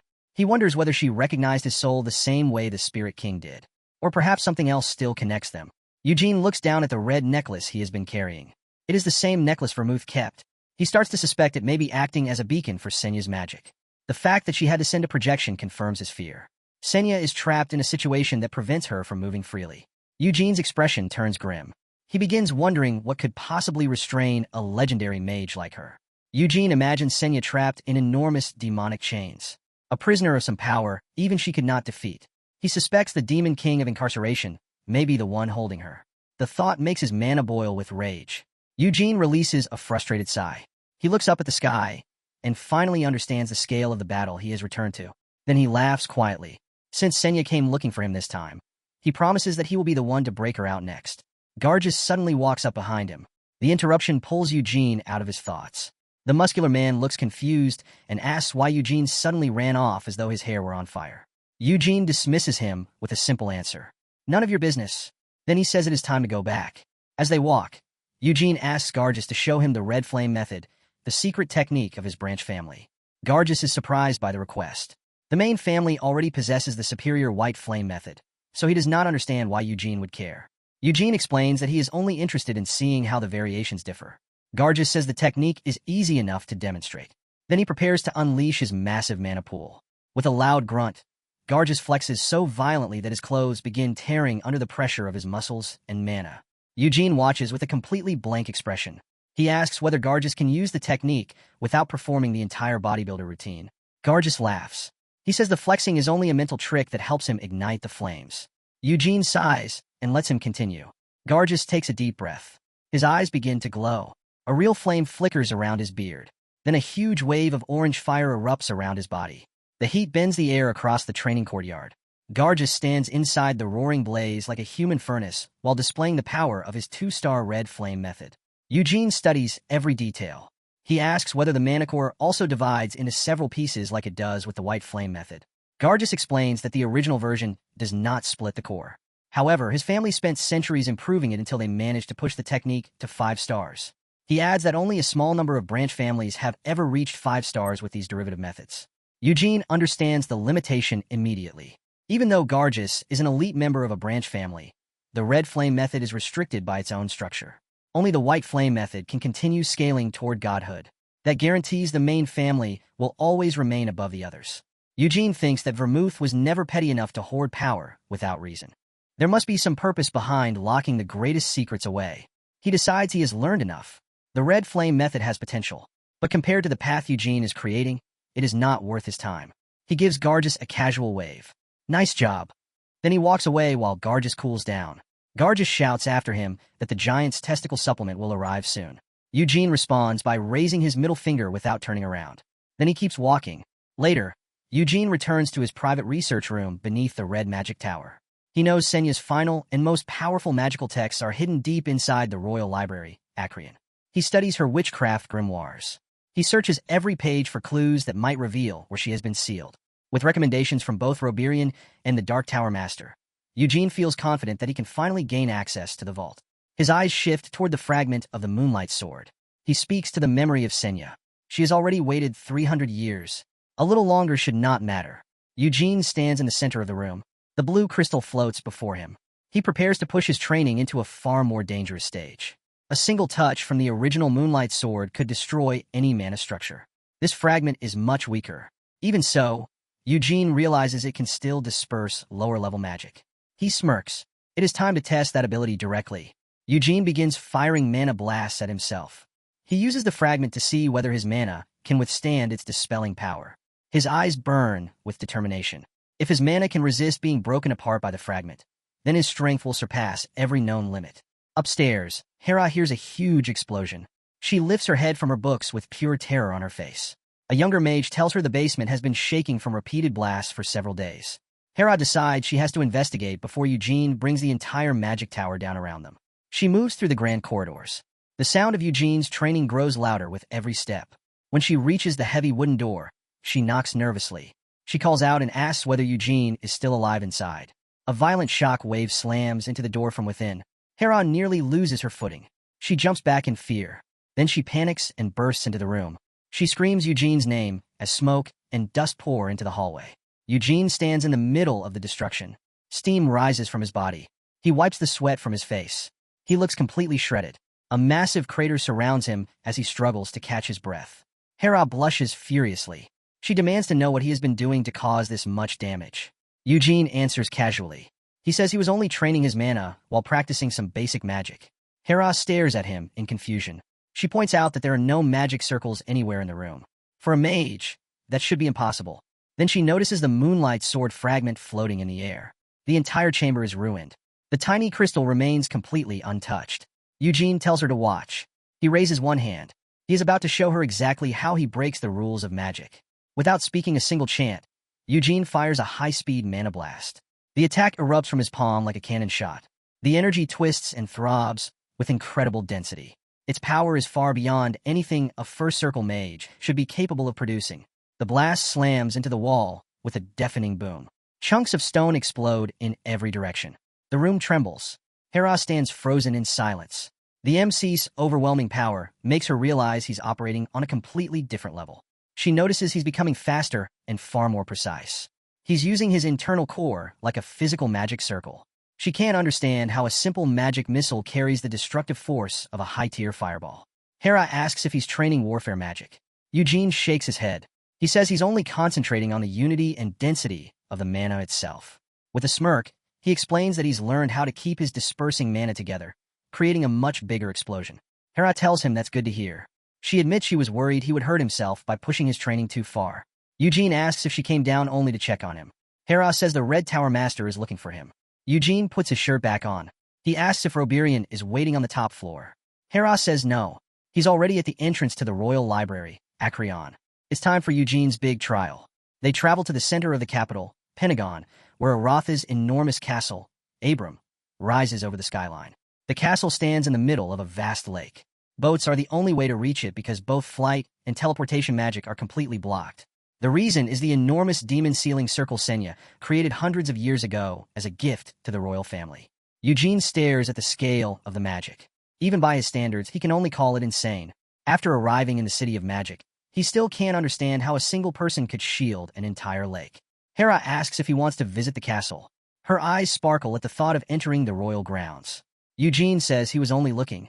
He knows a place like that isn't somewhere people can simply walk into. Hera explains that only tower masters and high-ranking nobles are allowed to set foot inside Abram. She adds that even the tower masters cannot use magic there unless they have sworn absolute loyalty to the royal family. Eugene quickly understands the implication.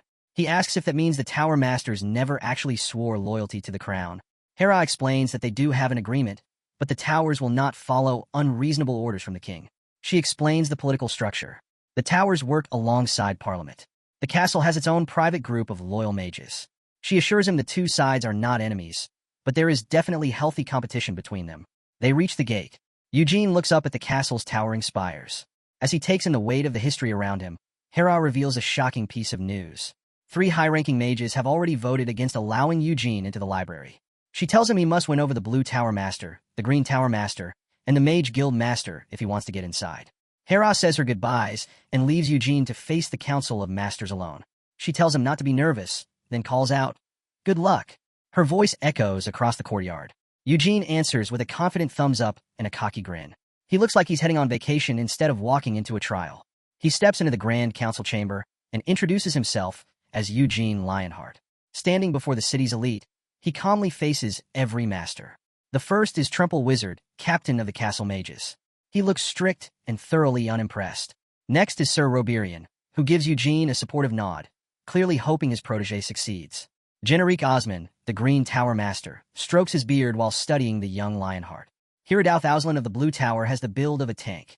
He fixes Eugene with a heavy, intimidating stare. The eccentric Melkith Elhaya of the White Tower is also present. She looks bored as she spins her rings. Balzac Ludbeth sits quietly in the corner with his shades on, revealing nothing. Edgar Gyron, the Mage Guild Master, already looks convinced Eugene is a waste of time. The Prince of Arath, Hanain Ubrama, tells Eugene to raise his head. His voice carries calm authority. He says he has heard Eugene's name for years and has always wanted to meet the genius of the Lionheart family. Eugene recalls the stories about Hanain Ubrama. The prince was known as a genius who reached the fifth circle before even becoming an adult. The Blue Tower Master finally speaks. He admits he has heard plenty about Eugene, but his skepticism remains. He asks the question on everyone's mind. Aren't swordsmanship and magic completely different? How can a warrior become a scholar of the Royal Library? In his mind, a 17-year-old who only recently started learning magic has no place in Acreon.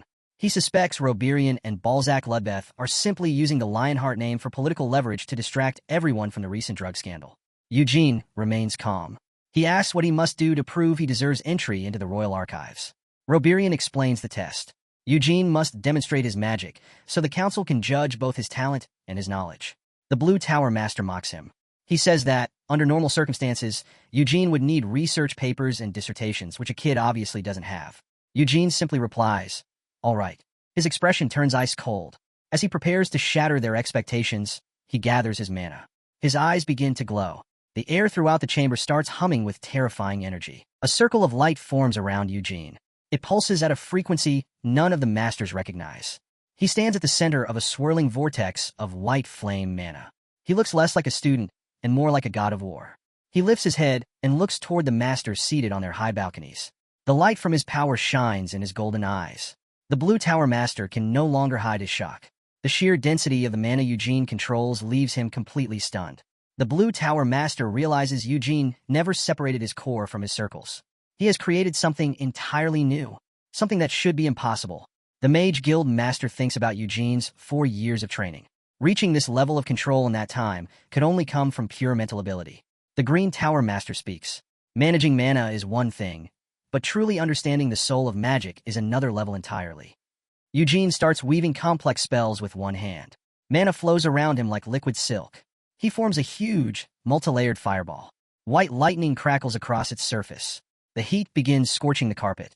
Without speaking, Eugene changes spells instantly. Every movement is so fluid that he seems to be dancing with the energy. The captain of the castle mages starts sweating. Eugene understands every spell perfectly. He does not even need to chant. Then the captain asks the most important question. Can Eugene use magic and sword aura at the exact same time? The Green Tower Master leans over the edge. His face turns pale as he waits for an impossible answer. Eugene gives them a mischievous smirk. He looks like he has been waiting for someone to ask. In a flash, he draws his sword. The steel rings as it catches the chamber's magical light. Melkith Elhaya, the White Tower Master, leans forward. Her eyes widen as she senses Eugene's power suddenly surge. His sword begins glowing with brilliant blue light. Physical aura and magical mana fuse together perfectly. Eugene stands before them with a sword of light in one hand and a magical shield in the other. He is a true hybrid monster. The masters lose their composure. Eugene's mana unity is so powerful that even a high-level dispel could not deactivate his spells. Roberian turns toward the council and asks what they think. His voice carries the unmistakable energy of someone saying, "I told you so." The Green Tower Master admits they need to seriously discuss what they have just witnessed. Roberian asks Eugene to wait outside while the council casts its final vote. Eugene bows respectfully. He sheaths his sword and leaves the chamber. He walks through the long hallway. His footsteps echo across the silent golden palace. After closing the heavy doors behind him, Eugene leans against the wall and exhales. The adrenaline finally begins to fade. Back inside, the Blue Tower Master turns toward Roberian. His voice booms with suspicion. He asks whether Roberian secretly trained Eugene or gave him advanced lessons without telling the council. For the 10th time, Roberian denies it.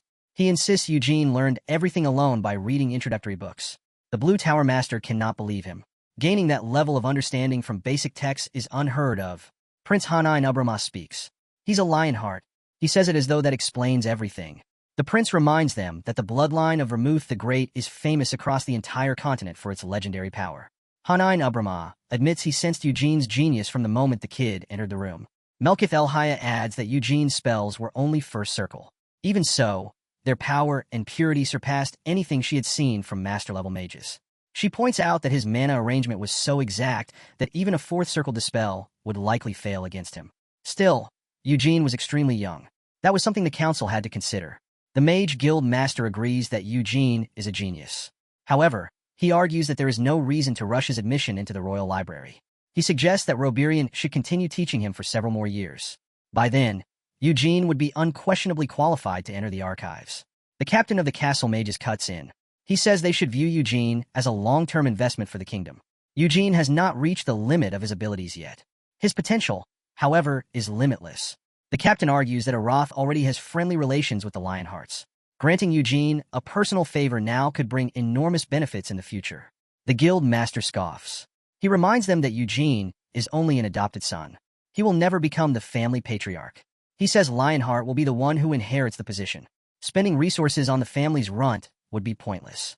He also brings up Lode, calling him a failure. In his view, the adopted genius has no chance of winning the struggle over the family's future leadership. Balzac Ludbeth gives a dark, knowing smile. He warns the council not to underestimate Eugene's position within the main family. The captain adds that Eugene may leave the main house someday. That would be the perfect moment for Aroth to recruit him. He imagines a future where Eugene reaches a godlike level and becomes a reliable ally. An ally who remembers the favor Aroth granted him today. Balzac Ludbeth reminds them that Eugene already proved himself during the blood succession ritual 4 years earlier. He defeated every blood heir. Balzac stares into the distance. His eyes glow red behind his shades as he wonders whether Eugene could become the second coming of Vermouth. The Green Tower Master lets out a brief, dry laugh. He is clearly entertained by the heated argument surrounding a teenager. He asks Balzac whether those grand claims are his own, or whether he is speaking on behalf of someone else. Balzac pretends not to understand. He tilts his head and asks what the Green Tower Master could possibly mean. The Green Tower Master asks whether the Demon King of Incarceration is influencing Balzac's praise of Eugene. Balzac laughs off the accusation. He says the Demon King is far too occupied with the internal affairs of the demon realm, Helmut. Then his tone becomes dark and heavy. Balzac says that if he were truly speaking for the Demon King, he would not be using words. He would be using real power to force the council's decision. The room suddenly turns freezing cold. The shadows deepen as a trace of Balzac Ludbeth's true aura escapes. He quickly apologizes for sounding hostile. He claims he is simply devoted to carrying out the Demon King's hypothetical wishes. The prince orders everyone to stop drifting away from the subject. He tells them to focus on the decision before them. Melkith Elhaya stands up. She says they are not going to agree anytime soon, so they should stop talking and cast the final votes. The prince agrees. He says he will vote first and set the tone for the council. With a bright, confident smile, he officially supports the recommendation. The trial is over. Eugene Lionheart is granted entry into the most restricted library in the world. The Royal Library, Acreon, is not just a place filled with dusty books. It is a massive fortress of knowledge. It holds the life's work of every legendary mage who left a mark on history. Eugene looks around. The walls seem filled with Aroth's history. The place feels more like an expensive museum than a library. The building rises 15 stories high. Eugene already knows where he wants to go. Senya's personal writings are stored on the upper floors. They are hidden between the 12th and 15th levels. Before Eugene can take a single step, a voice breaks the silence. It calls out to him as though he is just some random kid. The speaker is Melkith Elhaya, the White Magic Tower Master. She skips toward him with a wave and a grin far too cheerful for such a serious place. Melkith is a living legend. She is the greatest spiritualist of the era. She is also the first person in history to form contracts with 2 spirit kings at once. Even without her spirits, she is still a top-tier mage. Eugene is not impressed. He only stares at her and waits for her to stop talking so he can move on. Melkith confirms that the meeting is finished. She explains that if they had waited for everyone to agree, the argument would have lasted for days. So they skipped the discussion and went straight to a vote on Eugene's fate. The final result was 5 votes in favor. 2 were against. 1 person refused to choose a side. Since the majority supported him, Eugene immediately asks whether he is finally allowed to visit the upper floors. Melkith gets annoyed. He does not even seem curious about who voted against him. Eugene's reasoning is simple.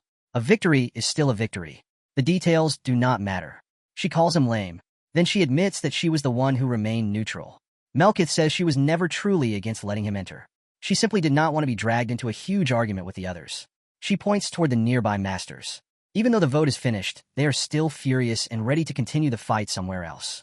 The blue magic tower master looks especially irritated. His face is twisted into a deep scowl. He lets out a heavy grunt. He is clearly unhappy that a teenager now has free access to the kingdom's most sacred archive. Melkith leans closer and whispers that the situation is actually hilarious. Even the Blue Tower Master eventually gave in and voted yes. Melkith says the Blue Tower Master acted like he hated Eugene from the moment he entered the room. Even so, he changed his vote at the last second. She tries turning it into a game. She asks Eugene to guess which two masters voted against him. Eugene's patience is already gone. He snaps at her. Melkith tells him anyway. The Green Magic Tower Master and the Mage Guild Master were the two who voted no. His reaction leaves her genuinely confused.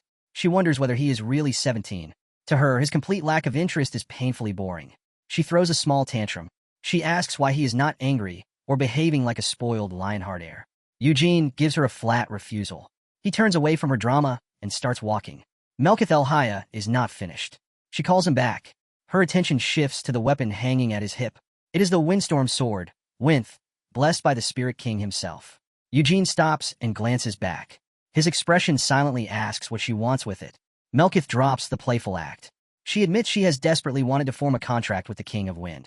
The spirit never answers her calls. She already has contracts with the Kings of Thunder and Earth. The Wind King, however, is the greatest prize. He refuses to work with anyone. Melkith begins ranting. She says she even sent a letter to the Lionheart main house. They treated her like an ordinary thief who planned to steal their treasure. Eugene refuses. He tells her he cannot hand over a family heirloom that technically belongs to the patriarch. Melkith's entire mood changes. Her eyes begin to glow, and her expression turns unsettling. She begs Eugene to let her hold the sword for a short time. She promises not to tell anyone.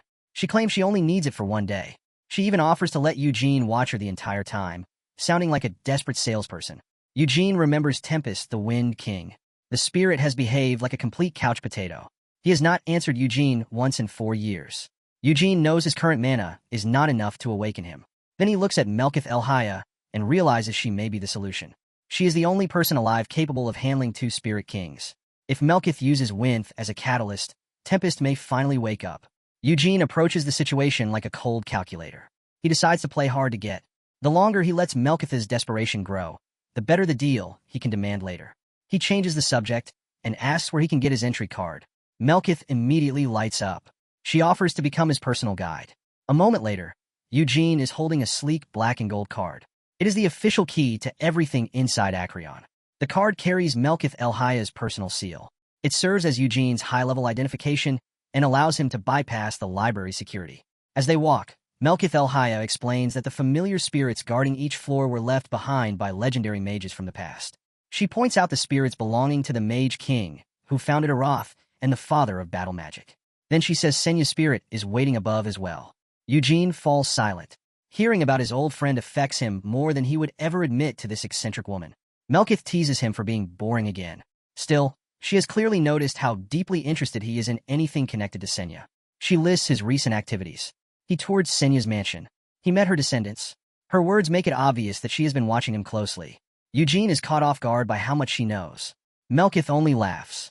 She reminds him that he is basically a celebrity in this city. When Eugene refuses to lend her the sword again, she calls him kind of a jerk. He does not react. I'm not, Eugene says, shutting her down completely. They finally reach a pair of huge white doors covered in ornate designs. They look more like the entrance to a palace. Melkith points to a slot beside the doors. She explains that only Eugene's ID card can activate the elevator inside. Eugene inserts the card. It clicks into place.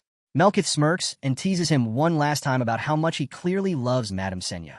The elevator doors slide open.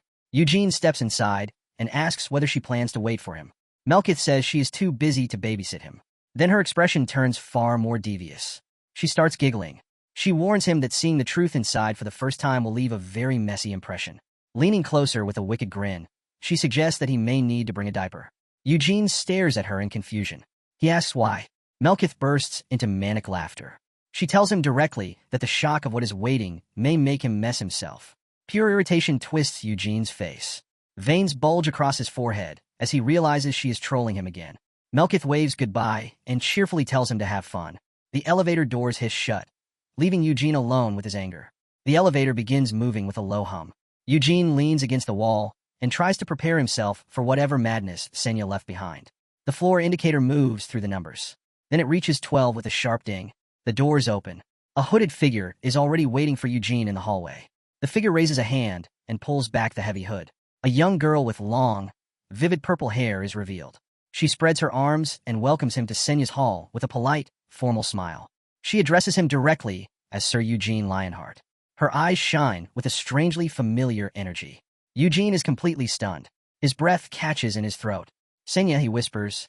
Eugene stares at her in disbelief. He asks if she is really the Senya he once knew. The girl gives him a blunt answer. "Nope." She puts her witch hat back on and explains that she is only the familiar spirit assigned to manage this floor. Eugene remembers Melkith El-Haya's warning about the familiars. Even after 300 years, Senya's presence still remains through this magical creation.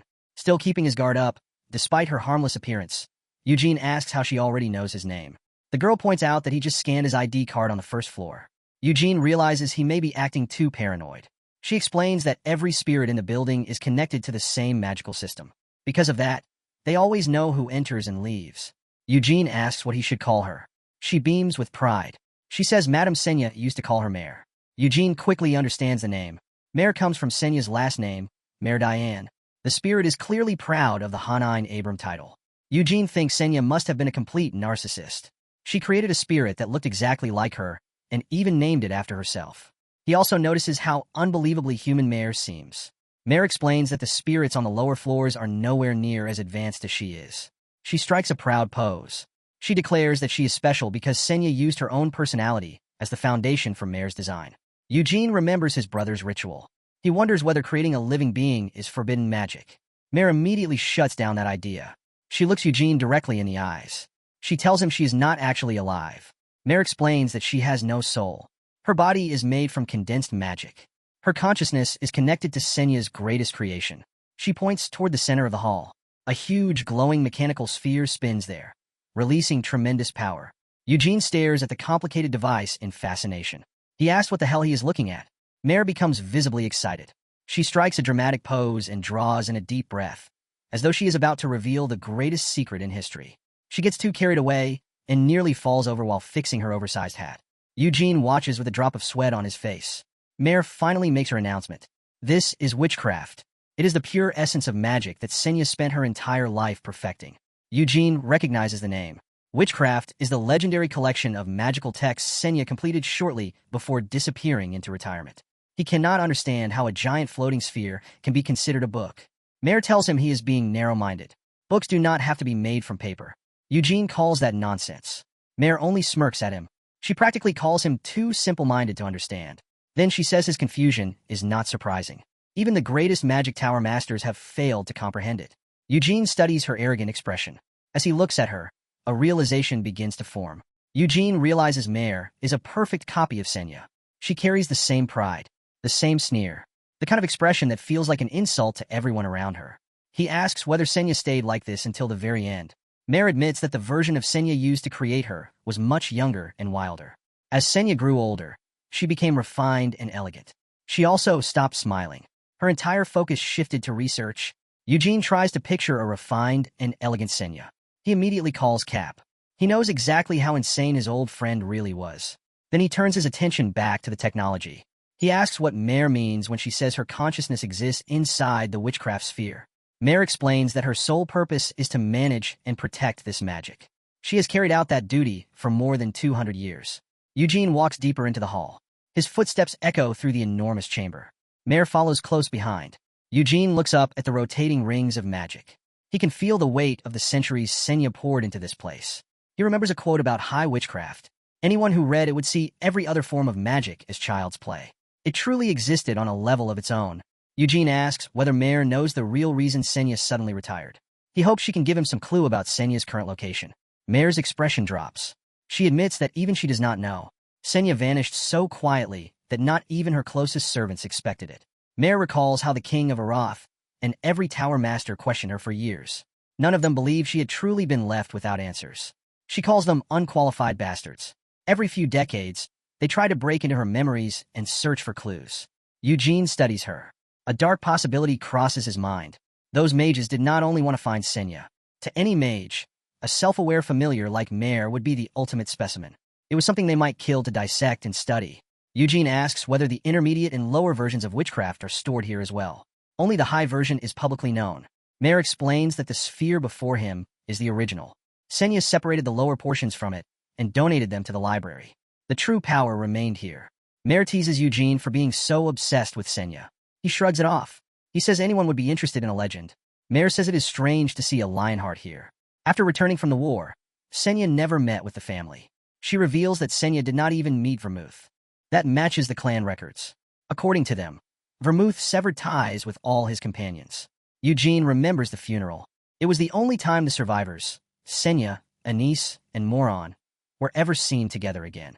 The entire situation feels deeply suspicious. Vermouth may have been a loner. Still, cutting off the people who fought through hell beside him makes no sense. Eugene asks whether Senya ever spoke about her old companions when she and Mare were alone. Mare says Senya called Moron a dumbass. She also said Anise was as sneaky as a snake. Eugene hesitates. His voice trembles slightly as he asks the most important question. What about Hamel? Mare answers with a list of insults. Idiot. Piece of trash. Total loser. Eugene immediately snaps. He reminds her that she just said Senya had become refined. Mare's expression softens. She explains that refined people can still swear. But whenever Senya spoke about Hamel, she looked ready to cry. Out of everyone, Senya suffered the most after Hamel died. Eugene falls silent. The guilt of leaving her behind begins eating at him. Then he asks one last question. It is about Vermouth. Mare's face turns blank. As she prepares to answer, she reveals that Senya never praised Vermouth. She never insulted him either. She never even judged him. Senya behaved as though Vermouth did not exist. Eugene stands before a massive portrait of Senya. He stares at the face of the woman he once considered his closest friend. It is the same portrait he saw in her mansion, but something about it feels wrong. Mare points at the painting. She bluntly says Senya's smile is completely fake. Then she recalls a memory. When Mare was younger, she once asked Senya why she wanted to leave behind a smiling portrait when she was always so sad. Young Mare could not understand why someone living in constant sorrow wanted to be remembered that way. Senya's shadow fell across the painting. She explained that future generations should see a smile instead of the face of someone who had already given up. Mare admits she has never left this hall.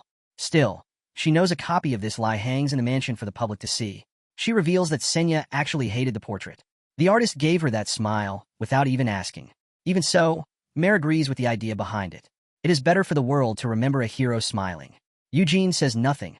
He stares at the false smile and feels the weight of the loneliness Senya must have carried. Feeling some sympathy, Eugene reaches out to pat Mare on the head. She dodges him with a sharp movement. Mare glares at him. She warns him not to cross the line. Eugene awkwardly apologizes. He says it was only a reflex. Mare shouts that she has lived for 200 years. She refuses to be treated like a baby just because she is short. Then she moves on. Mare explains that witchcraft is not the only treasure kept in this hall. Senya's personal equipment is stored here as well. She leads Eugene toward a pedestal. On it rests a staff. Mare says it was Senya's absolute favorite. The staff is made from a twisted piece of wood. A huge red gem sits at the top. It glows in a steady rhythm, almost like a heartbeat. The light fills the room with overwhelming power. Eugene's eyes widen. He recognizes the weapon. Acacia, he whispers. Mare smirks. She says she knew he would recognize it. Then she begins explaining where it came from. She tells him about a legendary fairy tree. It grows only at the center of the Great Samar Forest, the homeland of the elves. The elves believe the tree contains the spirits of their ancestors. They also believe it literally keeps the world from collapsing. Mare reveals that the proud elves once cut a root from the world tree to create this staff as a gift for Senya. Eugene knows Senya was human. Even so, she had deeper ties to the elves than anyone else alive. A flashback shows an infant Senya abandoned in a basket deep inside that same forest. A passing elf heard her crying. The elf chose to raise the human child as one of their own. The elves were not fond of humans. Still, they could not ignore Senya's incredible talent. Eventually, they taught her the secrets of elven magic.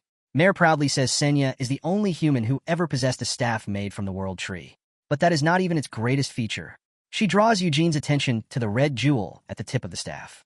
Its many facets shine with a blood-red glow. Then Mare reveals the truth.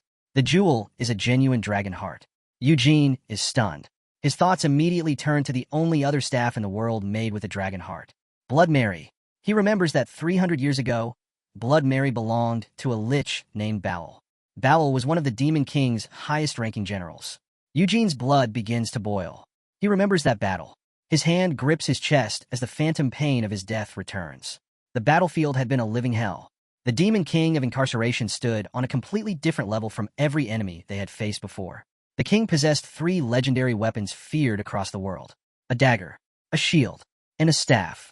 Eugene remembers the staff of incarceration. It was the weapon that ended his life. He had broken through the shield, but doing so left him with a terrible wound. That injury created the opening his enemy needed. By the time Eugene finished his duel with Balal, a hole had been torn through his chest. His journey ended there. Eugene forces the memories aside. He looks at Mare and asks if he can hold Acacia. Mare smirks.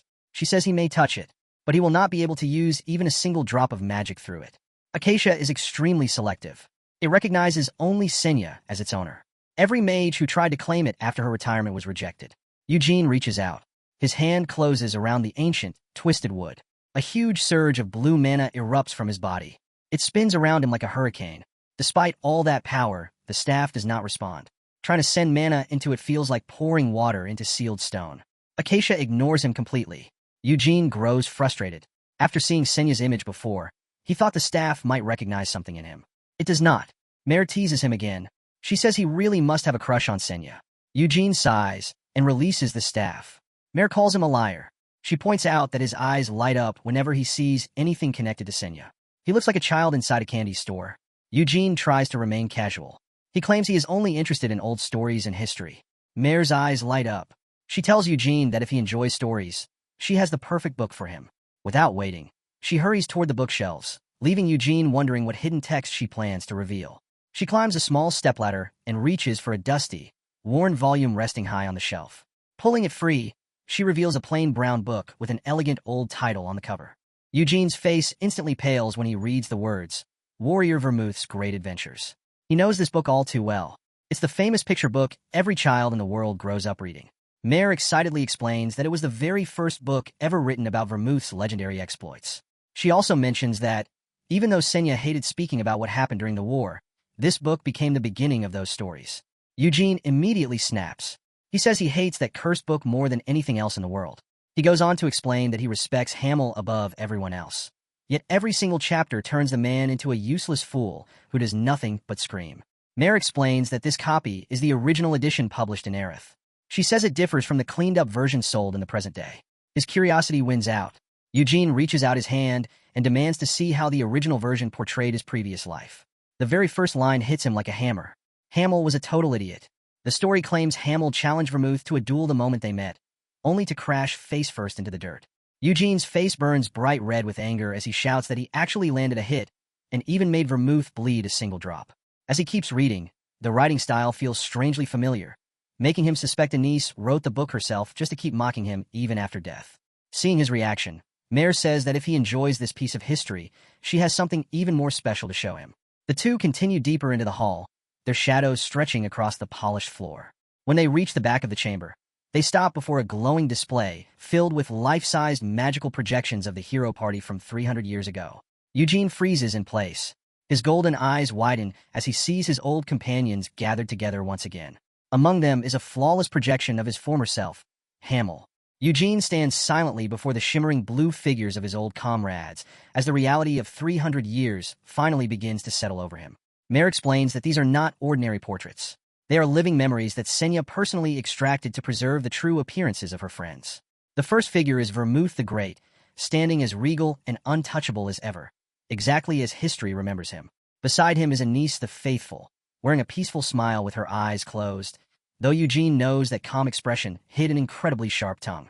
Then comes Moron the Brave, a man so enormous and rugged that he looked far more like a wild troll than a human knight. And finally, there he is, Hamel the Foolish. He wears the grin of a born troublemaker, looking ready to pick a fight with anyone. Mare explains that Senya's Hall is the only place left in the entire world where a memory of Hamel's face still survives. Eugene barely listens. He's too busy admiring how handsome his former self was. Mare is horrified. She assumes he's talking about Vermouth. Eugene quickly corrects her. He's talking about Hamel. That only makes Mare wonder if he's completely lost his mind. Eugene refuses to back down. Blushing, he insists Hamel had a wild beast charm that the history books completely failed to capture. Mare answers with nothing but a deeply judgmental stare. An awkward silence settles between them as Eugene awkwardly tries to brush it off. They eventually sit at a research table surrounded by the greatest achievements of human magic.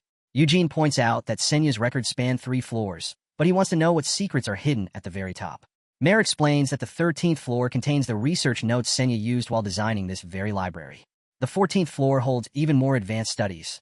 The material is so difficult that even a genius would struggle to understand it without guidance. Eugene wonders if anything there could really be more important than witchcraft, the legendary magic system he came to obtain. Mare smiles and tells him it isn't something words can explain. He has to experience it himself. She leads him back to the glowing mechanical sphere. Ancient energy pulses from the heart of Senya's legacy. Mare explains that witchcraft optimizes mana circles. It increases their power by removing the need for lengthy chants. She says its magic works through a split consciousness, allowing mana to flow into the body and act on its own whenever danger appears. Growing more excited, she explains that this perfect drive surpasses ordinary circle magic because it forces out the absolute maximum output. Eugene's brain is practically shutting down. He looks at her and admits he didn't understand a single word of that explanation. Mare only laughs and says, if it were that easy to explain, it wouldn't be the greatest magic book in human history. Eugene gives up on the lecture and asks the only question that matters. How is he supposed to read it? Mare tells him to close his eyes, open his palm, and pour his mana directly into the core of witchcraft. He reaches toward the glowing sphere. The air crackles as his hand approaches the source of Senya's power. The moment his mana connects, a brilliant blue flash explodes outward and instantly engulfs him.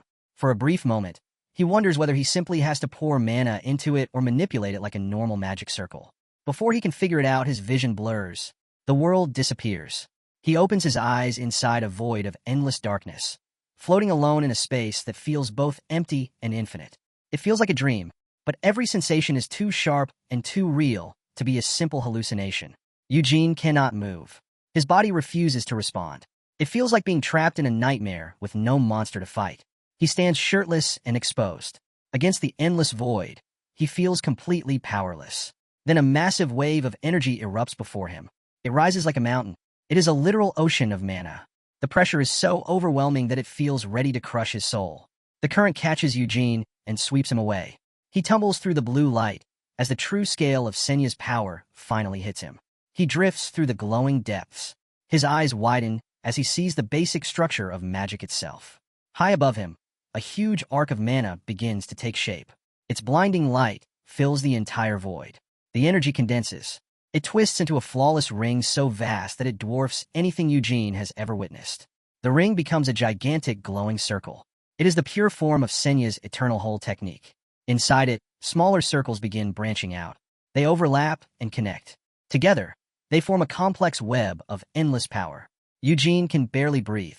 He stares at the mechanical perfection of a system that should not be possible. This is not merely ninth circle magic. It has gone far beyond the limits of humanity. The shock becomes too much. His mind is thrown back into reality. Eugene crashes face first onto the library floor with a heavy thud. He drops to his knees and gasps for air. Mare stands over him with a smug grin, sweating and panicked. Eugene looks up and asks whether he did anything strange while he was unconscious. Mare chuckles. She says passing out the instant he touched the orb was already strange enough. Then she tells him not to worry. Most mages wet themselves during the experience. Eugene only foamed at the mouth for 2 hours. She then reveals that the legendary White Tower Master and Blue Tower Master both lost control and soiled themselves when they tried it. Eugene remembers Melkith El-Haya's warning about diapers. He finally realizes she was not joking. She had been speaking from her own traumatic experience. Mare asks what it felt like to enter Senya's mind and witness her ultimate magic. Eugene admits it was extremely difficult to understand. Even so, he feels like he is beginning to grasp its core. He brings up the drive of the circle. He is amazed by how the countless rings kept dividing and regenerating without end.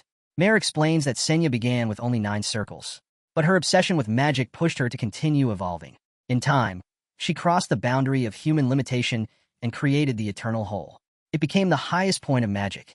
Senya remains the only person who has ever reached it. Every mage in history has tried to achieve the same thing. Yet for centuries, no one has managed to break through the wall of the 9th circle.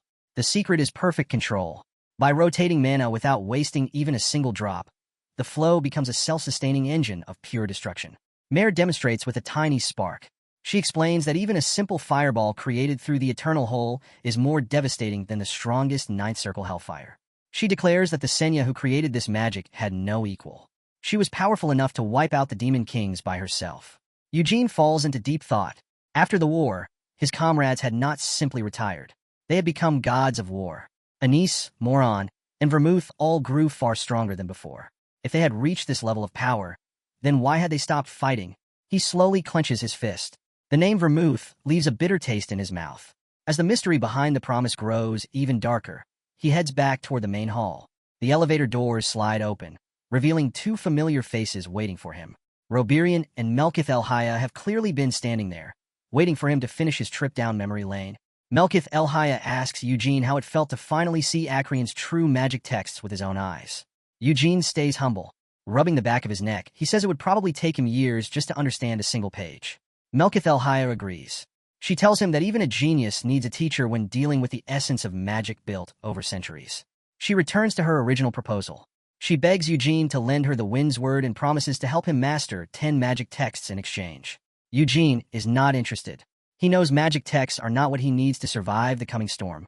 With a smirk, he tells her he wants something more practical. An item, a treasure, something that can actually help him in a real fight. Melkith El-Haya's smile sharpens. Realizing this kid negotiates like a seasoned veteran, she offers him a powerful magic staff instead. She explains that it will improve his mana control and make casting spells much easier. Before she can finish, Roberian suddenly cuts in. He tells Eugene that he can borrow any of his own legendary staves whenever he wants, completely ruining Melkith El-Haya's offer. She immediately snaps at him. She asks why he is being so stingy when he does not even have a contract with the Spirit King. She accuses Roberian of acting like a petty old man because he is afraid she will become too powerful after forming a contract with the King of Wind. She reminds him that they have been friends for decades.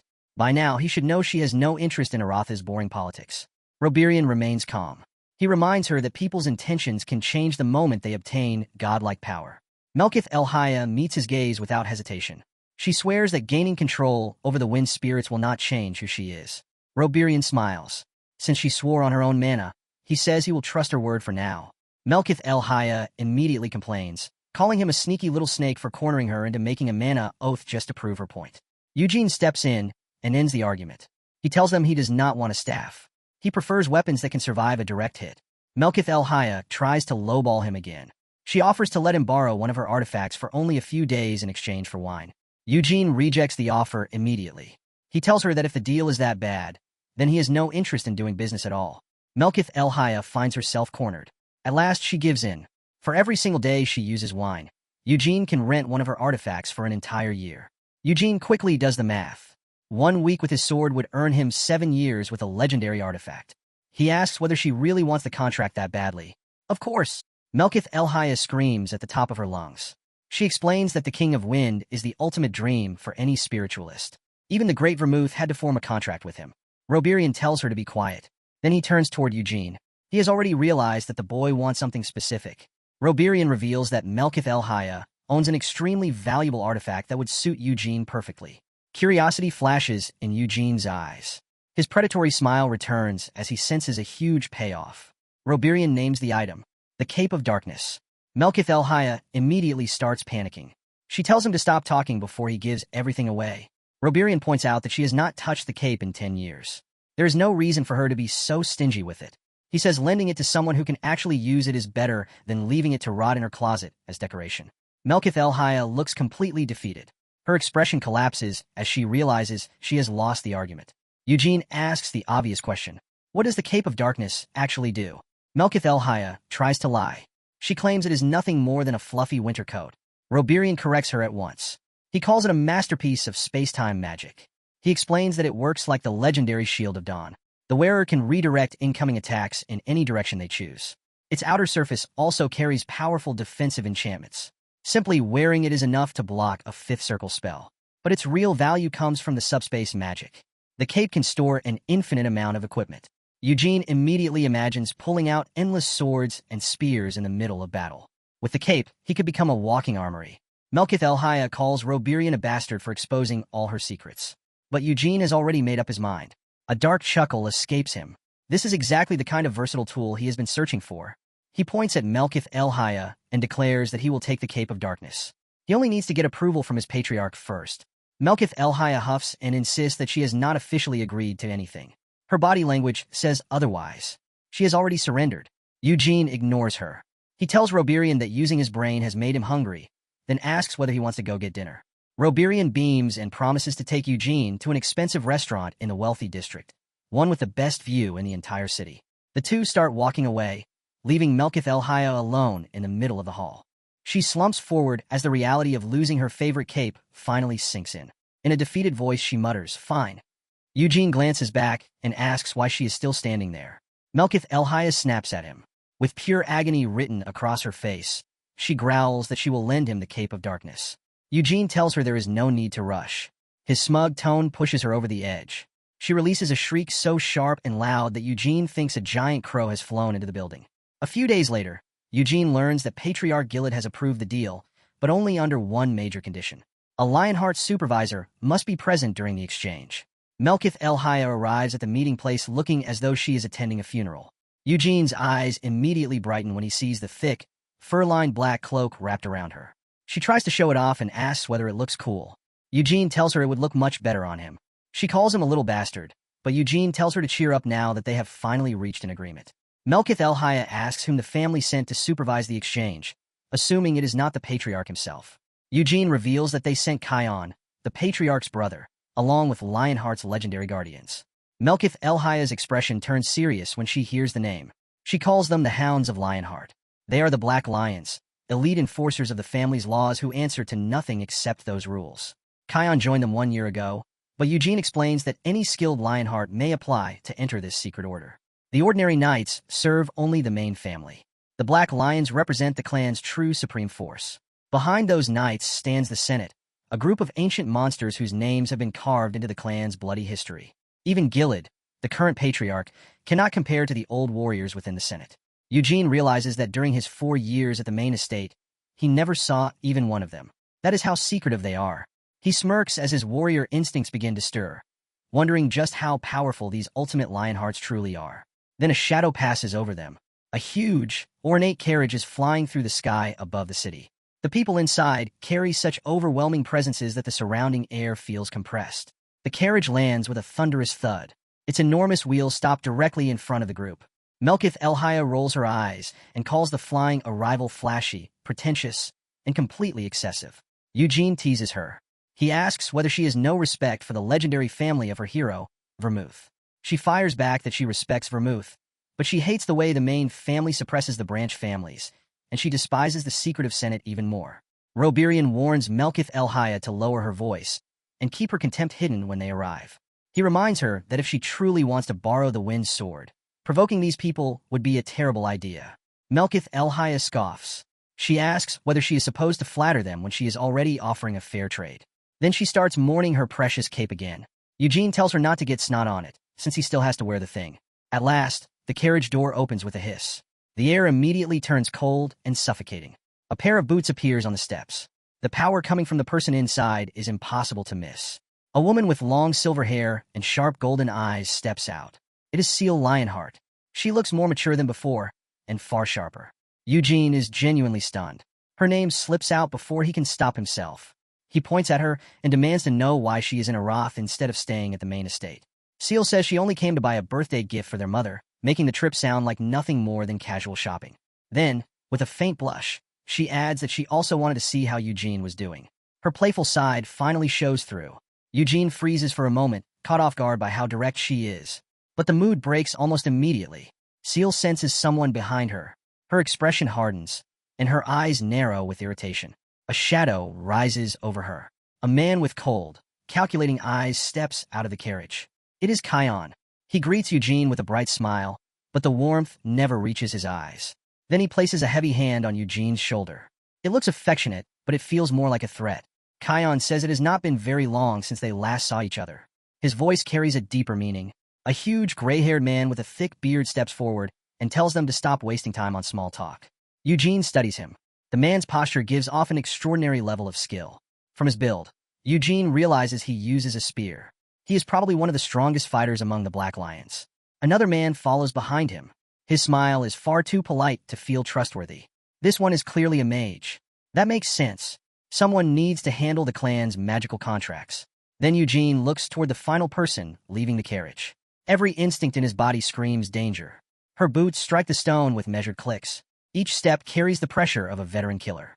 She stops between the two men, Her presence is so overwhelming that both the spear user and the mage seem inexperienced beside her. She has long silver hair. Her golden eyes burn with a cold and terrifying light. Eugene notices her hand. It is steady and covered in calluses. That is the hand of someone who has spent decades perfecting combat. She carries no weapon. That tells Eugene she is probably a hand-to-hand fighter. And from the way she is dressed, there is no doubt. She is the one in command. She turns to Reborn and asks whether it has really been 20 years since he became the Red Magic Tower Master. Reborn laughs awkwardly. He reminds her that the last time they met, he said he would soon take control of the tower. She bluntly replies that too much time has passed, and she could not care less about his promotion. Then her eyes shift toward Eugene. For the first time, a chill runs down his spine. She introduces herself as Carmen Lionheart, his grandaunt. She looks young enough to be his sister. Eugene is completely thrown off. His mind struggles to untangle the family tree. He realizes she must be the patriarch's aunt, a living legend who has remained at the height of the family's power for generations. Her youthful appearance does not surprise him. What confuses him is why someone of her status traveled all the way to Arath for a simple exchange of items. Reborn suggests continuing the discussion inside, away from the cold wind. Everyone gathers around a massive wooden table. The room feels heavy with the tension of two major powers negotiating. Carmen Lionheart takes the seat at the head of the table. She is the third captain of the Black Lions, a woman who chose battle over marriage and family. Nathan Lionheart sits on her left. He is the vice captain of the 3rd Legion and a veteran from a branch family. Polygo Lionheart is also present. As a mage from the magical branch, he is there to formally supervise the agreement with Melkith El-Haya. Polygo reviews the terms. For every day Melkith El-Haya keeps the wind's word, Eugene will receive the Cape of Darkness for 1 year. Melkith El-Haya confirms the deal. Her gaze never leaves the sword resting on the table. Polygo summons a magical contract. Blue light shines across his calculating smile. The contract floats toward Melkith El-Haya, filled with the binding magical laws of Arath and the Lionheart clan. Melkith El-Haya notices a clause requiring compensation if the sword is destroyed. She asks what it is supposed to mean. Carmen leans against the window and gives her a flat answer. If she breaks the sword, she will pay with her life. Carmen declares that wine is a priceless treasure. If Melkith El-Haya wants to use it, then she must be prepared to die protecting it. Melkith El-Haya immediately becomes defensive. She argues that her life is worth far more than any piece of metal. Carmen takes a pull from her cigar. Then she coldly tells Melkith El-Haya that her life may hold value in Arath, but it means nothing to the Lionhearts. Polygo steps in to calm things down. He tells Melkith El-Haya that she does not truly need to risk her life. As a fellow mage, he trusts her ability. He does not believe someone of her skill would make an amateur mistake like breaking a legendary weapon. Then his eyes darken. He warns her that if something does happen, they will discuss the consequences when the time comes. Melkith El-Haya asks whether they plan to take control of her afterward. Her voice trembles with anger. Carmen tells her that if she cannot accept the risk, she should walk away. The family never wanted to lend her the sword in the first place. Melkith El-Haya scoffs. She says they only came because she is a tower master and they need her influence. Carmen rises from her seat. She checks a huge silver pocket watch hidden inside her coat. Then she reveals why she is really in town. In 1 hour, she is meeting Balzac Ludbeth to handle the Eode problem and interrogate the dark mage being held in Aratha's prison. Reborn's face turns pale. He reminds her that the Patriarch promised to obey Aratha's laws. But Carmen's plan sounds more like a declaration of war. Carmen Lionheart makes her position clear. She does not care about local law if the Lionheart name has been disgraced. Eugene cannot help smirking. He wonders why his granddaughter carries a pocket watch heavy enough to use as a blunt weapon. Melkith El-Haya points out how ridiculous it looks. She asks why Carmen needs both a pocket watch and a wristwatch. Then she asks why Carmen is holding a cigar she is not even smoking. Carmen ignores every question. She claims she already paid off the local government, so they would let her interrogate the dark mage however she wants. Eugene realizes the family must have spent a mountain of gold to make the king of Arath look the other way. With their revenge already arranged, Carmen returns to the deal. She asks Melkith El-Haya whether she is finally ready to sign the contract for the Windsword. Melkith El-Haya tries to remain composed. She calculates that securing a contract with the King of Wind should take only a few months. Then she gives a determined shout and officially accepts the agreement. She is ready to risk everything for a chance to wield that legendary spirit power. The deal is finalized. Melkith El-Haya follows Eugene outside, looking close to tears over losing her favorite cape for the next several years. Carmen notices the Cape of Darkness on Eugene. She admits the design is actually excellent. The fur collar especially catches her attention. She says it resembles a lion's mane, making it perfect for the clan style. Then she takes an exaggerated puff from her unlit cigar. She remarks that the color would look even better on a black lion knight. Eugene only stares at her. He realizes his granddaughter is a professional-level fashion hater. Carmen gives him a side glance colder than a winter storm. It is obvious she is not making casual conversation. Seal quietly tells Eugene to hand the cape over to Carmen. She claims the captain only wants to see how it looks on her. Eugene is confused because Carmen never asked for it. Seal reminds him that women like Carmen do not need words to get what they want. Carmen waits with her arms crossed. The other knights step forward and help drape the enormous black cloak over her shoulders. Eugene watches as Carmen tests the artifact's weight. The pressure in the room immediately grows heavier. She strikes several poses that look pulled from a high-fashion magazine. The cape flows perfectly with her intimidating presence. Carmen decides the artifact is decent.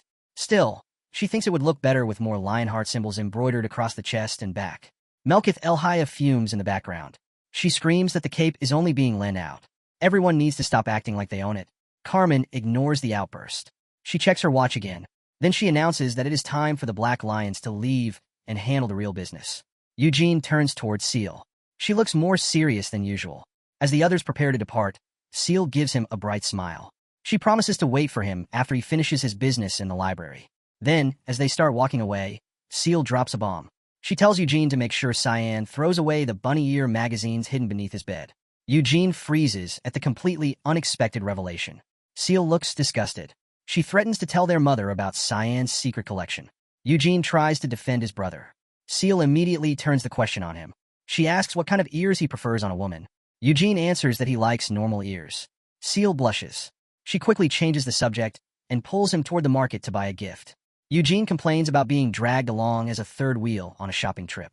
Seal insists that he come with her because she knows exactly what he likes. Eugene argues that he does not need to follow her around like a lost puppy. Seal gives him a look that says she is 1 second away from exploding if he does not stop talking and keep moving.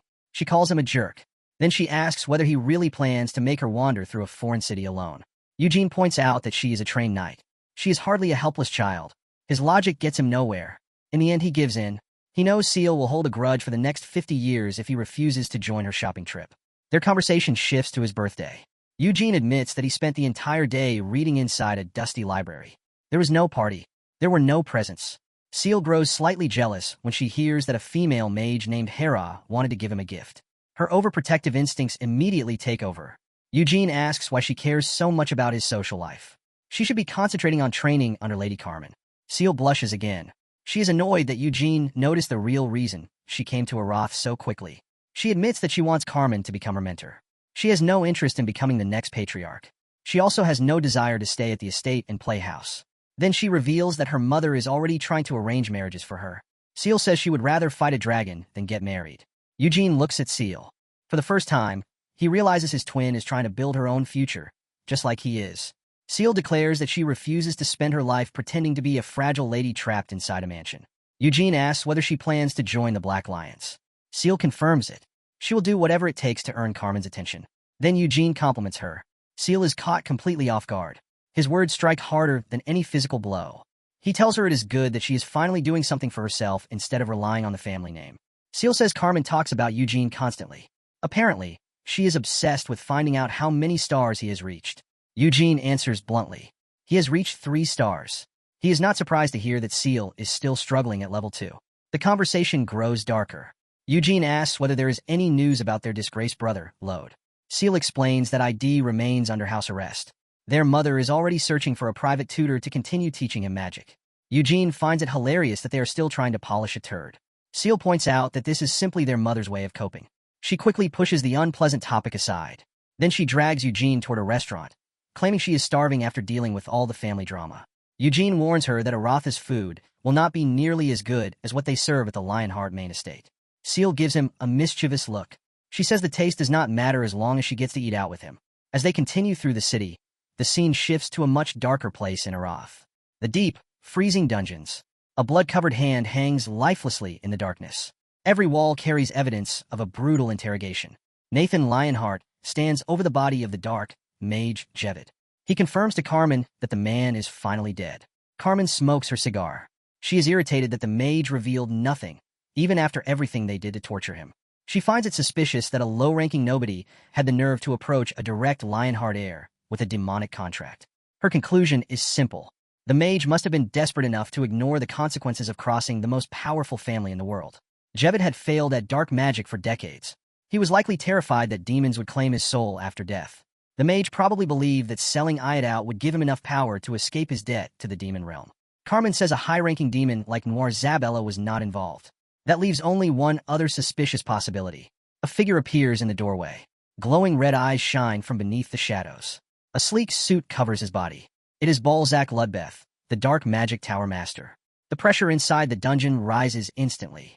The elite knights of Lionheart now stand face-to-face with the most dangerous mage in the city. Balzac Ludbeth stays calm. He acts offended. He says Carmen is unfairly blaming him for the entire mess. Carmen refuses to believe him. She says it makes far more sense that a genius like him is the one pulling the strings. Balzac Ludbeth lets out a quiet laugh. He adjusts his glasses. Then he asks what he could possibly gain by sabotaging the Lionhearts. He adds that if he were really the culprit, he would have hidden every trace so completely that no one could ever connect it back to him. Behind Carmen, Eugene and Nathan keep their eyes fixed on the Dark Tower Master. The room grows heavy with killing intent. Balzac Ludbeth explains that he has earned the trust of the Demon King of Incarceration, but that very trust has created countless enemies in the demon realm.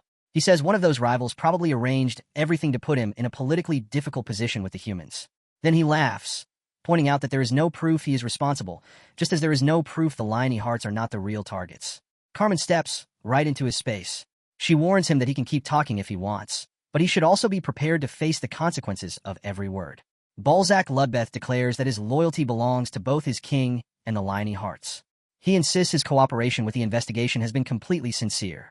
Then he adds that, as a human, he cannot help feeling insulted by Carmen's baseless accusations.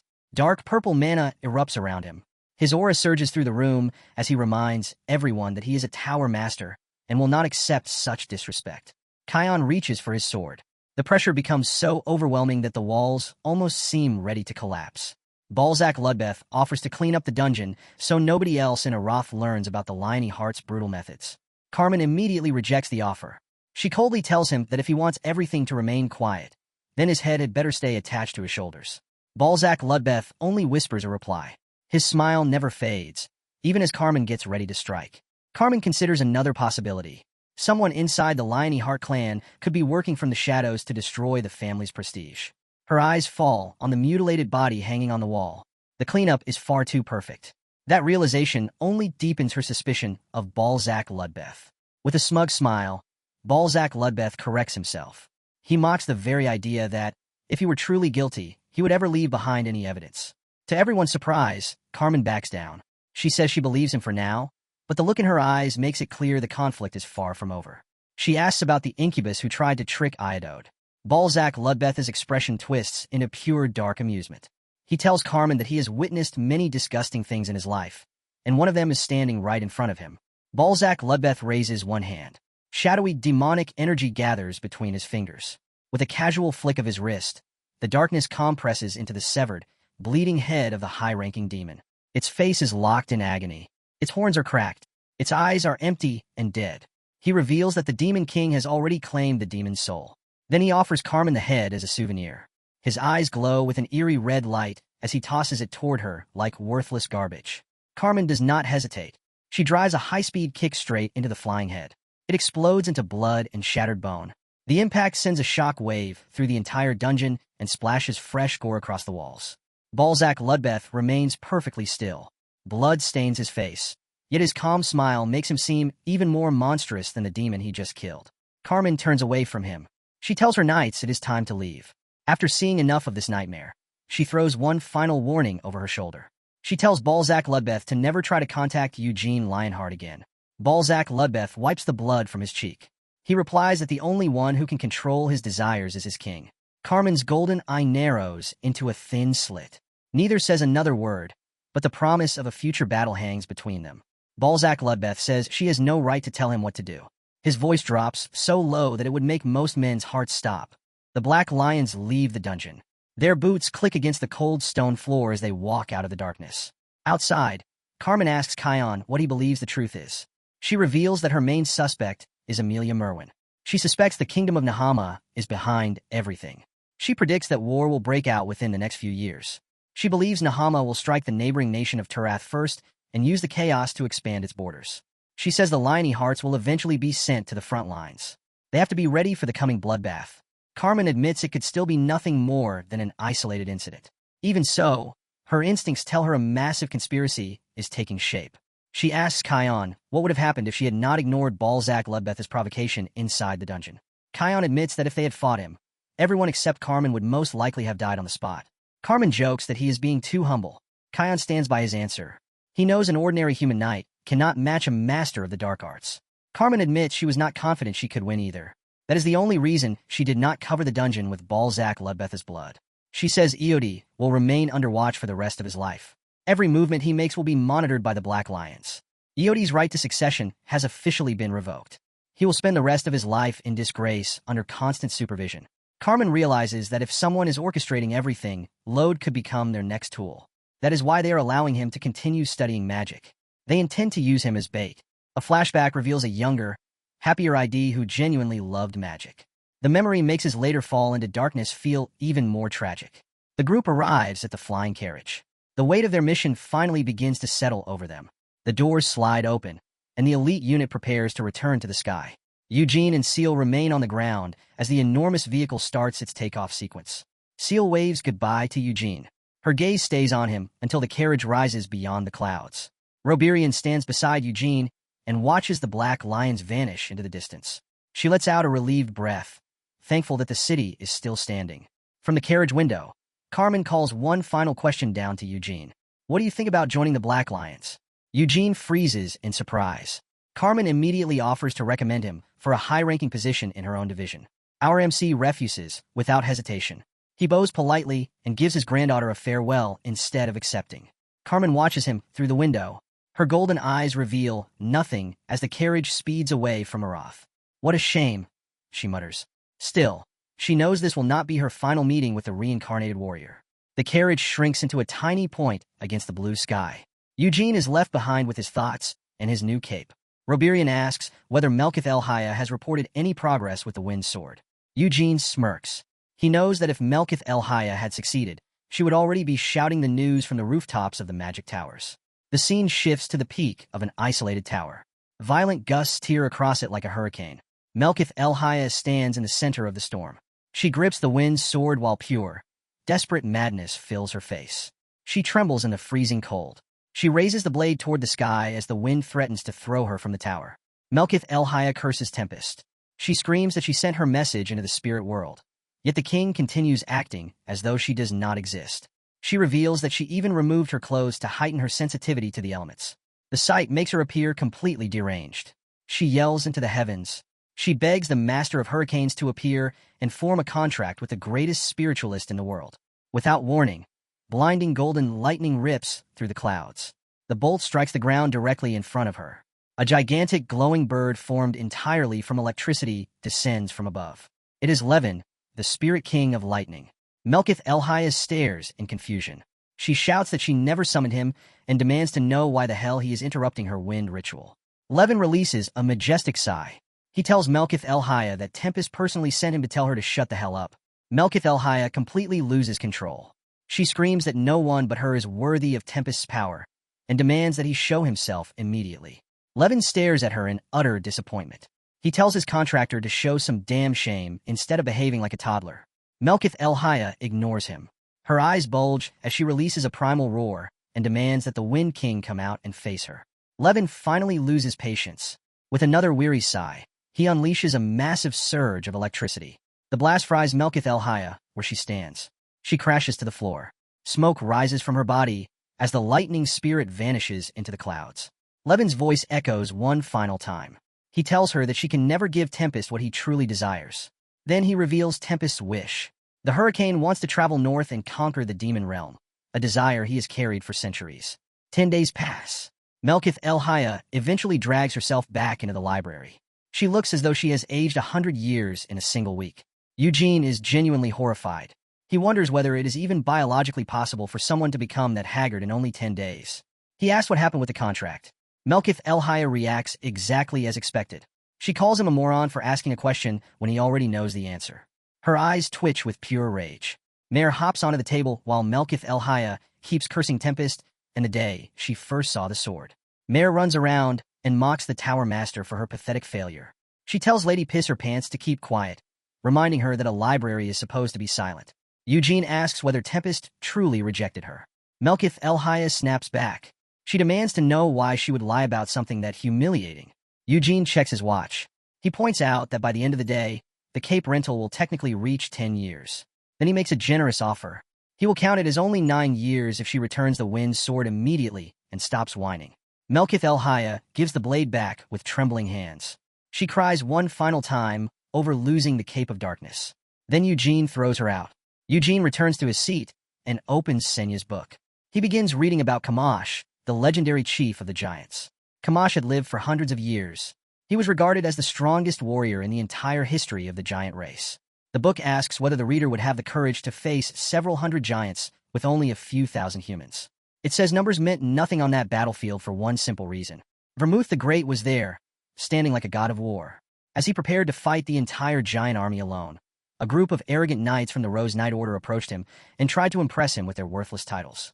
The book ridicules them. It says that even together, they could not have cut off the giant chief's smallest toe.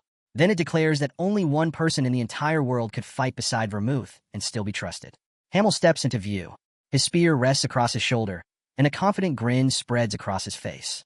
Vermouth looks at Hamel and asks whether he can take the giant chief's left arm. Hamel laughs. He says he would rather take the right one because the bastard is right-handed, and he wants to cripple him from the start. The two legends stand before the towering monster. Their battle will remain carved into history for the next 300 years. The book explains that only Vermouth's sacred sword could pierce the Demon King's protection surrounding the giant's breath. Once Vermouth cuts off Kamash's head, the magical shield covering the other giants begins to collapse. They are left completely exposed. At last, the beautiful Senya unleashes her full power. Fire and lightning rain down across the surviving giants. Eugene stops reading. He looks at Mar and asks whether Senya actually wrote this terrible picture book herself. Mare's face turns pale. Her mouth falls open at the sheer audacity of the question. Eugene points out that every page is packed with ridiculous praise for Senya.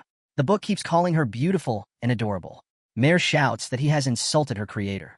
She argues that nobody would be insane enough to write those things about themselves. She warns Eugene that she will never forgive such a pathetic insult. Eugene is still 99% certain he is right. He releases a long sigh and closes the book. Then he tries to erase the image of a self-obsessed Senya from his mind. Eugene gets to his feet. Mare asks where he is going now that story time is finished. He tells her he plans to attempt the witchcraft ritual again. Mare says he is far too arrogant for his current level. Eugene only smirks. He says succeeding feels much better when everyone else insists the task is impossible. Mare reminds him that he keeps failing and smashing face-first into the ground. Eugene has already turned away to begin training. During the 10 days after the Black Lions departed, Eugene spends every waking hour inside Acreon's library. He realizes that as a 3-star warrior, he still cannot reproduce the eternal whole perfectly. To do that, he would need to become a 9th circle mage. Then he reaches a breakthrough. He does not use magic circles in the first place. He uses the stars of the white flame method. Eugene remembers that Hamel's original mana method was garbage. Even so, Hamel and Senya spent years repairing and refining it together. The key was to expand the core, then repeatedly detonate the mana inside it to accelerate the flow throughout the body. That explosive force was exactly what allowed Hamel to keep pace with Vermouth and cut through the giant's armor. A flashback shows Senya yelling at Hamel for spending real money on such a ridiculous mana training method. She cannot understand how he reached such an absurd level of strength using a technique she considers literal garbage. Back in the present, Eugene stands with firm resolve. Condensed mana ripples through his body. He realizes that looking at the eternal whole no longer makes him lose consciousness. Eugene can finally trace the flow of mana through the rings. He declares that he will recreate the highest level of magic through his own warrior method. Then he vows to make it even stronger. The scene fades as Eugene begins 2 years of isolation. When he appears again, he is officially 19 years old, and he has become a complete monster. Eugene Lionheart's 19th summer has arrived. The boy who once struggled to find his place is now a monster. Inside the silent library halls, only the scratching of a quill can be heard. Eugene pours all of his genius onto the page. He sits like a young king beneath a huge fur-lined cloak. His full attention remains fixed on his work. Mare finally breaks the silence. She asks whether he is hungry since it is almost time to eat. She looks up at him with wide, curious eyes. She is clearly bored from waiting for him to finish. Eugene admits that he is slightly hungry, but he is completely focused. If he stops now, he will lose the flow of his thoughts. Mare cannot understand why he is rushing. She behaves like a bratty child demanding attention. She lectures him. A magic thesis should be written slowly and carefully. Otherwise, a deadly mistake could slip through. Eugene only smirks. He spins the quill between his fingers. Then he tells her that he has already revised the thesis and found no errors. Most mages need decades to complete one, but Eugene reminds her that he has never followed the normal path. Mare slams both hands against the table. She calls him arrogant. Then she says he should spend another 10 years learning the basics. Eugene gives her a playful look. He calls her a shy little mwyrar. He knows she is only upset because he is nearly finished. Mare freezes. Her face turns bright red. His teasing crushes her pride. She warns him not to cross the line. Then she reminds him that she has technically lived hundreds of years longer than he has. Eugene laughs it off. He calls her a shy little grandma instead. Mare looks ready to commit a crime. Then the mood changes. Eugene turns back to his paper. He asks whether she is acting this way because she does not want him to leave. Mare's expression immediately falls. The truth hits her hard. Her only friend is leaving. Eugene points out that for the past 2 years, he has been the only person who regularly came here to seriously study Senya's magic. A flashback shows other mages looking terrified and overwhelmed.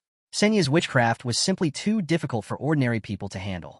But Eugene returned every single day. He stubbornly refused to stop until he fully understood the core of his old friend's power.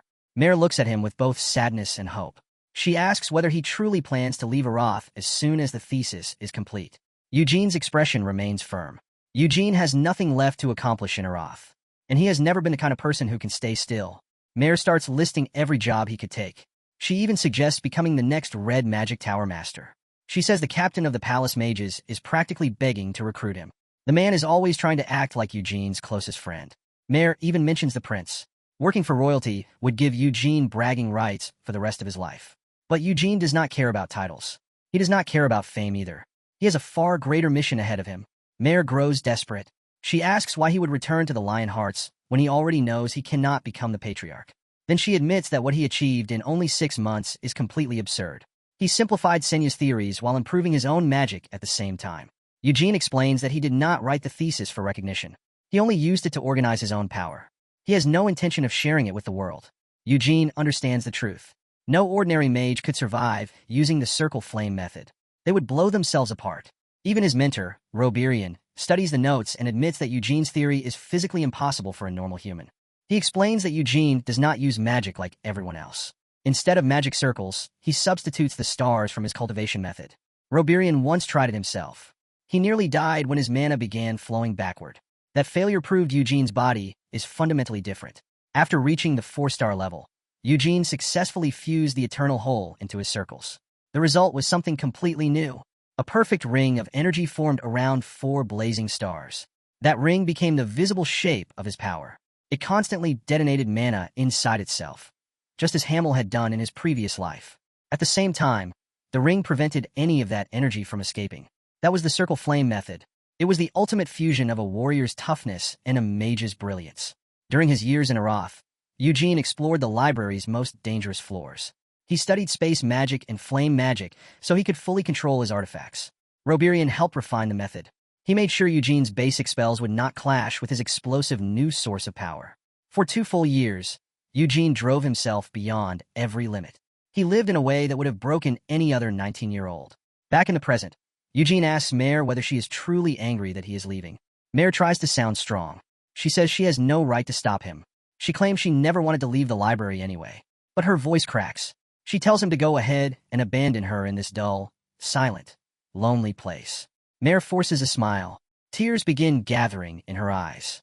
She lies and says she is not sad because she is not human. Eugene does not believe her for a second. Mare still insists that she is used to farewells. She has lived for centuries after all. Then her voice falls to a whisper. She begs him to at least say goodbye properly.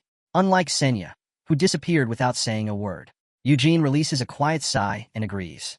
The weight of Mare's loneliness finally reaches him. Mare immediately returns to her usual attitude. She calls him a piece of trash for staying so calm while she pours out her heart. Eugene is left completely confused. He watches her storm away, while she keeps insulting him for no clear reason. Mare shouts that she hates him. She says he has no respect for his elders. Then she goes right back to acting like a spoiled brat. Eugene remains where he is and watches her small figure walk away. Silence settles over the library again. Mare hides her face. She admits that her personality was modeled after Senya's childhood. That is why she is so stubborn and emotional. She knows how irritating she can be. Her posture turns small and defeated. She feels foolish because she believes the real Senya would never have behaved this childishly. Mare glances back at Eugene. Her eyes search his face for any sign that he sees her as a complete failure. Instead, Eugene gives her a warm and sincere smile. He tells her the real Senya would have acted exactly the same way. Mare refuses to believe him. She reminds Eugene that he has never even met the great sage. But Eugene's gaze remains sharp and certain. He knows Senya better than anyone else in history. Mare assumes he is only talking about the fairy tales he has read. Eugene cuts her off. He says his thesis will be finished soon. He promises to complete it before summer ends. Mare looks through the window at the bright Aroth sky. She crosses her arms and asks what that has to do with anything. Eugene flashes a wide, confident grin. He promises to visit her one final time before leaving.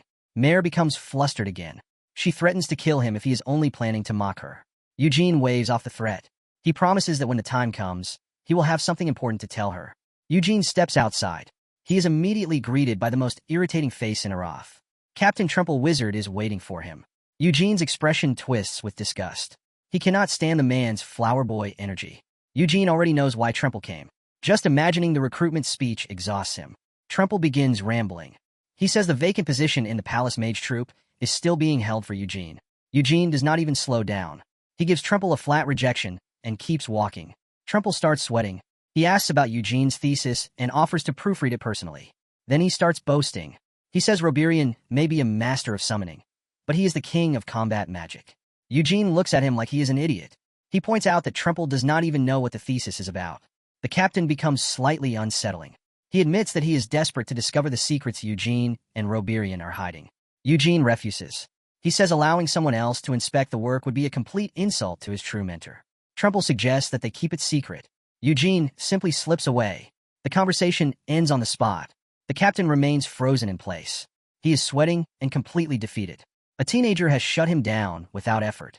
Eugene huffs as he walks away. He curses the political vultures infesting the city. Then he imagines how much stranger Tremple would act if he knew the truth about the Eternal Hole. The thought alone makes his skin crawl. Eugene knows even a high-level mage like Tremple cannot distinguish his magic from ordinary circles just by looking. He smirks. Hiding his real power from the greatest mages in the world gives him an enormous tactical advantage. The scene cuts to a vast training hall. A violent storm of mana spins around Eugene. Roberian watches from the edge of the room in stunned silence. He admits that Eugene's raw power has already surpassed that of a fifth circle mage. But Eugene is not satisfied. He says he still cannot break past the hard limit of the fourth circle level. He wonders whether his understanding of magic is still incomplete. The energy fades as Eugene studies his hands. Roberian explains that intelligence is not the problem. Eugene's current method has simply reached its capacity. He breaks down the issue. Eugene is forcing 4 stars and 4 cores into a system never designed to withstand that much pressure.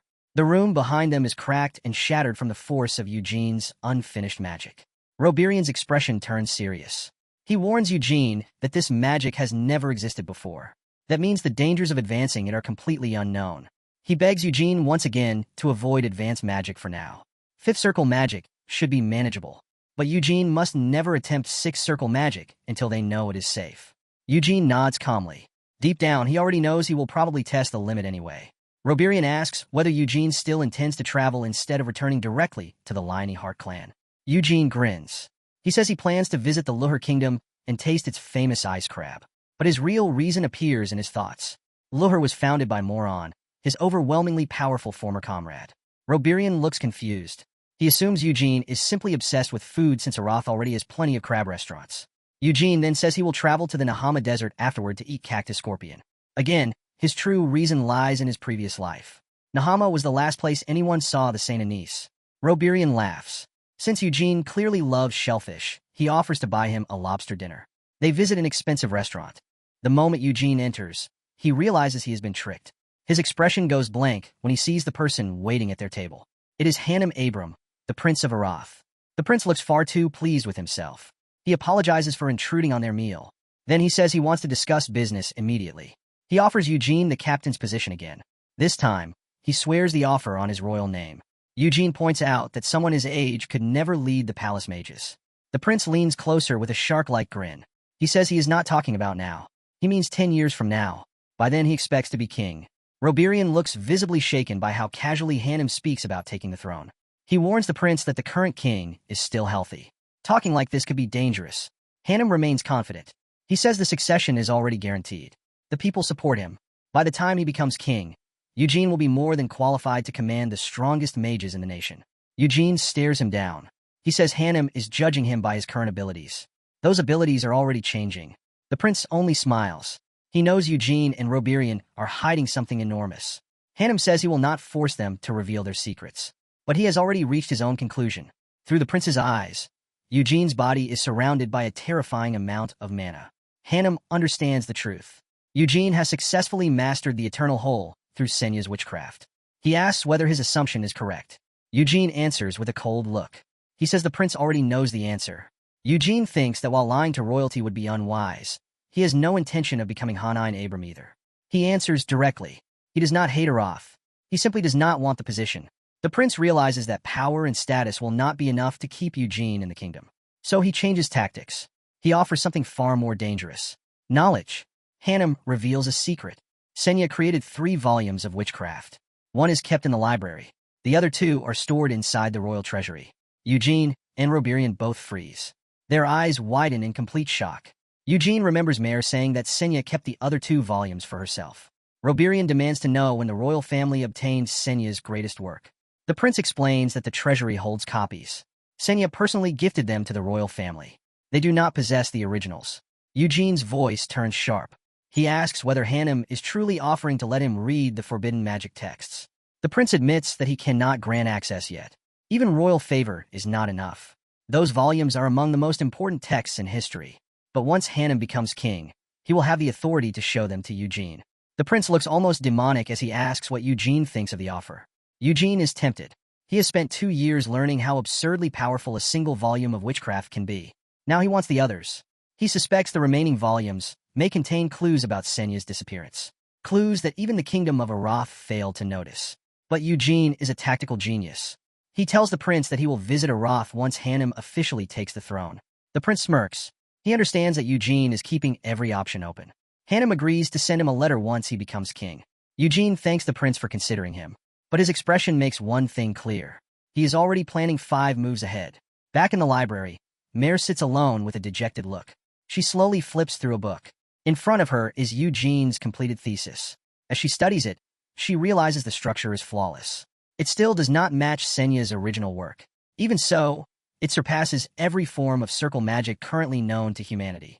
Eugene enters the library and notices her reading. He lets out a soft sound when she compliments his work. Mare tries to maintain her tough attitude. She calls the thesis exceptionally complete. Then she points out that it is also selfish because Eugene is the only person capable of using it. She asks the question that has been bothering her. When is he finally leaving Arath? Eugene says he will depart the day after tomorrow. He admits that he wants 1 full day to rest and celebrate with the Tower Mages. Mare sighs. She envies him for getting to enjoy delicious food, while everyone celebrates his success. Eugene gives her a playful, knowing smirk. His golden eyes gleam. He reminds Mare that he promised to reveal a secret before leaving. Then he starts teasing her. He asks whether he can simply tell someone else and have them pass the message to her later.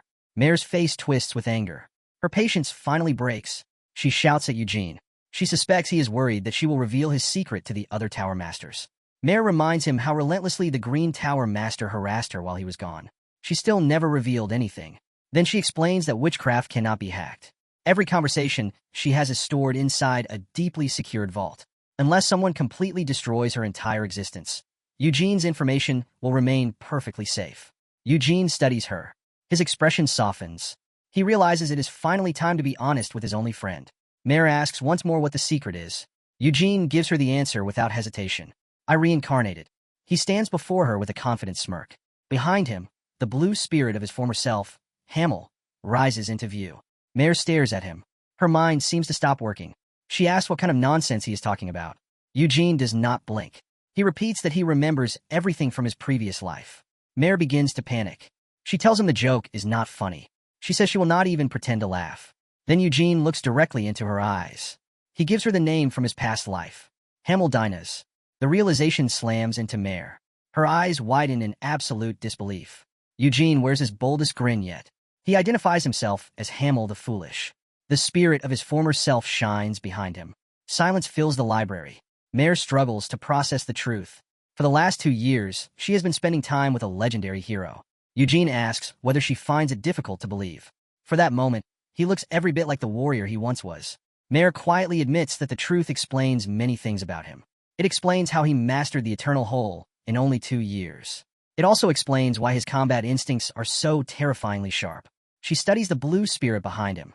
Then she admits that if he truly was Vermouth's comrade, there could be only one answer. He had to be Hamel. Mare reflects on the old legends.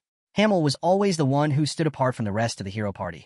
Senya had been raised among the elves and looked like a complete badass even in her younger days. Moron was the son of a great tribal chieftain from the frozen north. Anise was the saintess raised by the cardinals of the Holy Empire.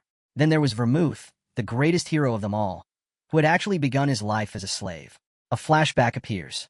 A young, shredded Vermouth stands in chains, surrounded by demons. He steals a demon's sword. Then he slaughters hundreds of monsters and leads his fellow slaves to freedom. Mare says she always believed those stories were exaggerated. They sounded far too insane to be true. Eugene simply smiles and calls Vermouth a total monster. That alone convinces her the legends were probably 100% true. Mare continues. Hamel was different because he had never started with talent, status, or a remarkable background like the others. He was only a boy who picked up a sword after monsters wiped out his entire village. Hatred for the demon kings drove him forward. He became a mercenary and kept fighting. Even though he was a complete nobody, he grew strong enough to stand beside the greatest legends in history within only a few years. Mare realizes something. If he truly is Hamel, then Eugene's unbelievable growth is not a fluke. It is simply who he has always been. Eugene laughs it off. He says it was not just about growth. Another flashback appears. Hamel lies beaten into the dirt by Vermouth. Blood covers him. He is exhausted, but he refuses to stay down. Eugene says he never cared about being called a genius. He had only one goal. He wanted to defeat Vermouth just once. No matter how hard he tried, he never managed it before the day he died. Mare snaps him out of his thoughts. She asks how someone known for having such a nasty personality can call his own face handsome. Then she grows quiet again. She asks why he is telling her all of this when she does not know where Senya is. Eugene gives her a gentle, sincere look. He says he is not trying to get information from her. Ever since they first met 2 years ago, she has reminded him of Senya. Mare becomes flustered. She admits she was created using Senya's childhood as the foundation. Eugene reaches out. He gently pats her on the head and asks if he is crossing a line by treating her like an old friend. Mare's face turns bright red. She tells him she will forgive him this one time because he was Senya's comrade. Eugene's expression suddenly hardens. He asks whether she truly believes Senya is dead. Mare immediately shouts that there is no way. Eugene agrees. Senya is not the kind of person who would die without leaving behind one final message. He looks toward the ghosts of his past. Anise, Vermouth, and Moron stand together in the light of the library. He knows his friends are still out there somewhere. He refuses to stop until he finds every one of them. Determination fills Eugene's eyes as he declares his new mission. The hunt for the legends begins now. Eugene is not planning to find Senya alone. He intends to drag her back, no matter what it takes. Wearing a confident smirk, he asks Mare if she truly does not miss her creator after all these years. The question catches Mare completely off guard. Her eyes widen as the thought of seeing Senya again finally sinks in. Eugene starts mocking his old friend. He calls Senya a real piece of work for abandoning her spirit for more than 2 centuries. Mare immediately jumps to Senya's defense. She yells at Eugene to watch his mouth. Eugene only laughs. He says he is the only person still alive who has earned the right to insult her. Mare stops him. Her expression becomes deadly serious. She says she needs absolute proof that he is really the legendary hero. Eugene agrees to prove it. But he has one condition. She must stop calling him the foolish every 5 seconds. The two stand before the massive core of the witchcraft. Ancient magical energy fills the air. Eugene raises his hand. He swears upon his own blood, and upon the Hanine Abram of the Lionheart name, that he is Hamel Dinas. At once, the library explodes with blue light. The witchcraft recognizes his soul. A powerful shockwave sweeps through the entire room. Mare's eyes glow as streams of data pass through them. She explains that countless mages have tried to uncover her secrets over the years. None of them ever discovered this one. She tells Eugene that everything they have discussed is now sealed within the deepest root of Senya's magic. No one else can see it. Mare folds her hands together. Her voice trembles as she prepares to reveal a secret that has remained hidden for 200 years. She says that shortly before Senya retired and disappeared, there were signs that something had gone terribly wrong. Eugene's heart sinks. One look at Mare's face tells him the news will not be good. Mare recalls an event from 1 week before Senya left. The two of them had been standing on this very floor of the library. Without warning, the great sage collapsed to the ground in agony. She groaned that her familiar spirit, the one guarding a specific place, had been killed. That place was not just any location. It was Hamel's grave. In the memory, Senya's face is terrifying. Pure rage twists her expression into something that looks capable of burning an entire kingdom to the ground. Eugene is left speechless. He never even knew he had a grave. He certainly never imagined someone would dare break into it. Mare explains that Senya disappeared soon after that incident. To protect her creator's secrets, she buried this memory and kept it hidden. She never wanted to create trouble for Senya. But now she believes Eugene is the only person in the world who deserves to know the truth. Eugene's expression turns ice cold. The thought of someone disturbing his corpse is an insult he has no intention of letting go. Eugene repeats the words, "My grave," again and again. He cannot understand why such a place even exists. His mind returns to the final battle with Baal. A lich's curse should have destroyed both his body and soul in an instant. Mare points out the obvious. If Eugene's soul survived well enough to reincarnate, then his body may have survived the battle as well. Eugene's gaze sharpens. He begins to suspect that Senya may have planned his rebirth from the very start. Night settles over Arath. Eugene walks through the silent streets while his thoughts race. He wonders where Senya could have hidden his grave. Heroes usually choose burial sites with deep personal meaning. It could not be the place where he died. That land was nothing but a hellscape. Eugene starts searching through the important places from his past. Then his eyes brighten as the most likely answer comes to him. His old homeland. A voice suddenly calls from the shadows and breaks his concentration. It belongs to Balzac Ludbeth, the Dark Tower Master. Eugene tells him to stop hiding. He had known Balzac Ludbeth was following him from the beginning. Balzac Ludbeth steps forward with a smile, looking like a cool villain behind his shades. He asks whether Eugene's foul mood is because of him. Then he mentions hearing that Eugene will leave for Lure and Nahama the day after tomorrow. Balzac Ludbeth pretends to be concerned. He reminds Eugene that northern Lure lies uncomfortably close to Helmud, the demon realm. Eugene stares him down. He asks why that should matter to him. Balzac Ludbeth warns that the Lionheart name will not protect Eugene there. He adds that the local royal family has recently become far too friendly with demons. He explains that even his own master, the demon king of incarceration, cannot keep every bloodthirsty demon in Helmut under control. Eugene's blood turns cold. He asks whether the demon king of ruin is preparing to start another war. Balzac Ludbeth shakes his head. He says that as long as incarceration remains silent, ruin will probably do the same. But Eugene's thoughts tell a different story. The demon king of ruin is the strongest of them all. A monster beyond every other monster. Eugene remembers seeing that thing only once in his previous life. Even now, the memory is enough to make a hero tremble. In the flashback, Hamel's face is drenched in sweat and terror. Whatever cosmic horror he witnessed still haunts him. It happened on a vast, open plain. The moment seemed frozen in time and changed everything. He describes it as a moving color. It was not a creature, but an existence that should never have been possible. Back then, even his legendary party stood completely paralyzed. No one suggested fighting it. They all understood they would simply be erased. Had Saint Anise not used her prayers to preserve their sanity, every one of them would have lost their mind on the spot.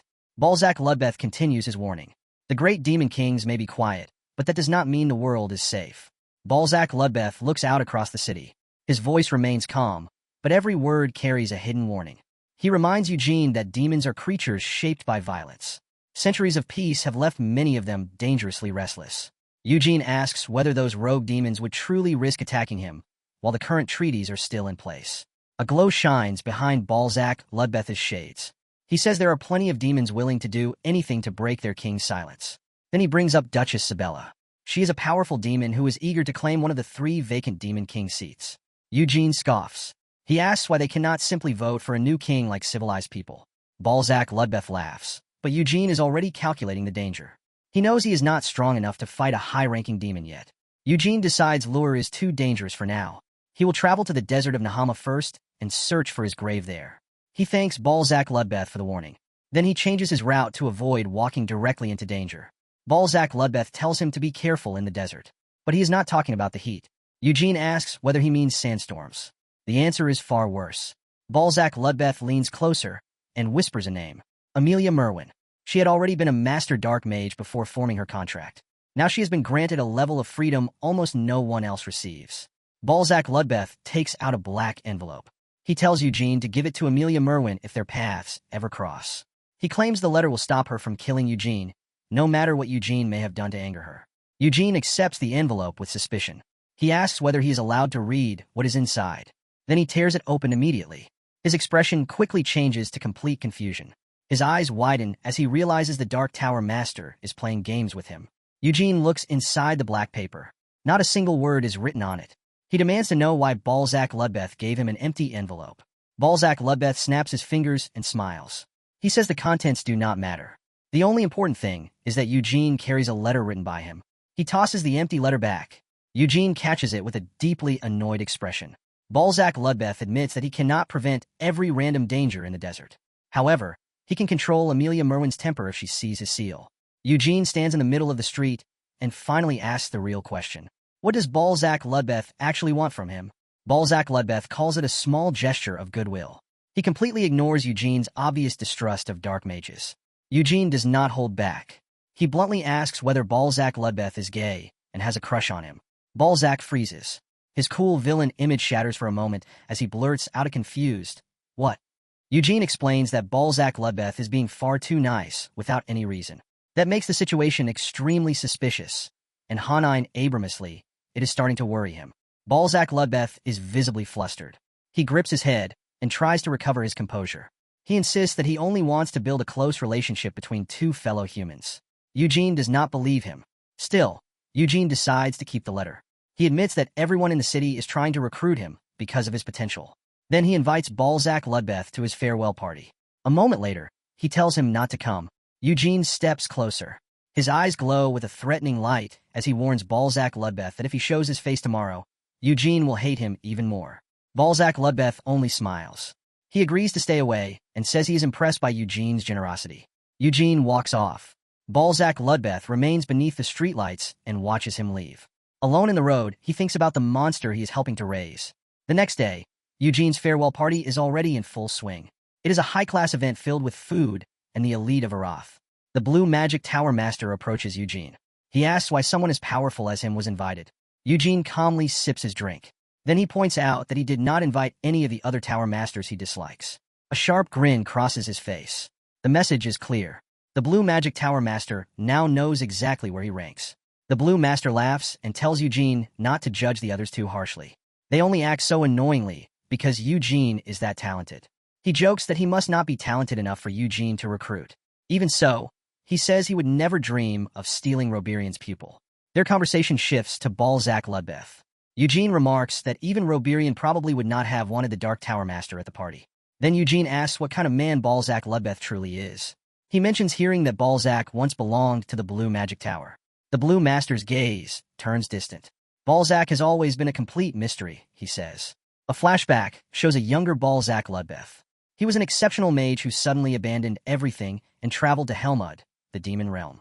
The Blue Master admits that he only gained his current position because Balzac chose to leave. At the time, he had been far weaker than him. 10 years later, Balzac Ludbeth returned as a dark mage. With overwhelming support, he took control of the Dark Magic Tower. The Blue Master says Balzac could have become the greatest mage in history. However, ordinary human magic was never enough for him. Balzac wanted to surpass the Demon Kings. The Blue Master brings the conversation back to the present. He says he heard Eugene will be traveling to Nahama. Then he gives him one piece of advice. The moment Eugene enters the desert, he must conceal the fact that he is a Lionheart. Eugene nods. Everyone in Arath seems to be warning him about that place. The Blue Master explains that Nahama's assassins now operate openly in broad daylight. Even the Lionheart name will not stop them from starting a fight. Eugene promises to remember the warning. He looks across the party one final time before his journey officially begins. The scene cuts to the desert. A massive sandstorm tears across the land. One boot steps onto the shifting dunes as waves of heat rise from the ground. Eugene is fully equipped. His sword hangs at his hip and reflects the harsh desert sunlight.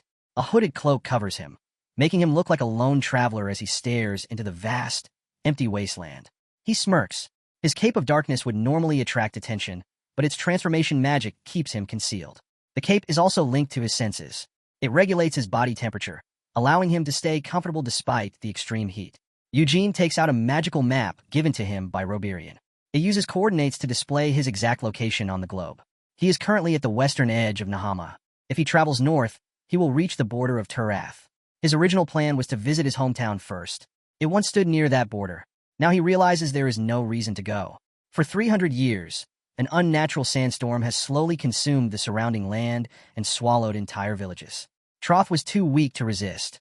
As its territory turned into desert, the nation simply surrendered the land, and it became part of Nahama. Anger burns in Eugene's eyes. He knows the sandstorms are not natural. Sand mages created them to steal territory.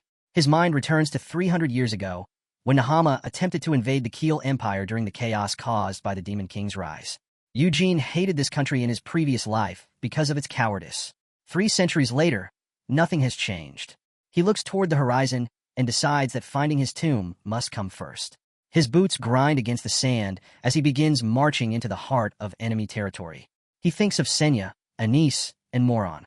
He tells him to wait just a little longer. A predatory grin spreads across Eugene's face. He is coming for every one of them, and anyone who stands in his way will regret it. Then he disappears into the blinding desert light. Season 1 ended in Season 2 preview. The assassins who ambushed Eugene and Hamel's tomb that was dug up, and the appearance of the strongest Theo.